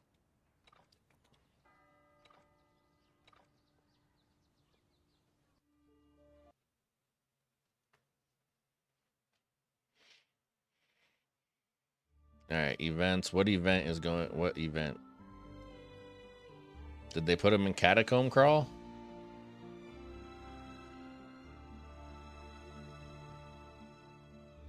There's like so many events. I don't even... What the hell is a companion gift exchange?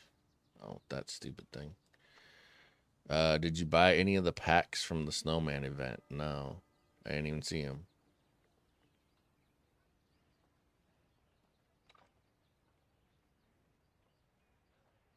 These packs? Is that what we're talking about? When we say packs? Oh, by the way, what are these things used for? What are iron chits used for?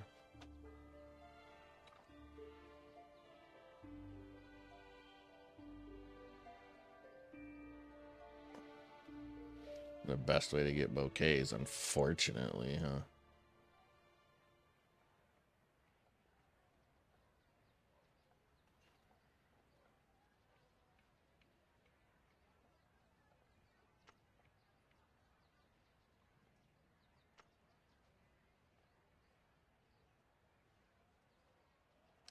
We were supposed to get sprites today. Didn't. Been competing against people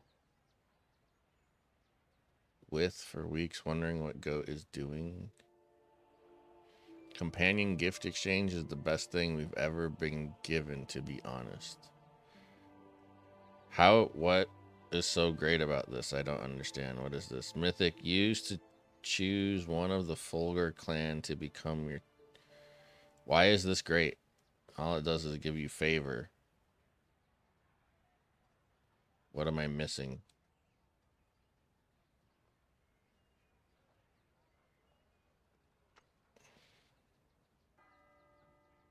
Oh, but like you're never gonna get enough of these unless you're just gonna wail out. Sales. Okay, so the chits are used for sale and savers. No, in the snowman shop thing. Oh no, I didn't buy any of those because you actually had to buy those. Is there any way to get them outside of the Conquerors thing, or the Guild Conquest that doesn't involve like money? Do their events actually like you can actually buy the event or buy it with like in-game currency, or it's all dollars? Oh, here's some, but I have to unlock it. Okay, it's still that's 30 for $30. That's horrible.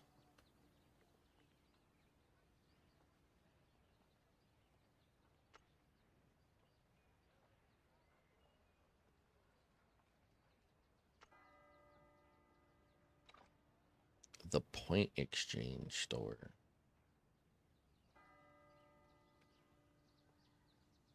What is this?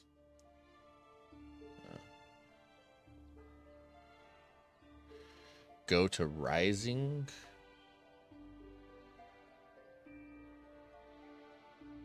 This one.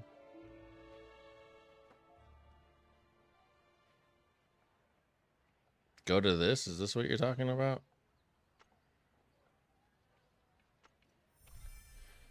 I don't know what the hell all this is. There's nothing in here though. What are we talking about?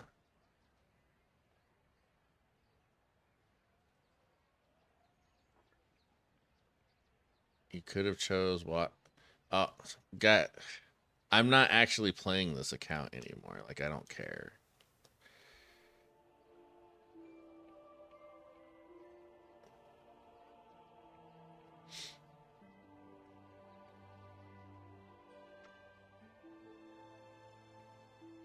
But yeah, you're probably right. Water and sun would have been a better one to choose. But yeah, no, I don't. I don't care about this account anymore. Raising is huge also for gems. CGE has been the only way to get old companions and crap tons of fodder until recent releases. Oh, okay.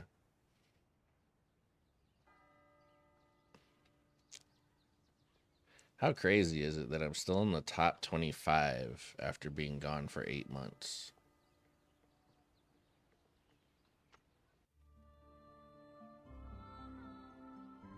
Eight months is a long time for people to catch up. Have to spend 40 to 50 roses before you can switch.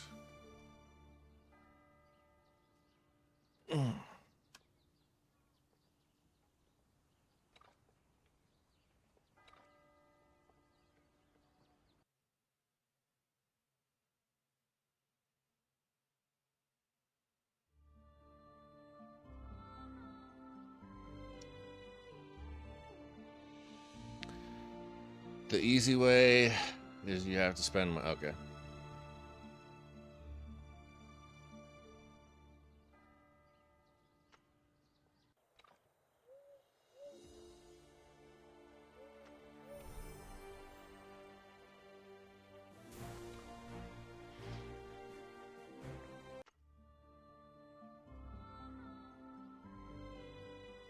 Whoops, shit.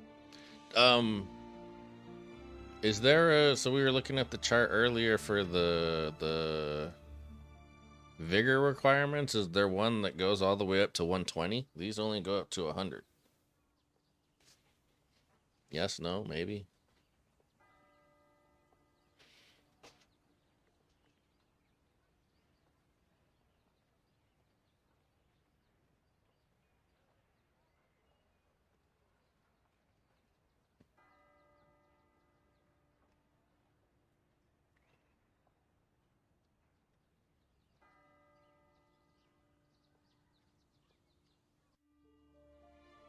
I think Ho will get released soon again on my server. We're getting all the popular good ones. What is this?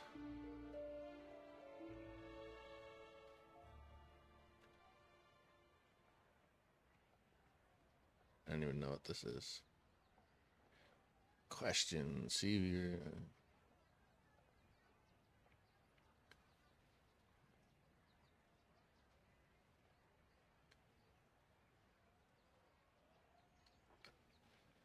That's interesting. What was the question again? Oh, the vigor requirements to hit level 120. Earlier we were looking at it. Somebody showed me this. Takes to get to level 100. Does anybody know of resources that tell you to get to 120?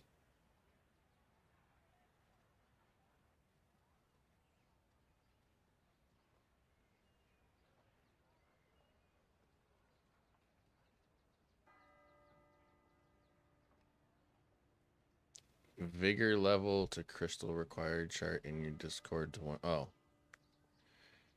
Thank you, sir.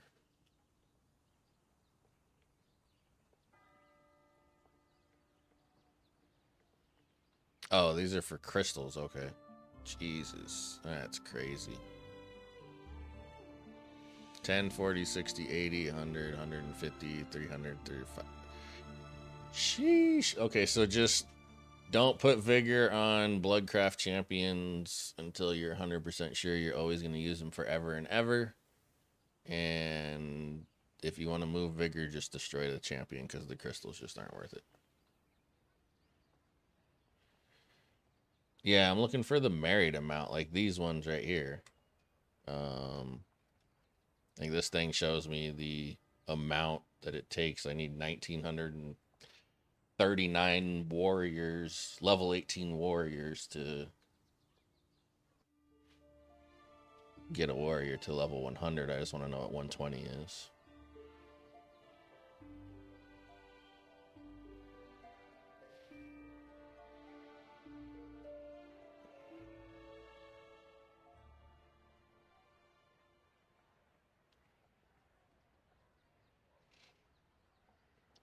Everything I'm sharing is in the advanced play tip section of the official Discord. Okay. I have no idea who Becca and I got are, but does all the testing, right? He used a different name in my server. It's good to see he's still around.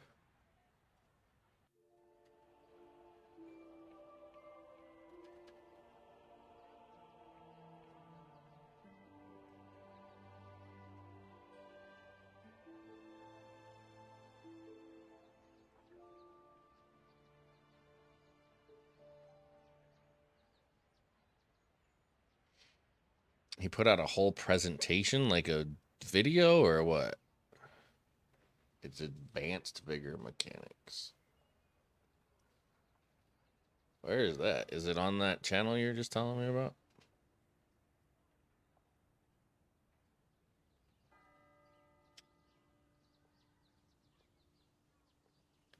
Advanced play tips.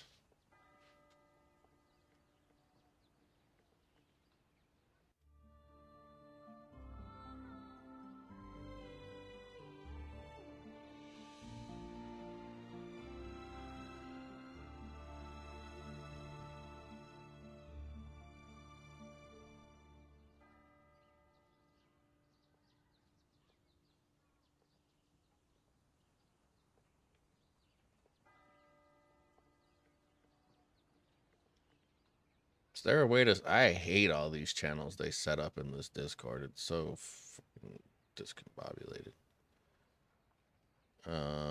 It's more like a message board now.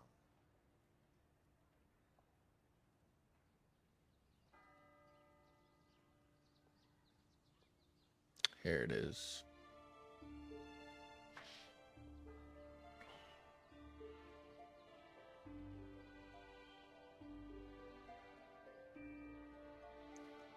All right, apparently I didn't open the right thing. So that's just a picture.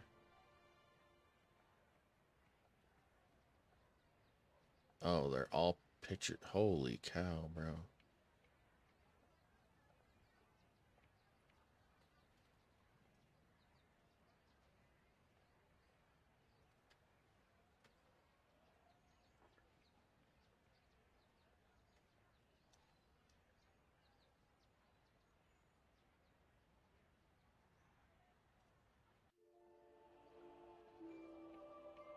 The pins are the only, yeah. Yeah, but all of these are optional. Like it's the people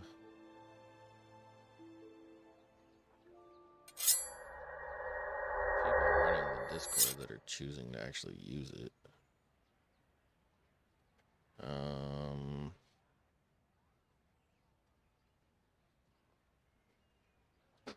All right, so what is Vigor exactly? Vigor is an additional stat boost, blah, blah, blah, blah, blah.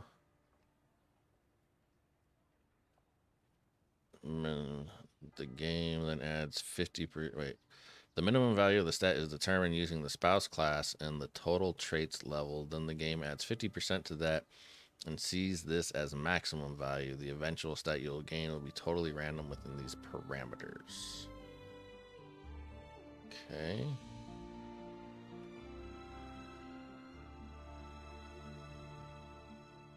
I don't know why he couldn't just release a document instead of a bunch of different images. That would be my only complaint. But as I mentioned, these stats are dependent on the class. These are the base values you will get for each one.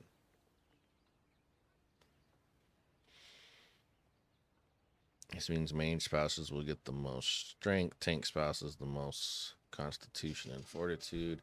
These values will go up with each additional trait level your spouse has. The rate in which increases is different for each class, but overall the ratio stays similar. So mage stays the best for strength, etc. The exact rate is a formula that has not been figured out yet. Probably because Goat Games doesn't even know what the formula is.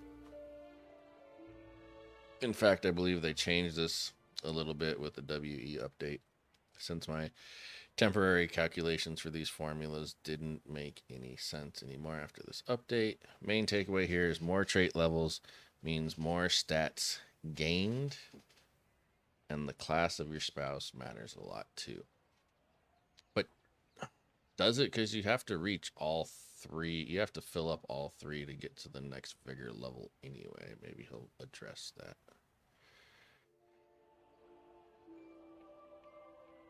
Clan trait transfers. These transfers are a bit special. When your main character receives a clan trait on a slot that has not had a clan trait before, you will get increased vigor stat gains. The way this is calculated is still a bit of a mystery to me, but there are a few misconceptions, so I'll share what I know so far. I transferred a level 1 warrior clan trait to a main and got the following stat boosts. The warrior as a base stat transfer has... If we assume the clan transfer has a multiplier of 35, then it would fit perfectly here, taking into account that the multiplied value is random between a minimum and a maximum. I'm also contemplating that the clan transfer trait gains are a flat bonus, but I need to analyze further.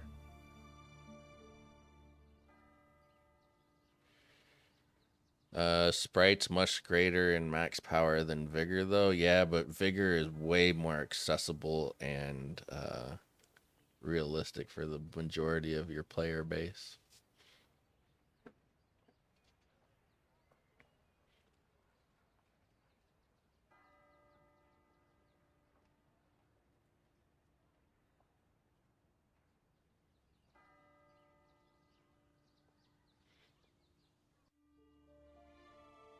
I wanted to see how this multiplier behaves when transferring a clan trait using much higher trait levels on your spouse and the impact of that, so I made this test scenario.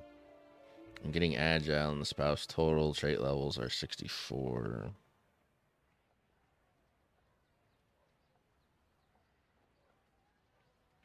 So wait, what did he say?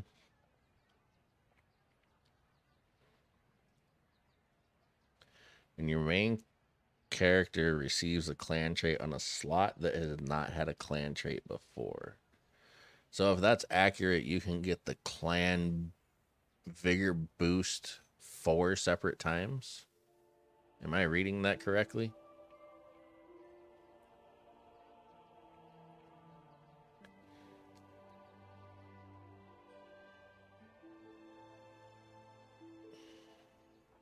I have yet to max one out at vigor. I mean, for your average player, not your whales or anybody, your high spenders, like, I don't know if anything above vigor 100 makes a whole lot of sense.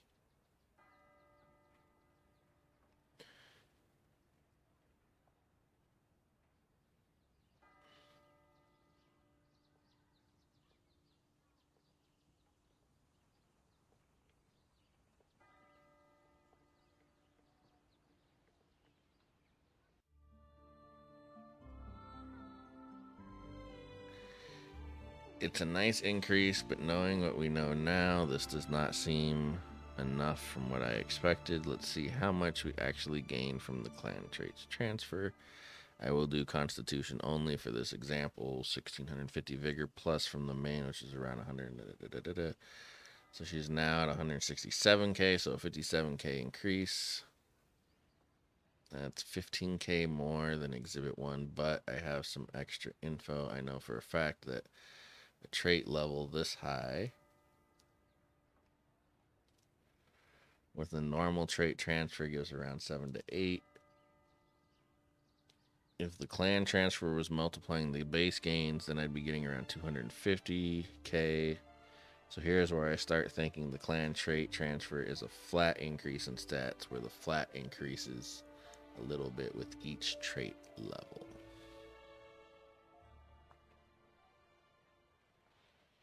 That sounds old. Well, okay, so yeah, it is old, and that used to be the exploit, is that you would just keep transferring clan traits. The new part about it is that it only happens the first time now.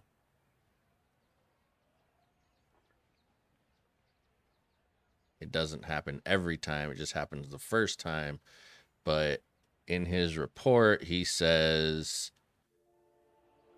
when on a slot that has not had a clan trait before. So it sounds like you can do it 4 times, is where you used to, the old ways you used to be able to do it indefinitely.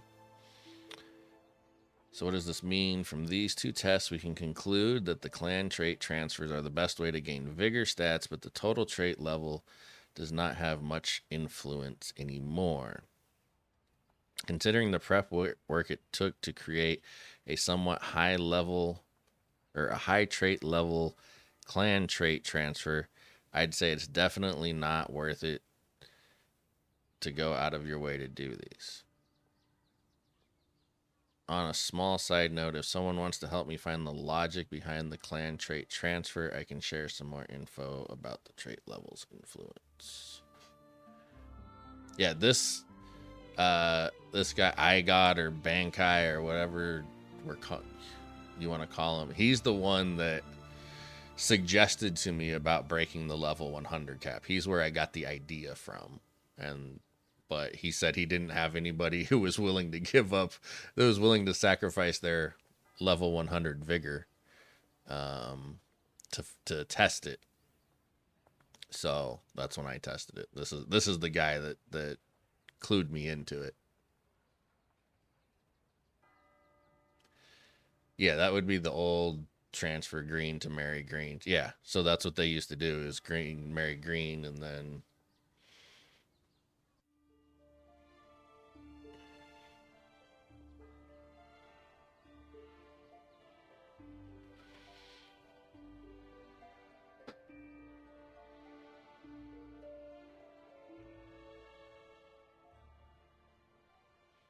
yeah, that doesn't surprise me. Like,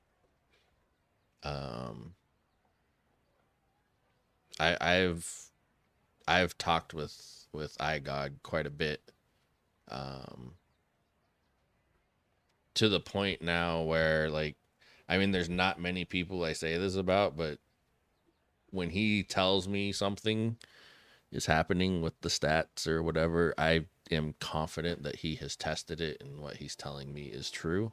As where a lot of other people, I feel the need to double check them, because people have a tendency to say shit without ever testing it. They just take a lot of he say, she say information. But with him, like, I know if he tells me something, he's tested it. But yeah, I guess you're right. Like, on the old, like, so if you could you do it transferring green to greens? Because each time you did it, it would be on a slot that hasn't received it before. So why is nobody doing it that way? Is it because the level 1 trait matters now?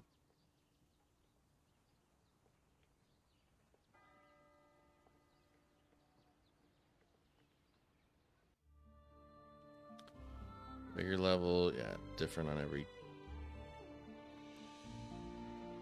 It's the reason why you will sometimes lose vigor level when marrying each warrior to a ranged.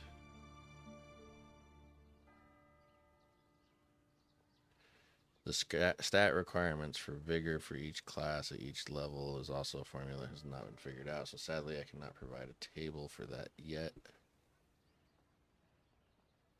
We do know 100% sure that the cap is 100 for vigor. This sounds like an old. He's even using an old interface. Is this an old? But this was posted 6 days ago.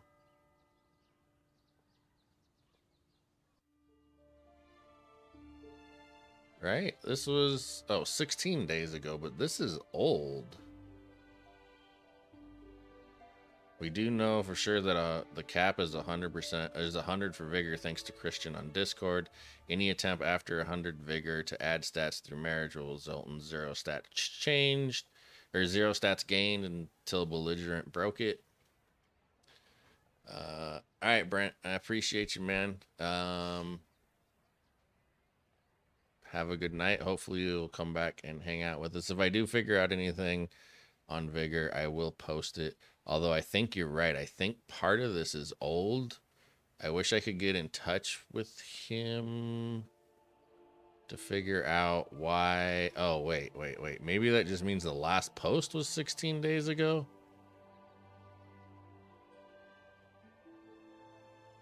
See these. Okay.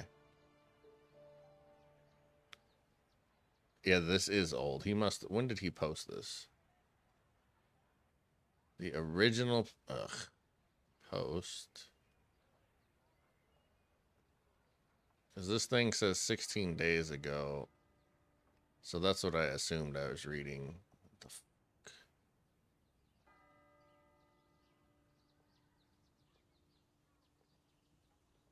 Scroll to the top. Stop. What?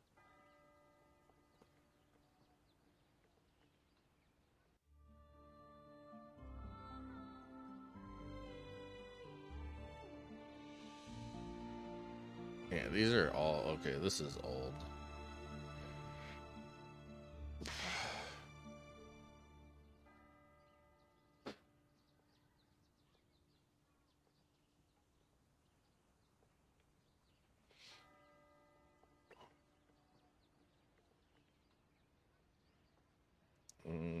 Yeah, all this stuff I'm reading is old. This is before the change because he says the cap is 100. It's not 100. So I know that this was put out before the change.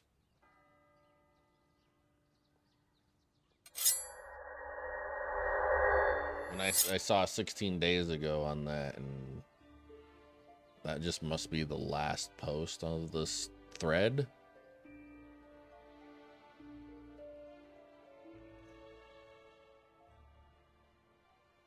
I wonder, there might be some new stuff in here. What is this?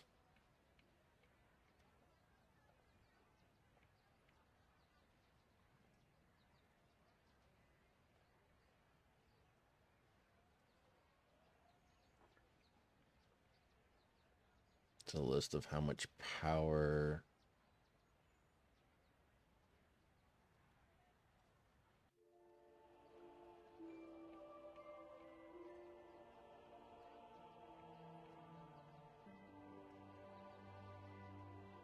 Huh. All right, well, that was fun for a minute, but it turns out that it was old news. Unless there's a part I'm missing.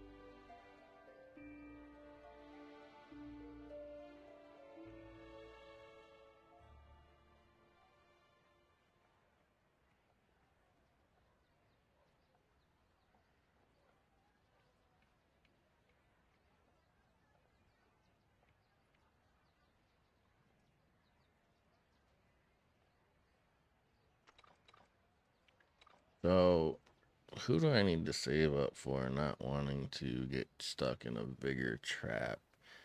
I don't like if we can assume these are who we're getting next.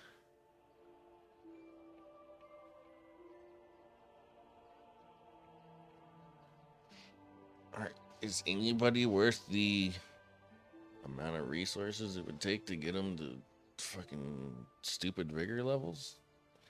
Or do I just save up my vigor resources for when like water and sun releases?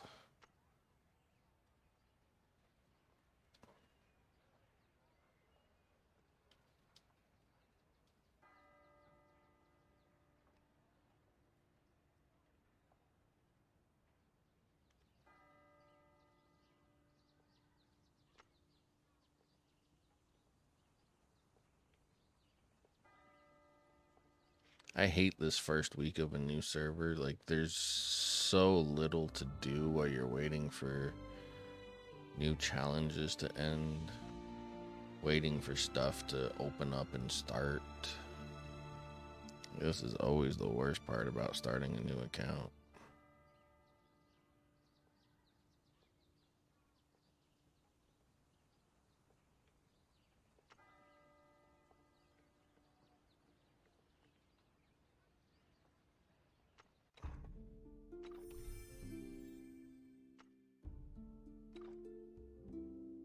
Does anybody know what these things are for? Where do I use these things at? I have 2 of them, but I don't know what to do with them. Like, they're not. I thought they were these things, but they're not.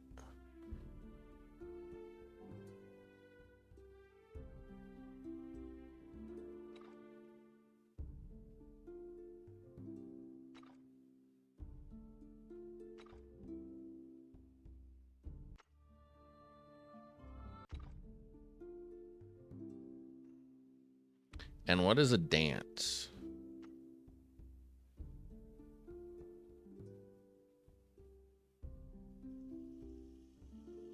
What does it do?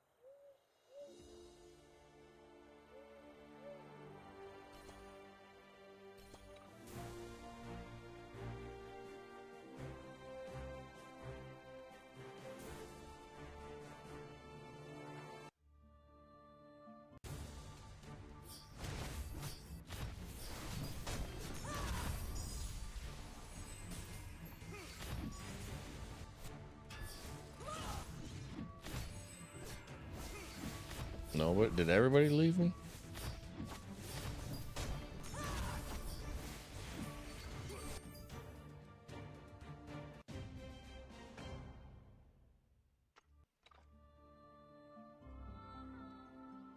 Oh, why did I do that? Maybe just let it continue.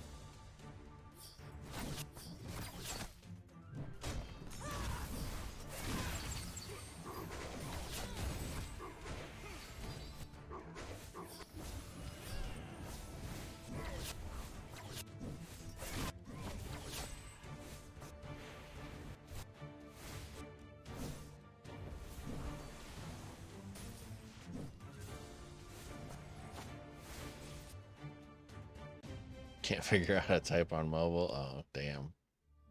Maybe you have to get an app, not use browser. Yeah, you might have to use the YouTube app. Maybe, I don't know.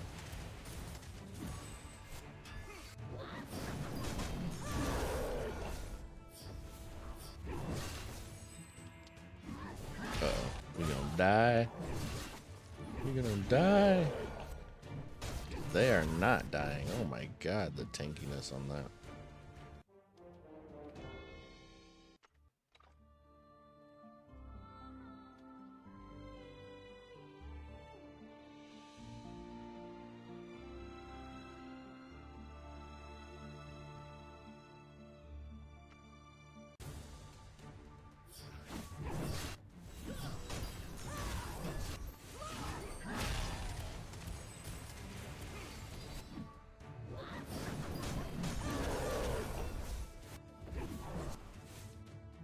Dance Party is for super whales. It just gives you one collection of vials from your companion, so it would be better with more companions, but so pricey for the gain. I'd invest somewhere else.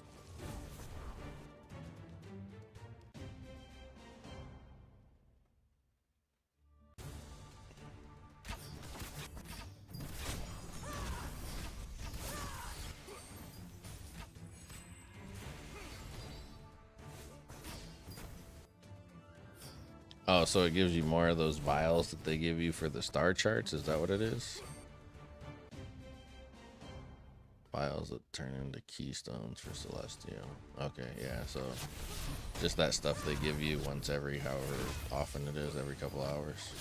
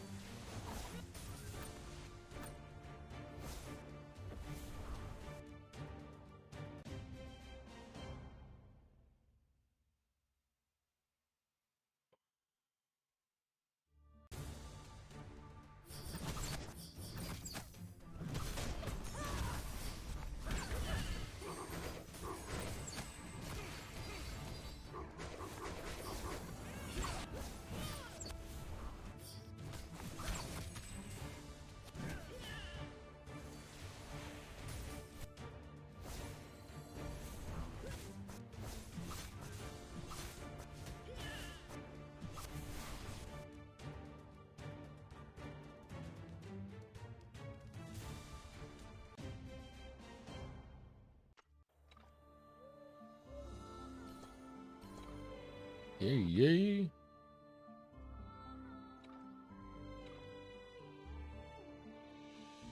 Oh wow, he went all the way up to 1654 already, huh? It's crazy.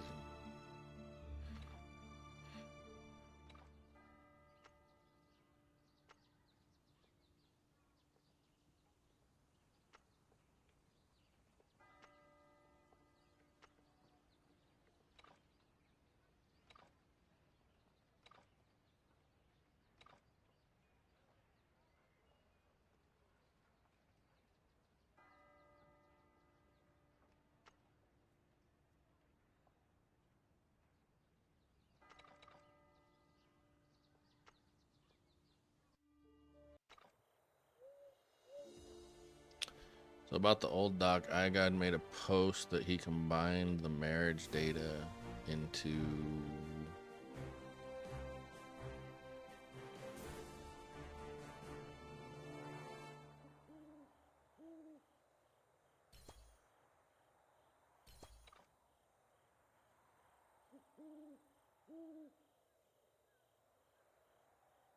have it up on my pick at the moment. It has a marriage table at the bottom, PC. At the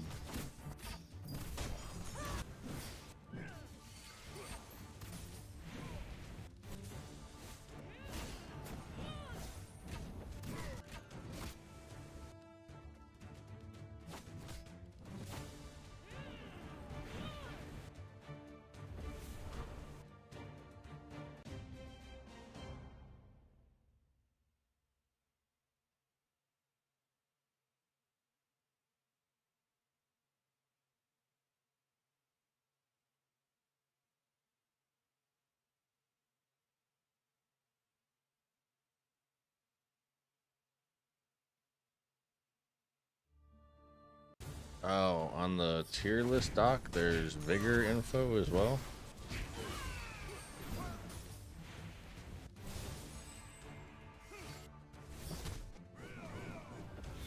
Recommended builds.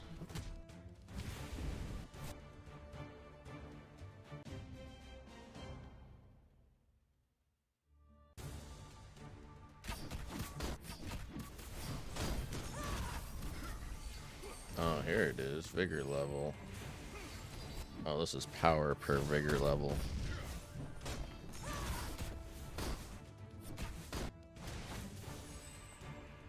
There's nothing about the marriages, though, like how many it takes. There's just a power per vigor level on that list, or on that document.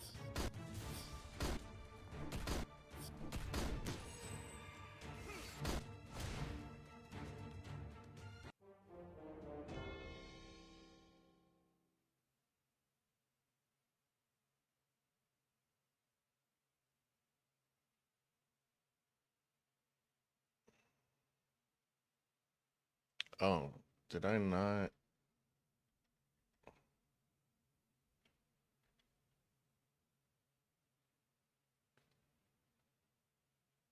Why is that still showing?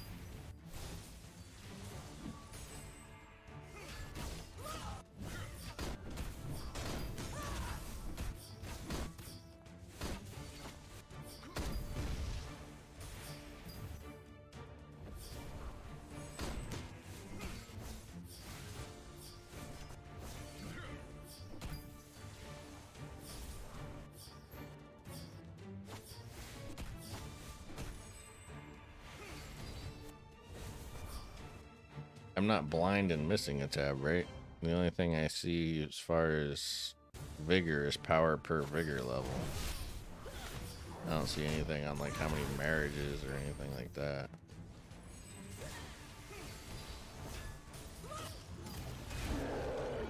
Gold chest optimizer?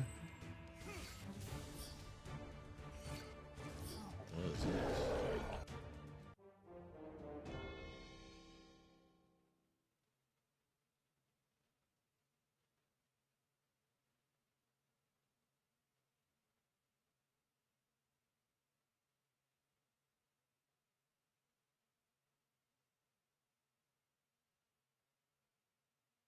Oh, that's pretty cool.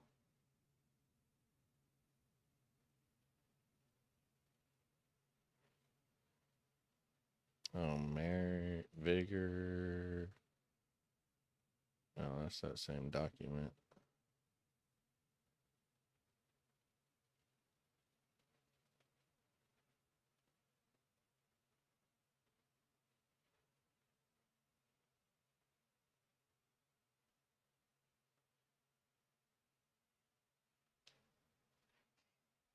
Yeah, I don't see the information I'm looking for.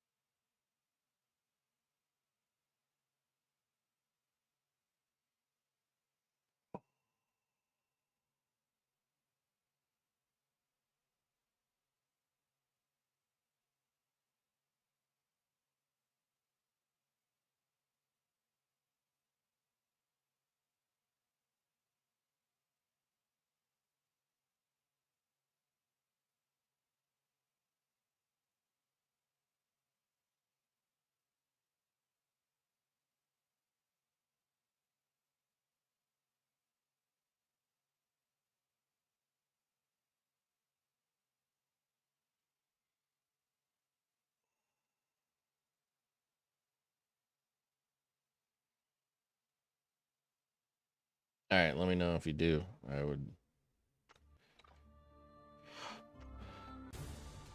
I mean, if not, I'm like, I don't really need to know up to 120 because that's probably quite a ways away.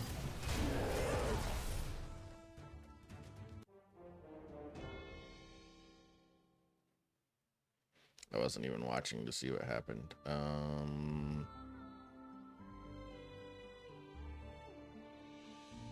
That's probably what happened.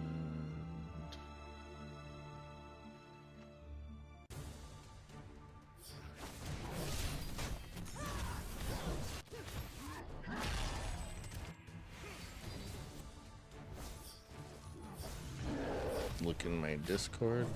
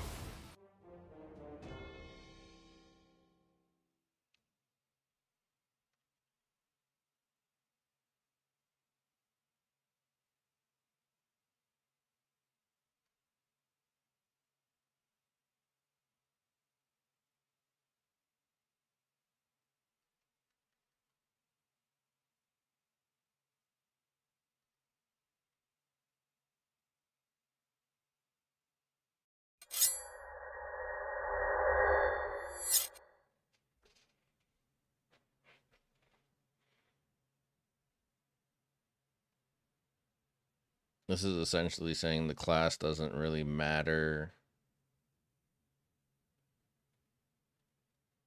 And everybody is going to need roughly 3,000 to hit 120. Okay. Give or take warriors. Why are assassins the highest? That's weird.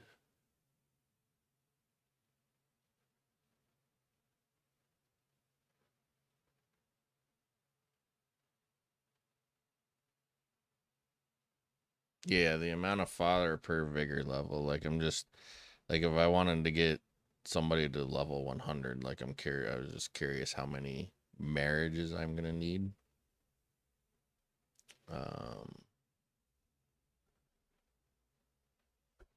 Yeah, no, it's almost, I mean, from the lowest, which is mage, to the highest, which is assassin, it's still only 47 marriages. I mean, that's significant, but it's not huge. It's not like, oh my god.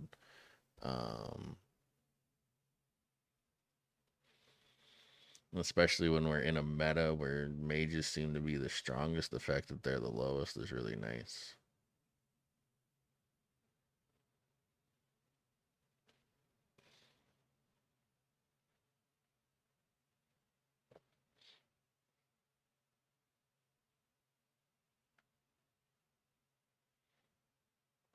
I think I need to...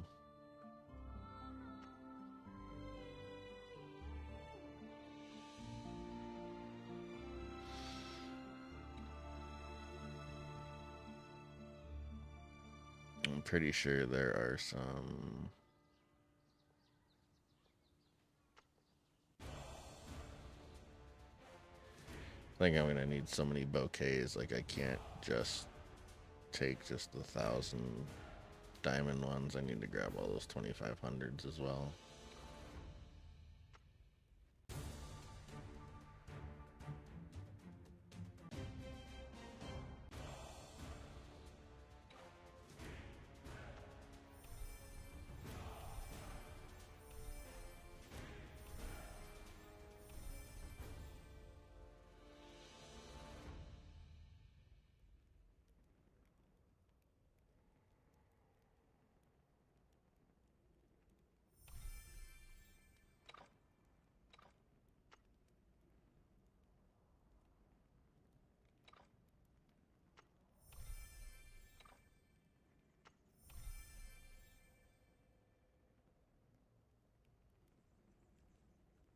Get tells me mages are the strongest because of the crit they get off of the web.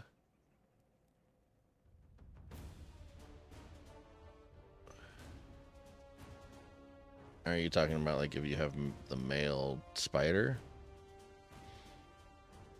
One of the reasons, assuming that the information I got was correct, one of the reasons I think mages are really strong right now is somebody was saying there's a new stat that only works against physical damage. Maybe that's inaccurate. Somebody else told me it just deducted from the strength. I don't know. I don't know what strength reduction is versus fortitude. What's the... Do you have any information on the difference between strength reduction and fortitude?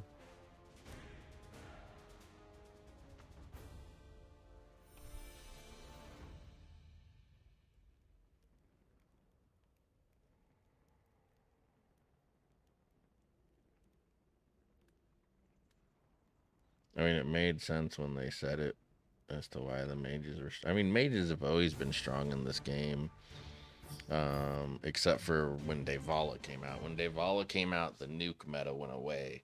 But now that Devala has been neutralized, it feels like the nuke meta is back.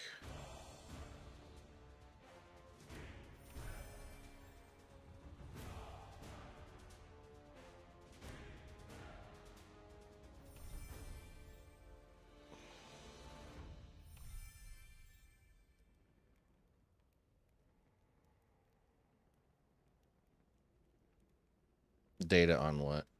I mean, I'm happy to take any data you want to give me. I love data, but We're up to over 5 hours now, so my brain is kind of mush. And the delay in the stream always confuses me. Are we talking about data you've collected on the strength resistance or data you've collected about the spider?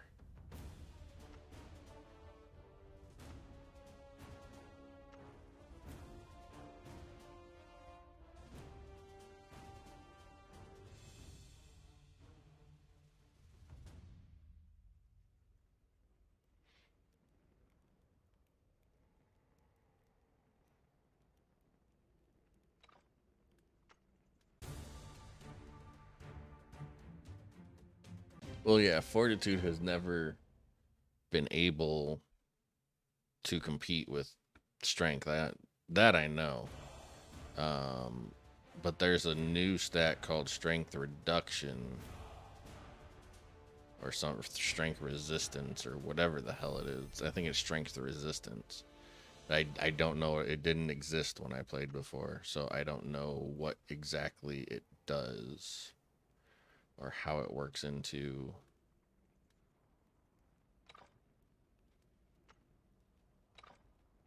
that whole thing.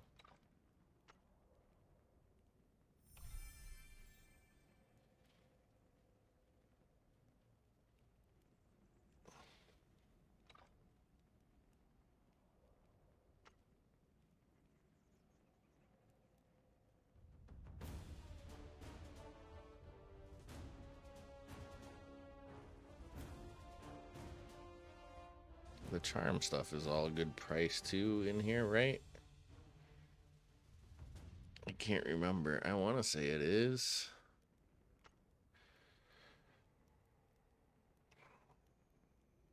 Strength resistance is very good. It came with a male shark.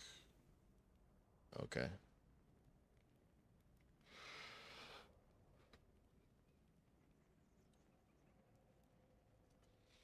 I think anything at 90% is probably good.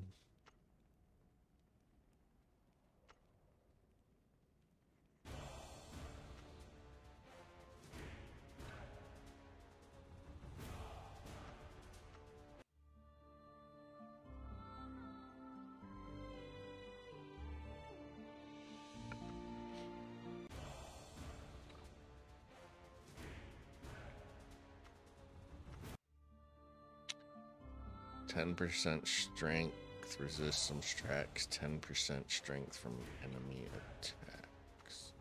All attacks? Just normal attacks?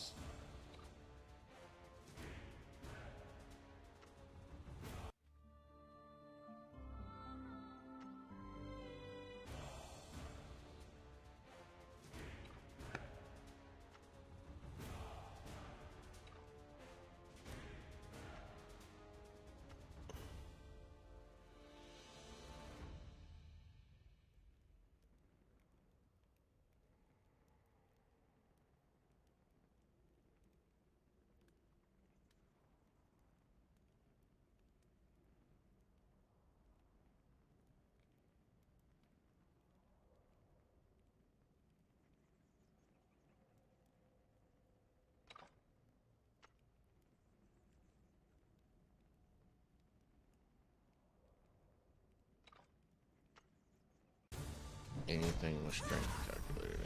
Okay.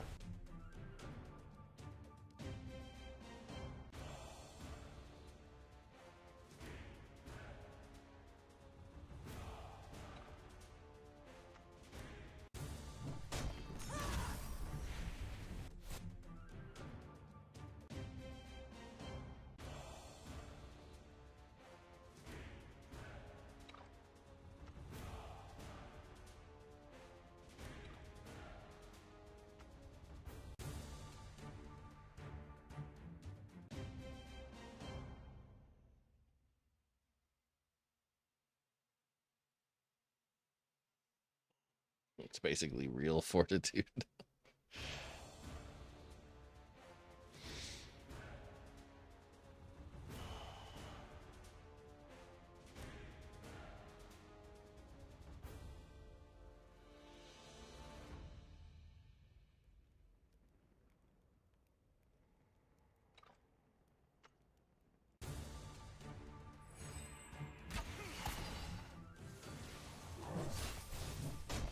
they still haven't added.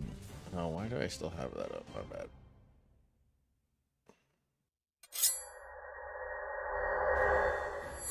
They never did add new gear sets, did they?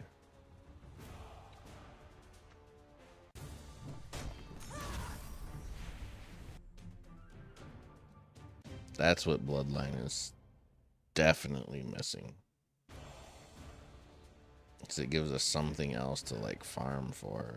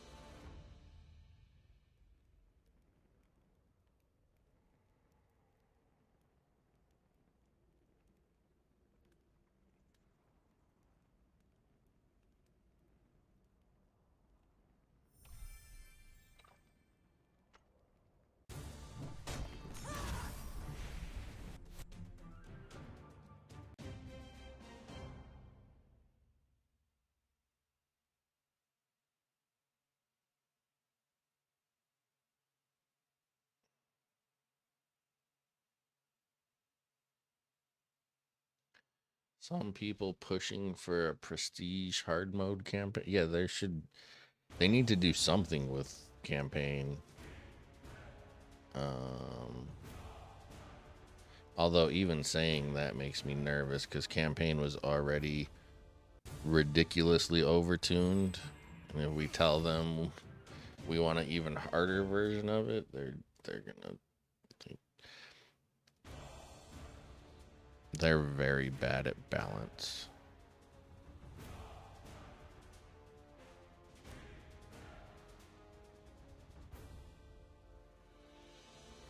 But I feel like gear sets, kind of like what Raid has or Eternal Evolution has, where you have like speed sets, damage sets, healing sets, stuff like that. With like some bosses or something to farm for them.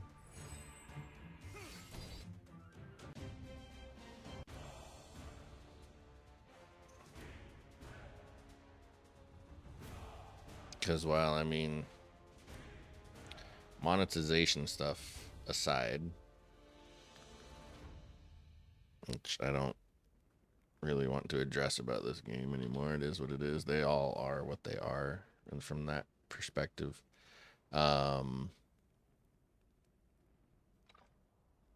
this game just needs more to do. We don't need more champions. I hate to say it. We already have enough. They could take a break on the champions for a minute. What they need is more to do.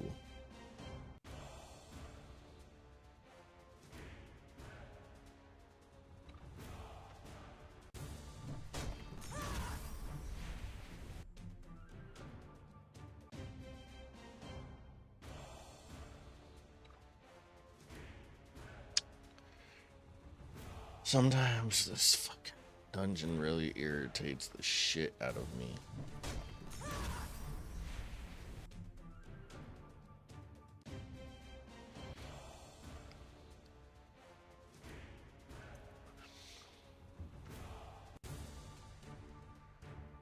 Oh, did I lose? I lost somebody.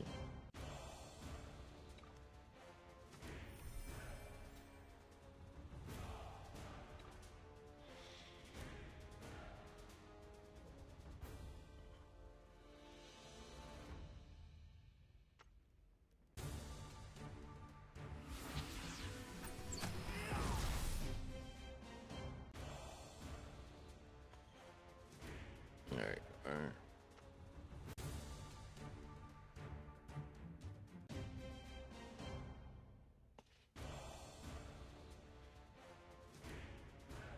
But yeah, that's one thing I'm kind of surprised about is there has been no real new development from the actual gameplay perspective.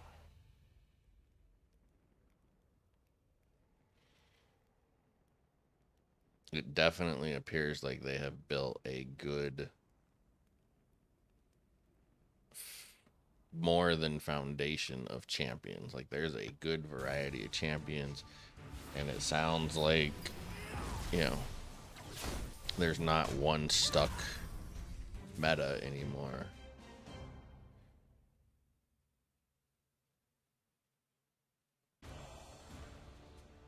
You have options, but there's not enough options of stuff to do.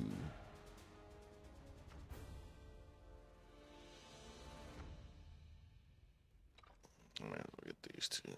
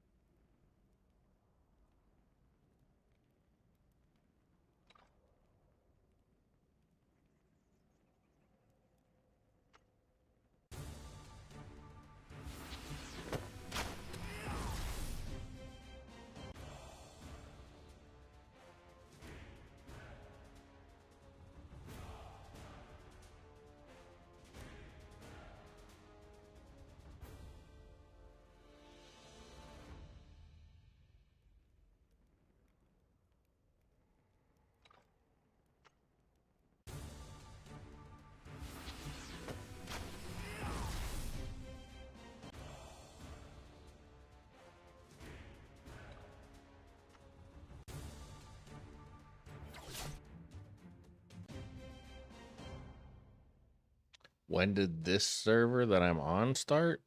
We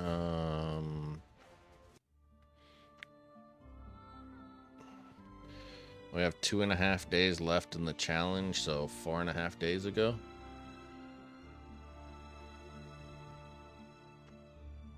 This is the first challenge is a week. The very first Might challenge and the campaign challenge last for a week, which is why it's always so slow to do anything in a brand new server. Because like I can't really do anything. I can't really start hitting my stride in account development until we get to the intimacy challenge, and I can start dumping intimacy. The only reason have a team this strong is because I had all the free resources to go in on the Akunas, and I wanted to finish that jigsaw puzzle so I could get the 5% damage mask, this Yeti mask.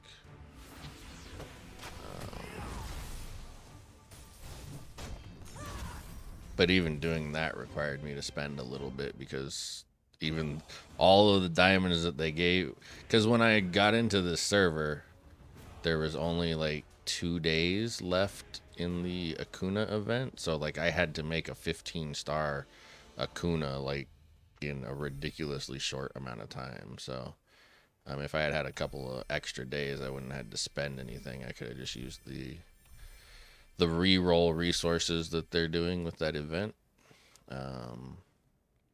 But yeah, the server's only been going for 4.5 days.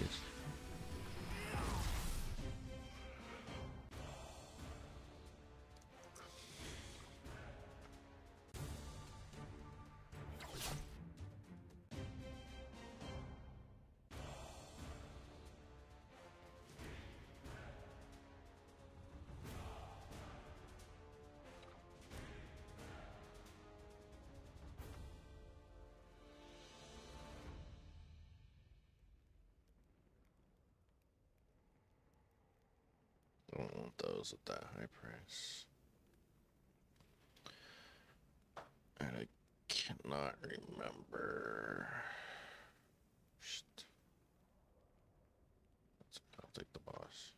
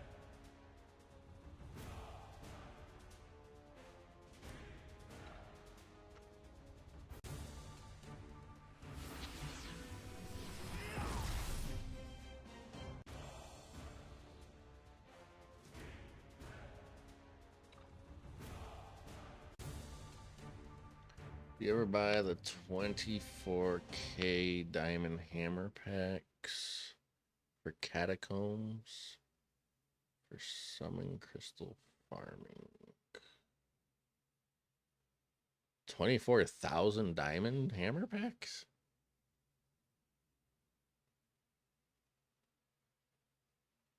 Or 2,400 diamond pack?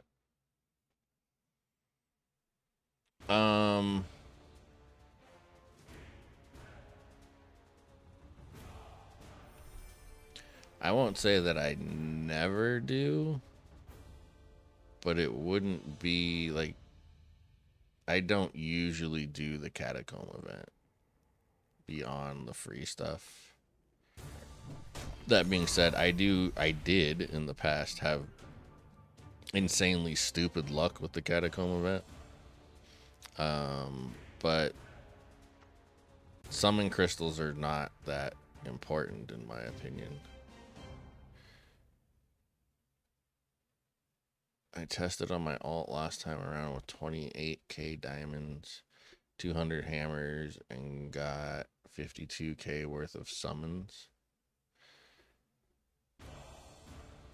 Yeah, I mean, if you're getting the rolls to justify it, sure. I mean, that's kind of how you have to think of it. But are you know, if you're going to buy summon crystals, then yeah, go for it.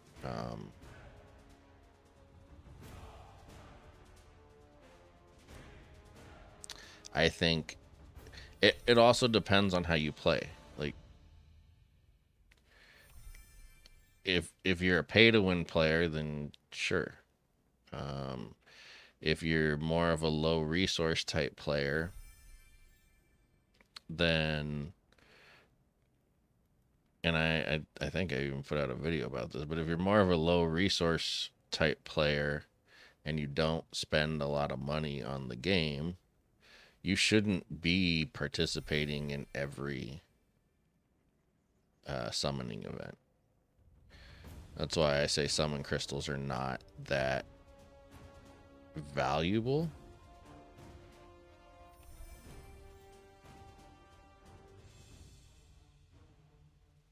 I don't either, but with Spire, it gives you a jump start. What do you mean with Spire, it gives you a jump start? You mean how many levels you get to jump?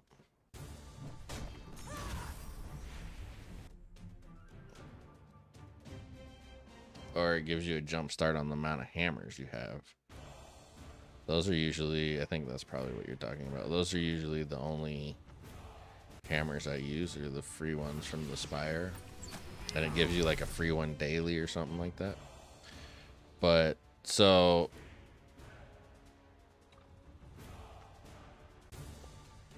yeah, the answer just kind of depends on what kind of player you are. Do you like to spend a lot, or are you trying to avoid spending? Alright, I already did that one. Alright.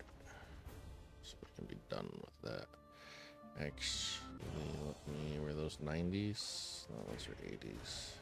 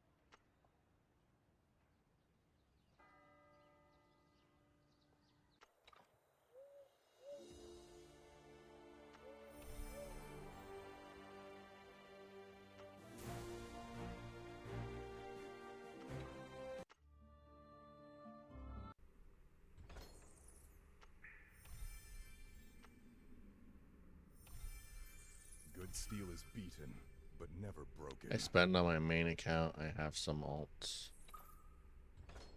I mean, so if you spend, then sure. I will earn a place. Again, depending on how much you spend, but if you like to get new champions as soon as they come out, and it's important to you to participate in every summoning event, then yeah. On free-to-play accounts, on free-to-play or low resource accounts where you're spending, $50 total maybe, get both of the challenge funds and, maybe a couple of other things here or there. Like, people should not. So here's kind of the rule of thumb. Like, you should not be bothering with summons or summoning events unless you're getting the companion. So the thing about getting companions with those summoning events is you're probably looking at 300 summons minimum. So that's what your spending threshold needs to be. So if you spend, then it doesn't, like, and you're okay with that, then fine, sure, go ahead. And then obviously buying hammers and stuff, if you're getting summons cheaper, makes it of value. But if you are like doing it on a free-to-play account or a low spending account, you don't want to participate in every summoning event, because there's going to be events. So the companions that free-to-play or low resource accounts want to focus on are the companions where you might actually develop the companion all the way to mythic because their clan trait is strong and you want to put it on multiple champions. And so in the summoning events, any clan that came out prior to the clan that you're summoning for is available in that summoning pool. So if you have to skip a summoning event because you are free to play or low resources, and you didn't get that champion, but the companion is not of any value, the companion, the clan trait is a dog water clan trait, so you don't need the companion. You will just get that champion and copies of that champion from summoning in summoning events where you're actually trying to get the companion, because you're going to be doing, somewhere around 300 or more summons in all likelihood to get that companion. So during that those valuable summoning events, you will just naturally get copies of any of the champions you might have missed out on. And that's a mistake that a lot of people make with their free to play account or their, low resource account, is they try to figure out ways to be involved in every single summoning event because of the whole new and shiny part of it. Like, if you're not getting the companion from a summoning event and you don't spend a lot on whatever account you're playing, you don't need to be throwing away 20 or 50 or 100 summons just to get a single copy of this new champion that you might want. Does that make sense? Definitely not trying to summon for everything. I think a lot of people do that by mistake or just level the first mythic they get. There are a lot of good heroes already out that are proven. It went to commercial on you. So I don't know what part it cut off or what you heard. I didn't honestly even realize that it did commercials, but I guess it makes sense that YouTube does commercials.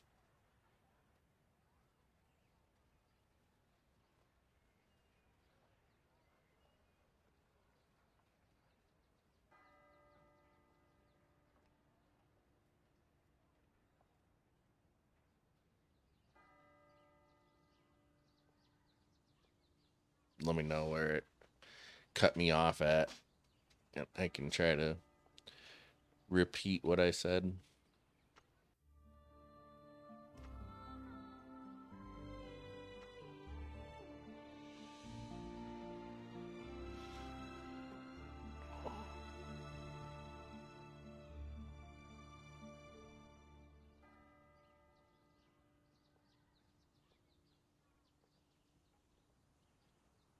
To about 70 vigor.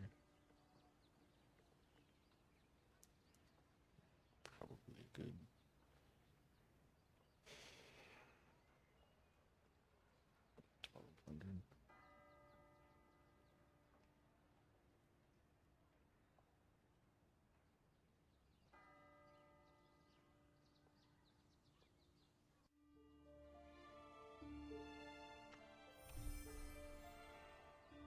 Welcome back.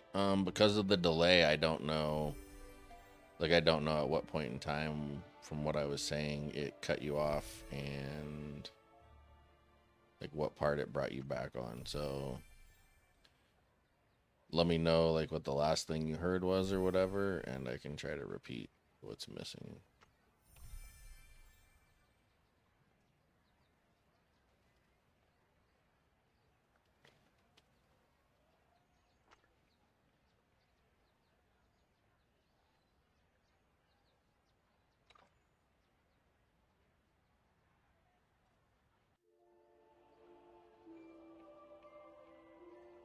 You want to learn how and where to prioritize runes.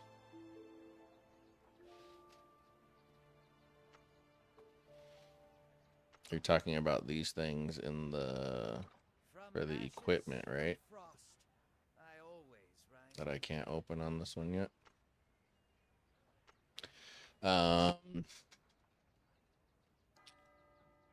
So I don't know a lot about runes. They came out right before I stopped playing. I did put out a video on them, I think.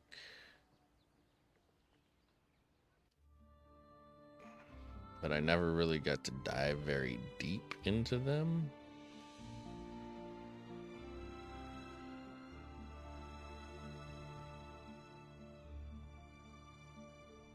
So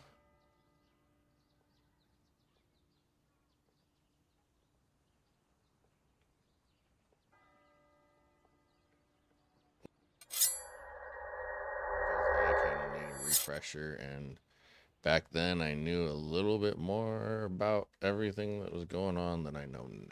So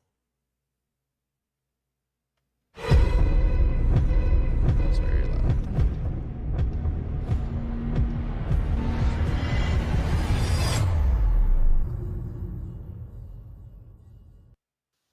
Oops. What's up, everybody? Belligerent here with another Bloodline video. And let's take a look at the new stuff just added to the game. Yes, we're talking about runes and the tavern. Hang on.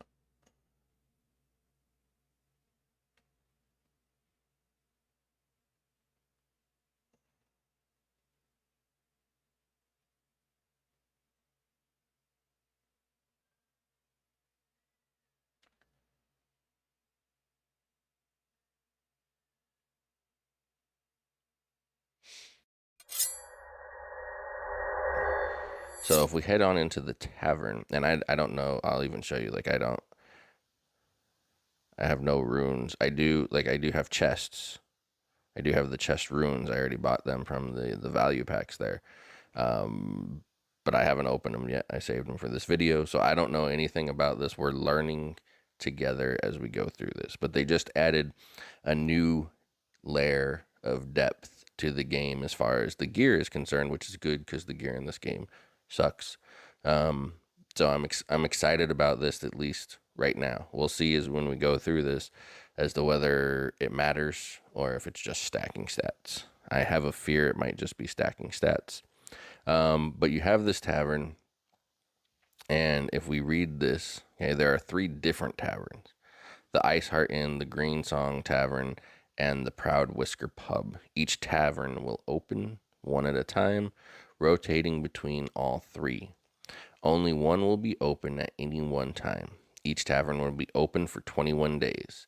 When the last tavern is closed, the next tavern will be opened.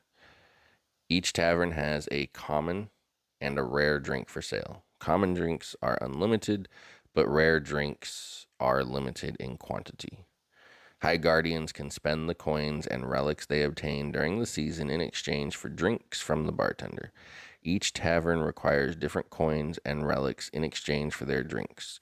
When a tavern closes, any unspent coins and relics held by players will automatically be exchanged for other items. Okay, and then here are your chances on some of the stuff. So we have, I guess, 2 different drinks. So this is your basic one, I guess. I don't know. Well, I have some coins. We got 20 coins, so we'll see what comes of this. But like, you get some guaranteed let's figure stuff. out where the rune part comes in. I don't give a shit about We'll try to figure it out. So this is refined lager, and then this one is the so assuming the value packs are of 40,000. Actually, are they in here? Looks like, yeah. So I managed to get 320 coins over the course of 21 days. So let's take a look here. Now I'm just going to do the other 10 that I have. Just get these. All right, some more blues. I got some better blues there. Level 4s. Looks like, yeah. So it looks like they come in different. So the green comes in level 1, level 2. The blues, all I got here are level 4s. I didn't see what I got last time. I wasn't paying attention. So let's see if there's any other way to get coins. Like, is it a reward here in the... It's not a reward in the Guild Conquest. So unless they just didn't add it...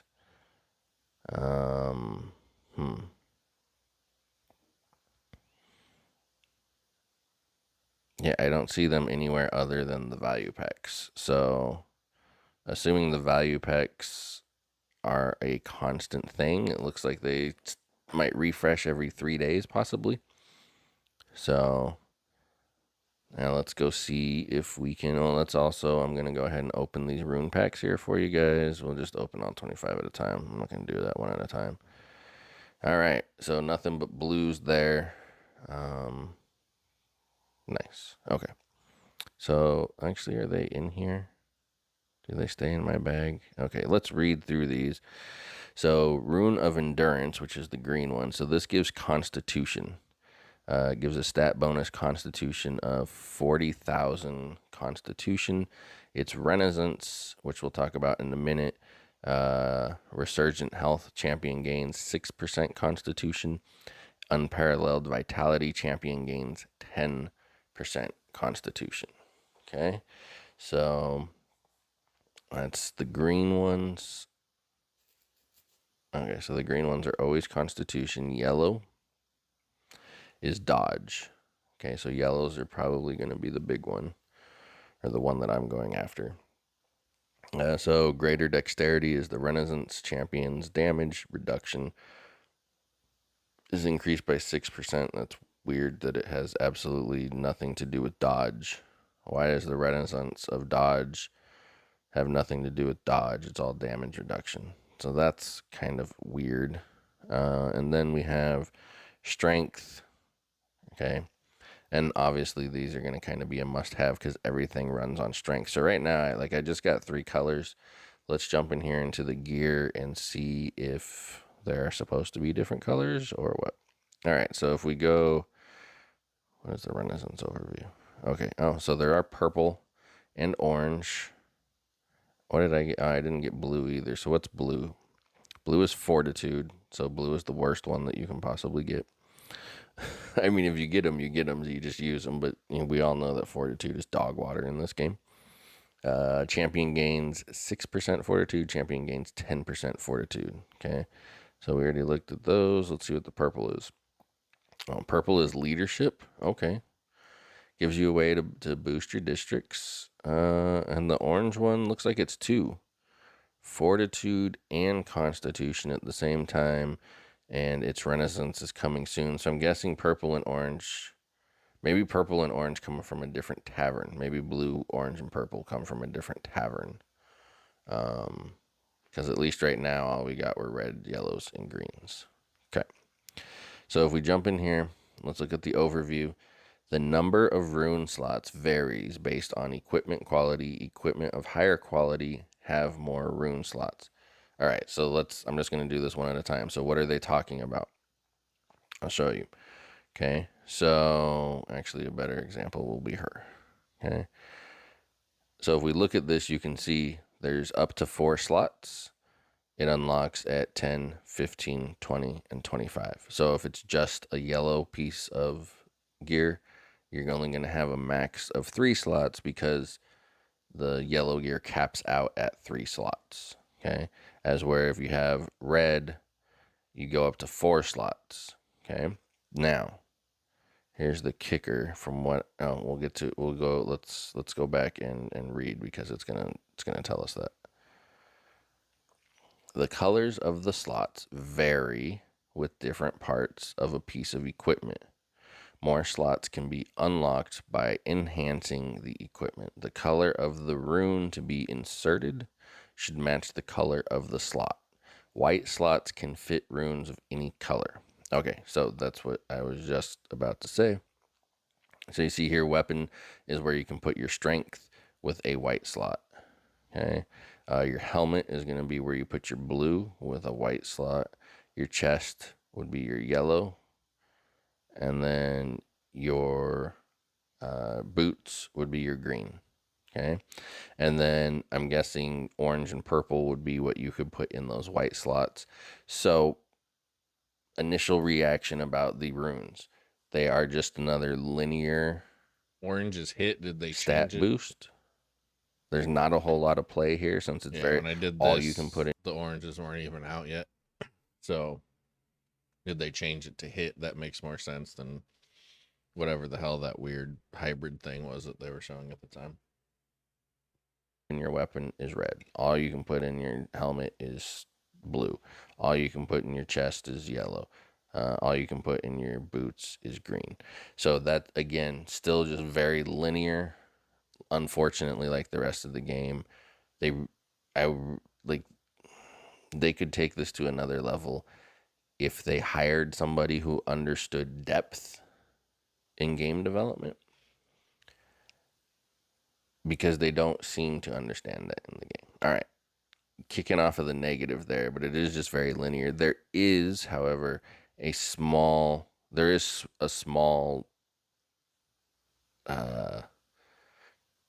area for some diversity, which are going to be these white slots. Okay. And I think we'll just have to revisit that once we see what the, I don't know why I did that. once we see what the purple and orange are going to have there. Okay. So, where was it? It was right here.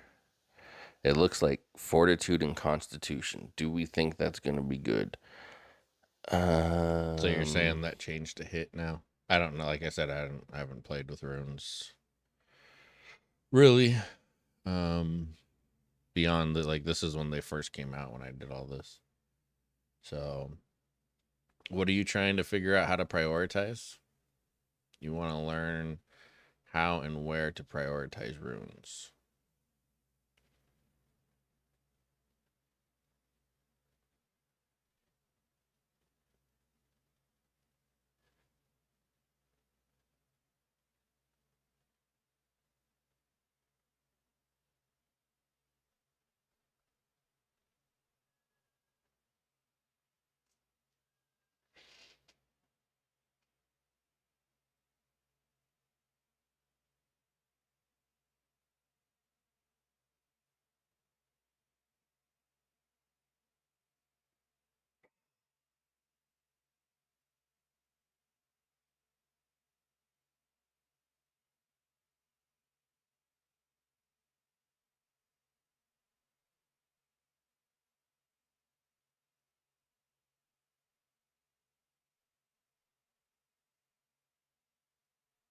Um, if you want to, you can. You don't have to. Like, I'll take your word for it.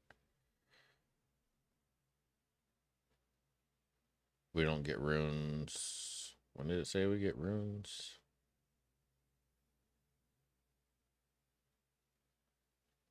We don't. Oh, unlocks in 3 days. So in 3 days we get runes. Like focus strength gems in your killer or spread them out in a single team, or even spread them between 3 teams. Not sure what's better.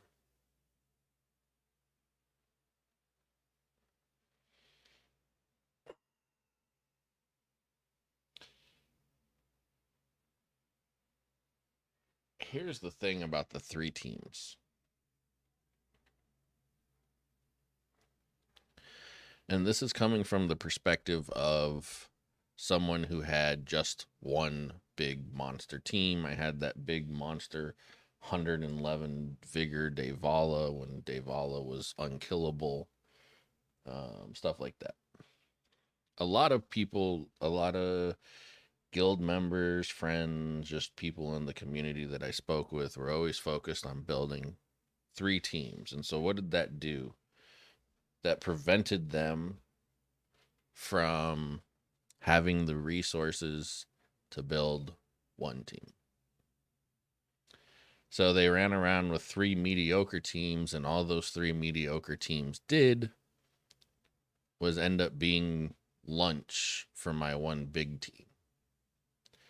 When our guild struggled in guild conquest, it was because the other guild had somebody else who had a team that was strong enough to, challenge my team. That's when our guild struggled. It wasn't when, we could have 4 or 5 people going compared to like 10 or 15 on the other team, but when nobody can take the points from you because all of their mediocre teams just bounce into one big team. The 3 team thing is not like, I feel like you should build one team up and then work on a second team and then work on a third team. But if you don't have one team maxed out, you're just wasting resources that you could be putting into that other team.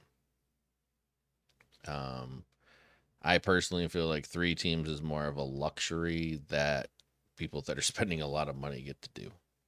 So I would focus your strength gems on, well, for starters, one team instead of spreading them out. And then 2, it depends on how that team is built. Is it a team? Right? Do you have multiple pieces that are doing DPS? Do you have multiple pieces that are important to the team? Or do you have one big carry champion? Like for me, I had my big Devala champion. The rest were mostly on the board for positioning purposes. So do you have one DPS or do you have multiple DPS? If you only have one DPS, for example, if we go in here and we look at these arena stats, right? Most of what's going on in this server are people are like, it's just, see, look at this. I have the one male Akuna that's doing all of my damage. This person has a couple people doing the damage, right? But if I go through some of this other stuff, like just the male Akuna doing the damage. So in a situation, if like your stats look like this at the end of a fight, then you just want to focus all of your strength on this one person because that's who's doing all of the damage. These people are kind of irrelevant to whether or not you win from a damage standpoint, from a strength standpoint. But if you have, 2 or 3 bars, like this one we were just looking at, was it this one? No. Was it this one? No. Was it this one? Yes. Right here, where he has 2 bars, then yeah, you might want to, you give this one the bigger runes and then this one whatever's left over. Or if you want to try to boost the damage up on this one to help, equalize them, make them as equally important, you can give this one the stronger runes and this one the weaker runes. But you, like, for strength, you want to focus on the people in your team that are most dependent on strength. And that doesn't necessarily always mean your DPS, but in a lot of cases it does. In most cases it does. But like, for example, I don't know that anybody's necessarily running him, but if you take somebody like Male Lionstone who gives your whole team shields, well, his shields are stronger based on how much strength he has. So if the shields are important to how your team comp functions, then you might want to give him some strength runes too and boost his strength even though he's not doing the damage. My main team is Male, Water and Sun, Ho for support, Galley, and FLS. What is LS? For tank support. Oh, Lionstone. Never mind. Lionstone. And Male SK to counter heals and finisher. Only FLS and Ho aren't strength.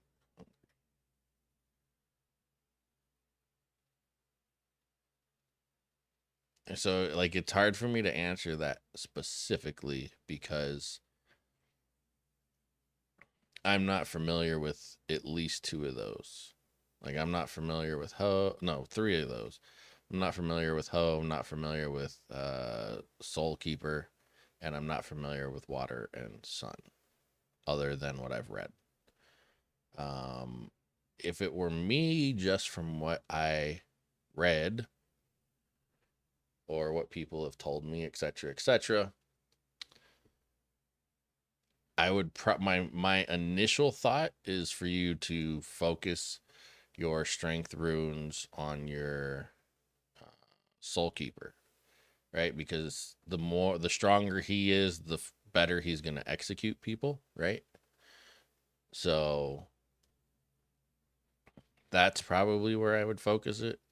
It doesn't sound like Water and Sun needs help. He's already like overpowered and broken. But again, like you use the team. I don't like, if you have a video or something, I can look at how the video runs and then give you some better pointers. But my initial thought is to give it all to Male Soulkeeper so he can do the executes.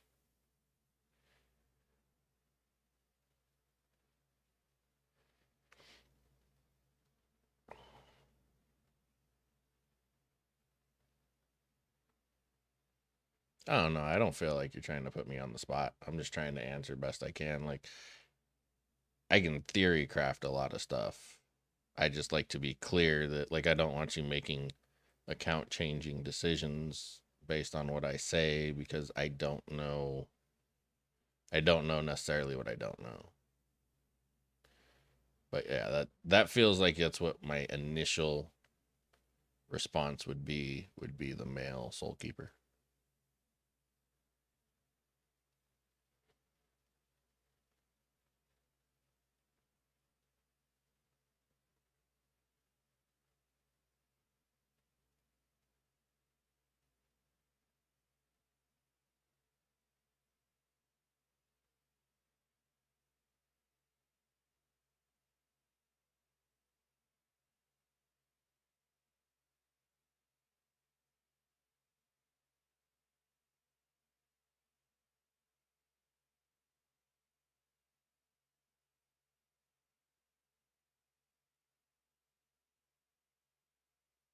Everything gets deleted. You heard it here.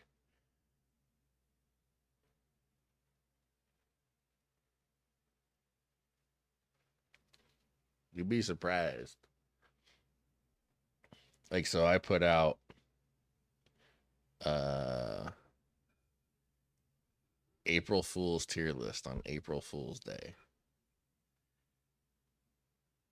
Mind you, this is not the first tier list that I had done. I had done multiple tier lists, so people knew what my opinion of different champions were. And so for my April Fool's tier list, I went almost opposite. Like, I threw in some stuff to, like, kind of make it seem real.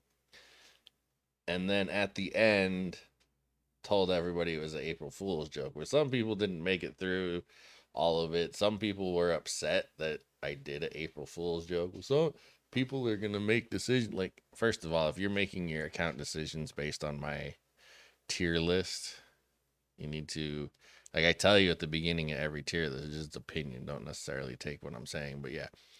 So always got to clarify. See what I feel like they keep trying to phase male water and sun out. 3 to 4 months might not be as many running him. Well, I mean, it's going to be a constant cycle in the game, right? What's good now should not necessarily be good in 3 or 4 months. Otherwise, what motivation do you have to buy the new champions? So it's kind of like female Devala. They did that, and then they spent the next 2, 3, 4 months trying to figure out how to get rid of her. After they milked it, milk the Devala event for however much money they could. They developed the execute mechanic that countered her, what made her so good, and now she's barely playable. So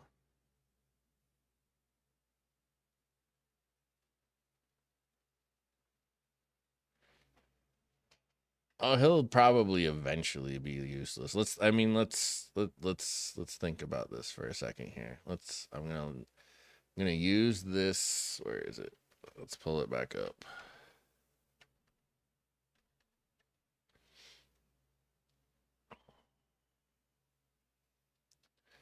All right, let's use this tier list.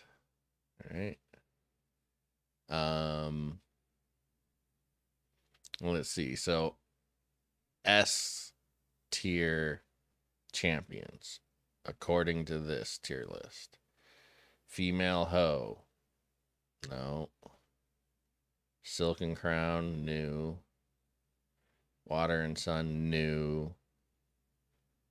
Soul Keeper, new. Almat, new.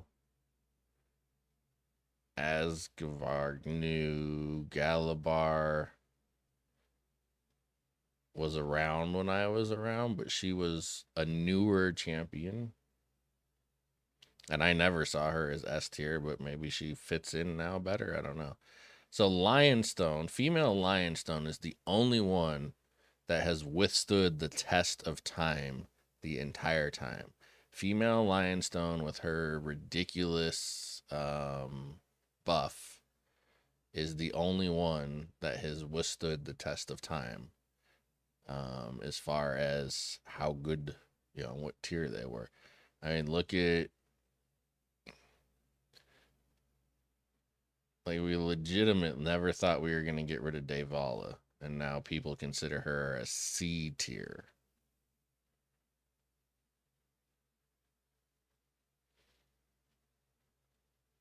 Right? But the thing is, like, Davala would still be S plus plus plus tier on my server because nobody has Phoenix to counter her. Phoenix is the champion that counters her, and now maybe the Soul Keeper, because of the execute. Right? Nobody else counters her. The reason they say she's C tier now is because most people on developed accounts have Phoenix. If you're going up against a team without Phoenix, they're still not beating a female Davala. Do you know anything about the cross-server guilds that are rolling out? What do you mean? I don't really. The only, like, cross-server guilds to me sounds like you're just going to be able to join a guild on any server. I don't know if they'll do like do like they do with the cross server events where it's just a range. But when I was looking between a bunch of different servers, it looks like they have all of the X servers on the same timeline now. So I'm just assuming you'll be able to join a guild on any server that you want.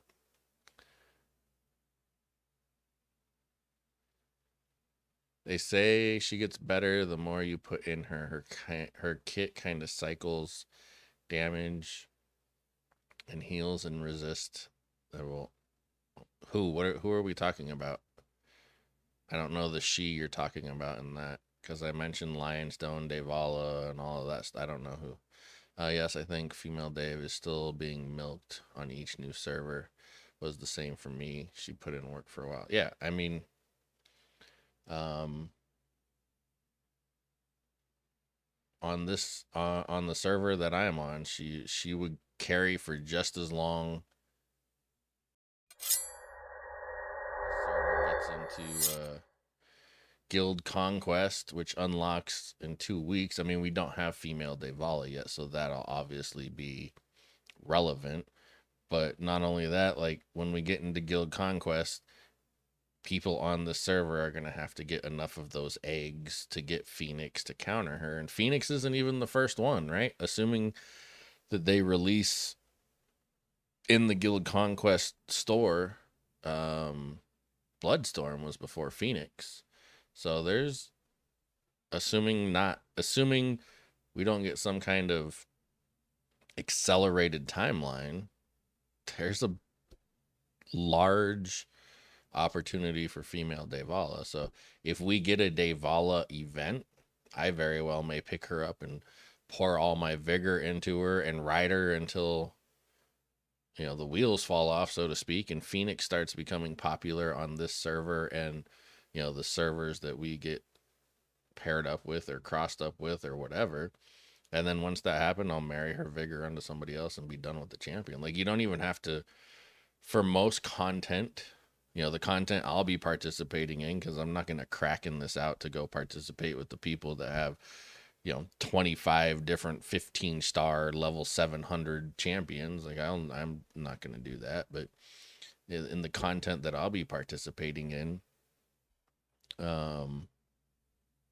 Phoenix that counters her won't be prevalent anytime soon. And so, like, I could run like a 7-star female Davala and put 100 vigor on her and never have to fight anything ever again. Like, that's just the way it would be.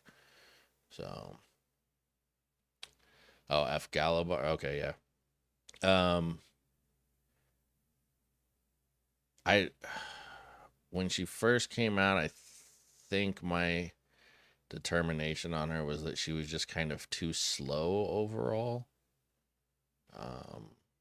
But I see now that there are champions like I think why she's strong right now is because she works well with water and sun, right? He gets all that energy anytime that champions are controlled, and she controls the entire board, which feeds him energy, as I understand it.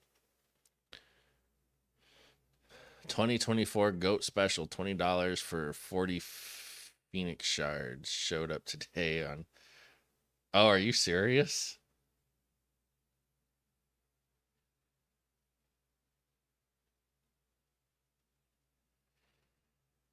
Oh shit, it takes 400 shards to get them. Yeah, fuck that. I'm not spending $200 for one champion.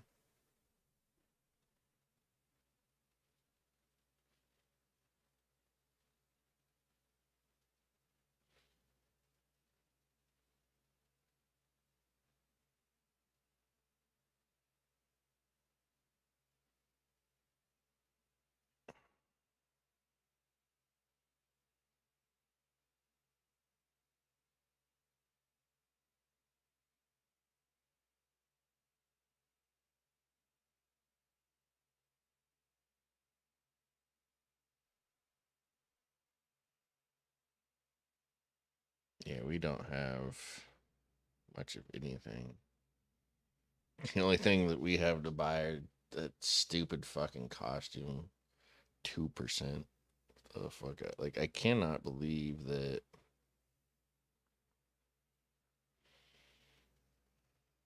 it's actually a thing.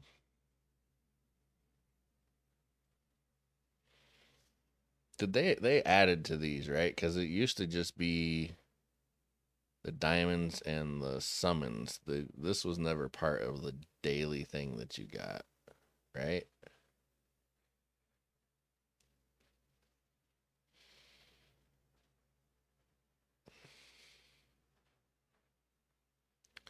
The newest one was 900 shards or $900.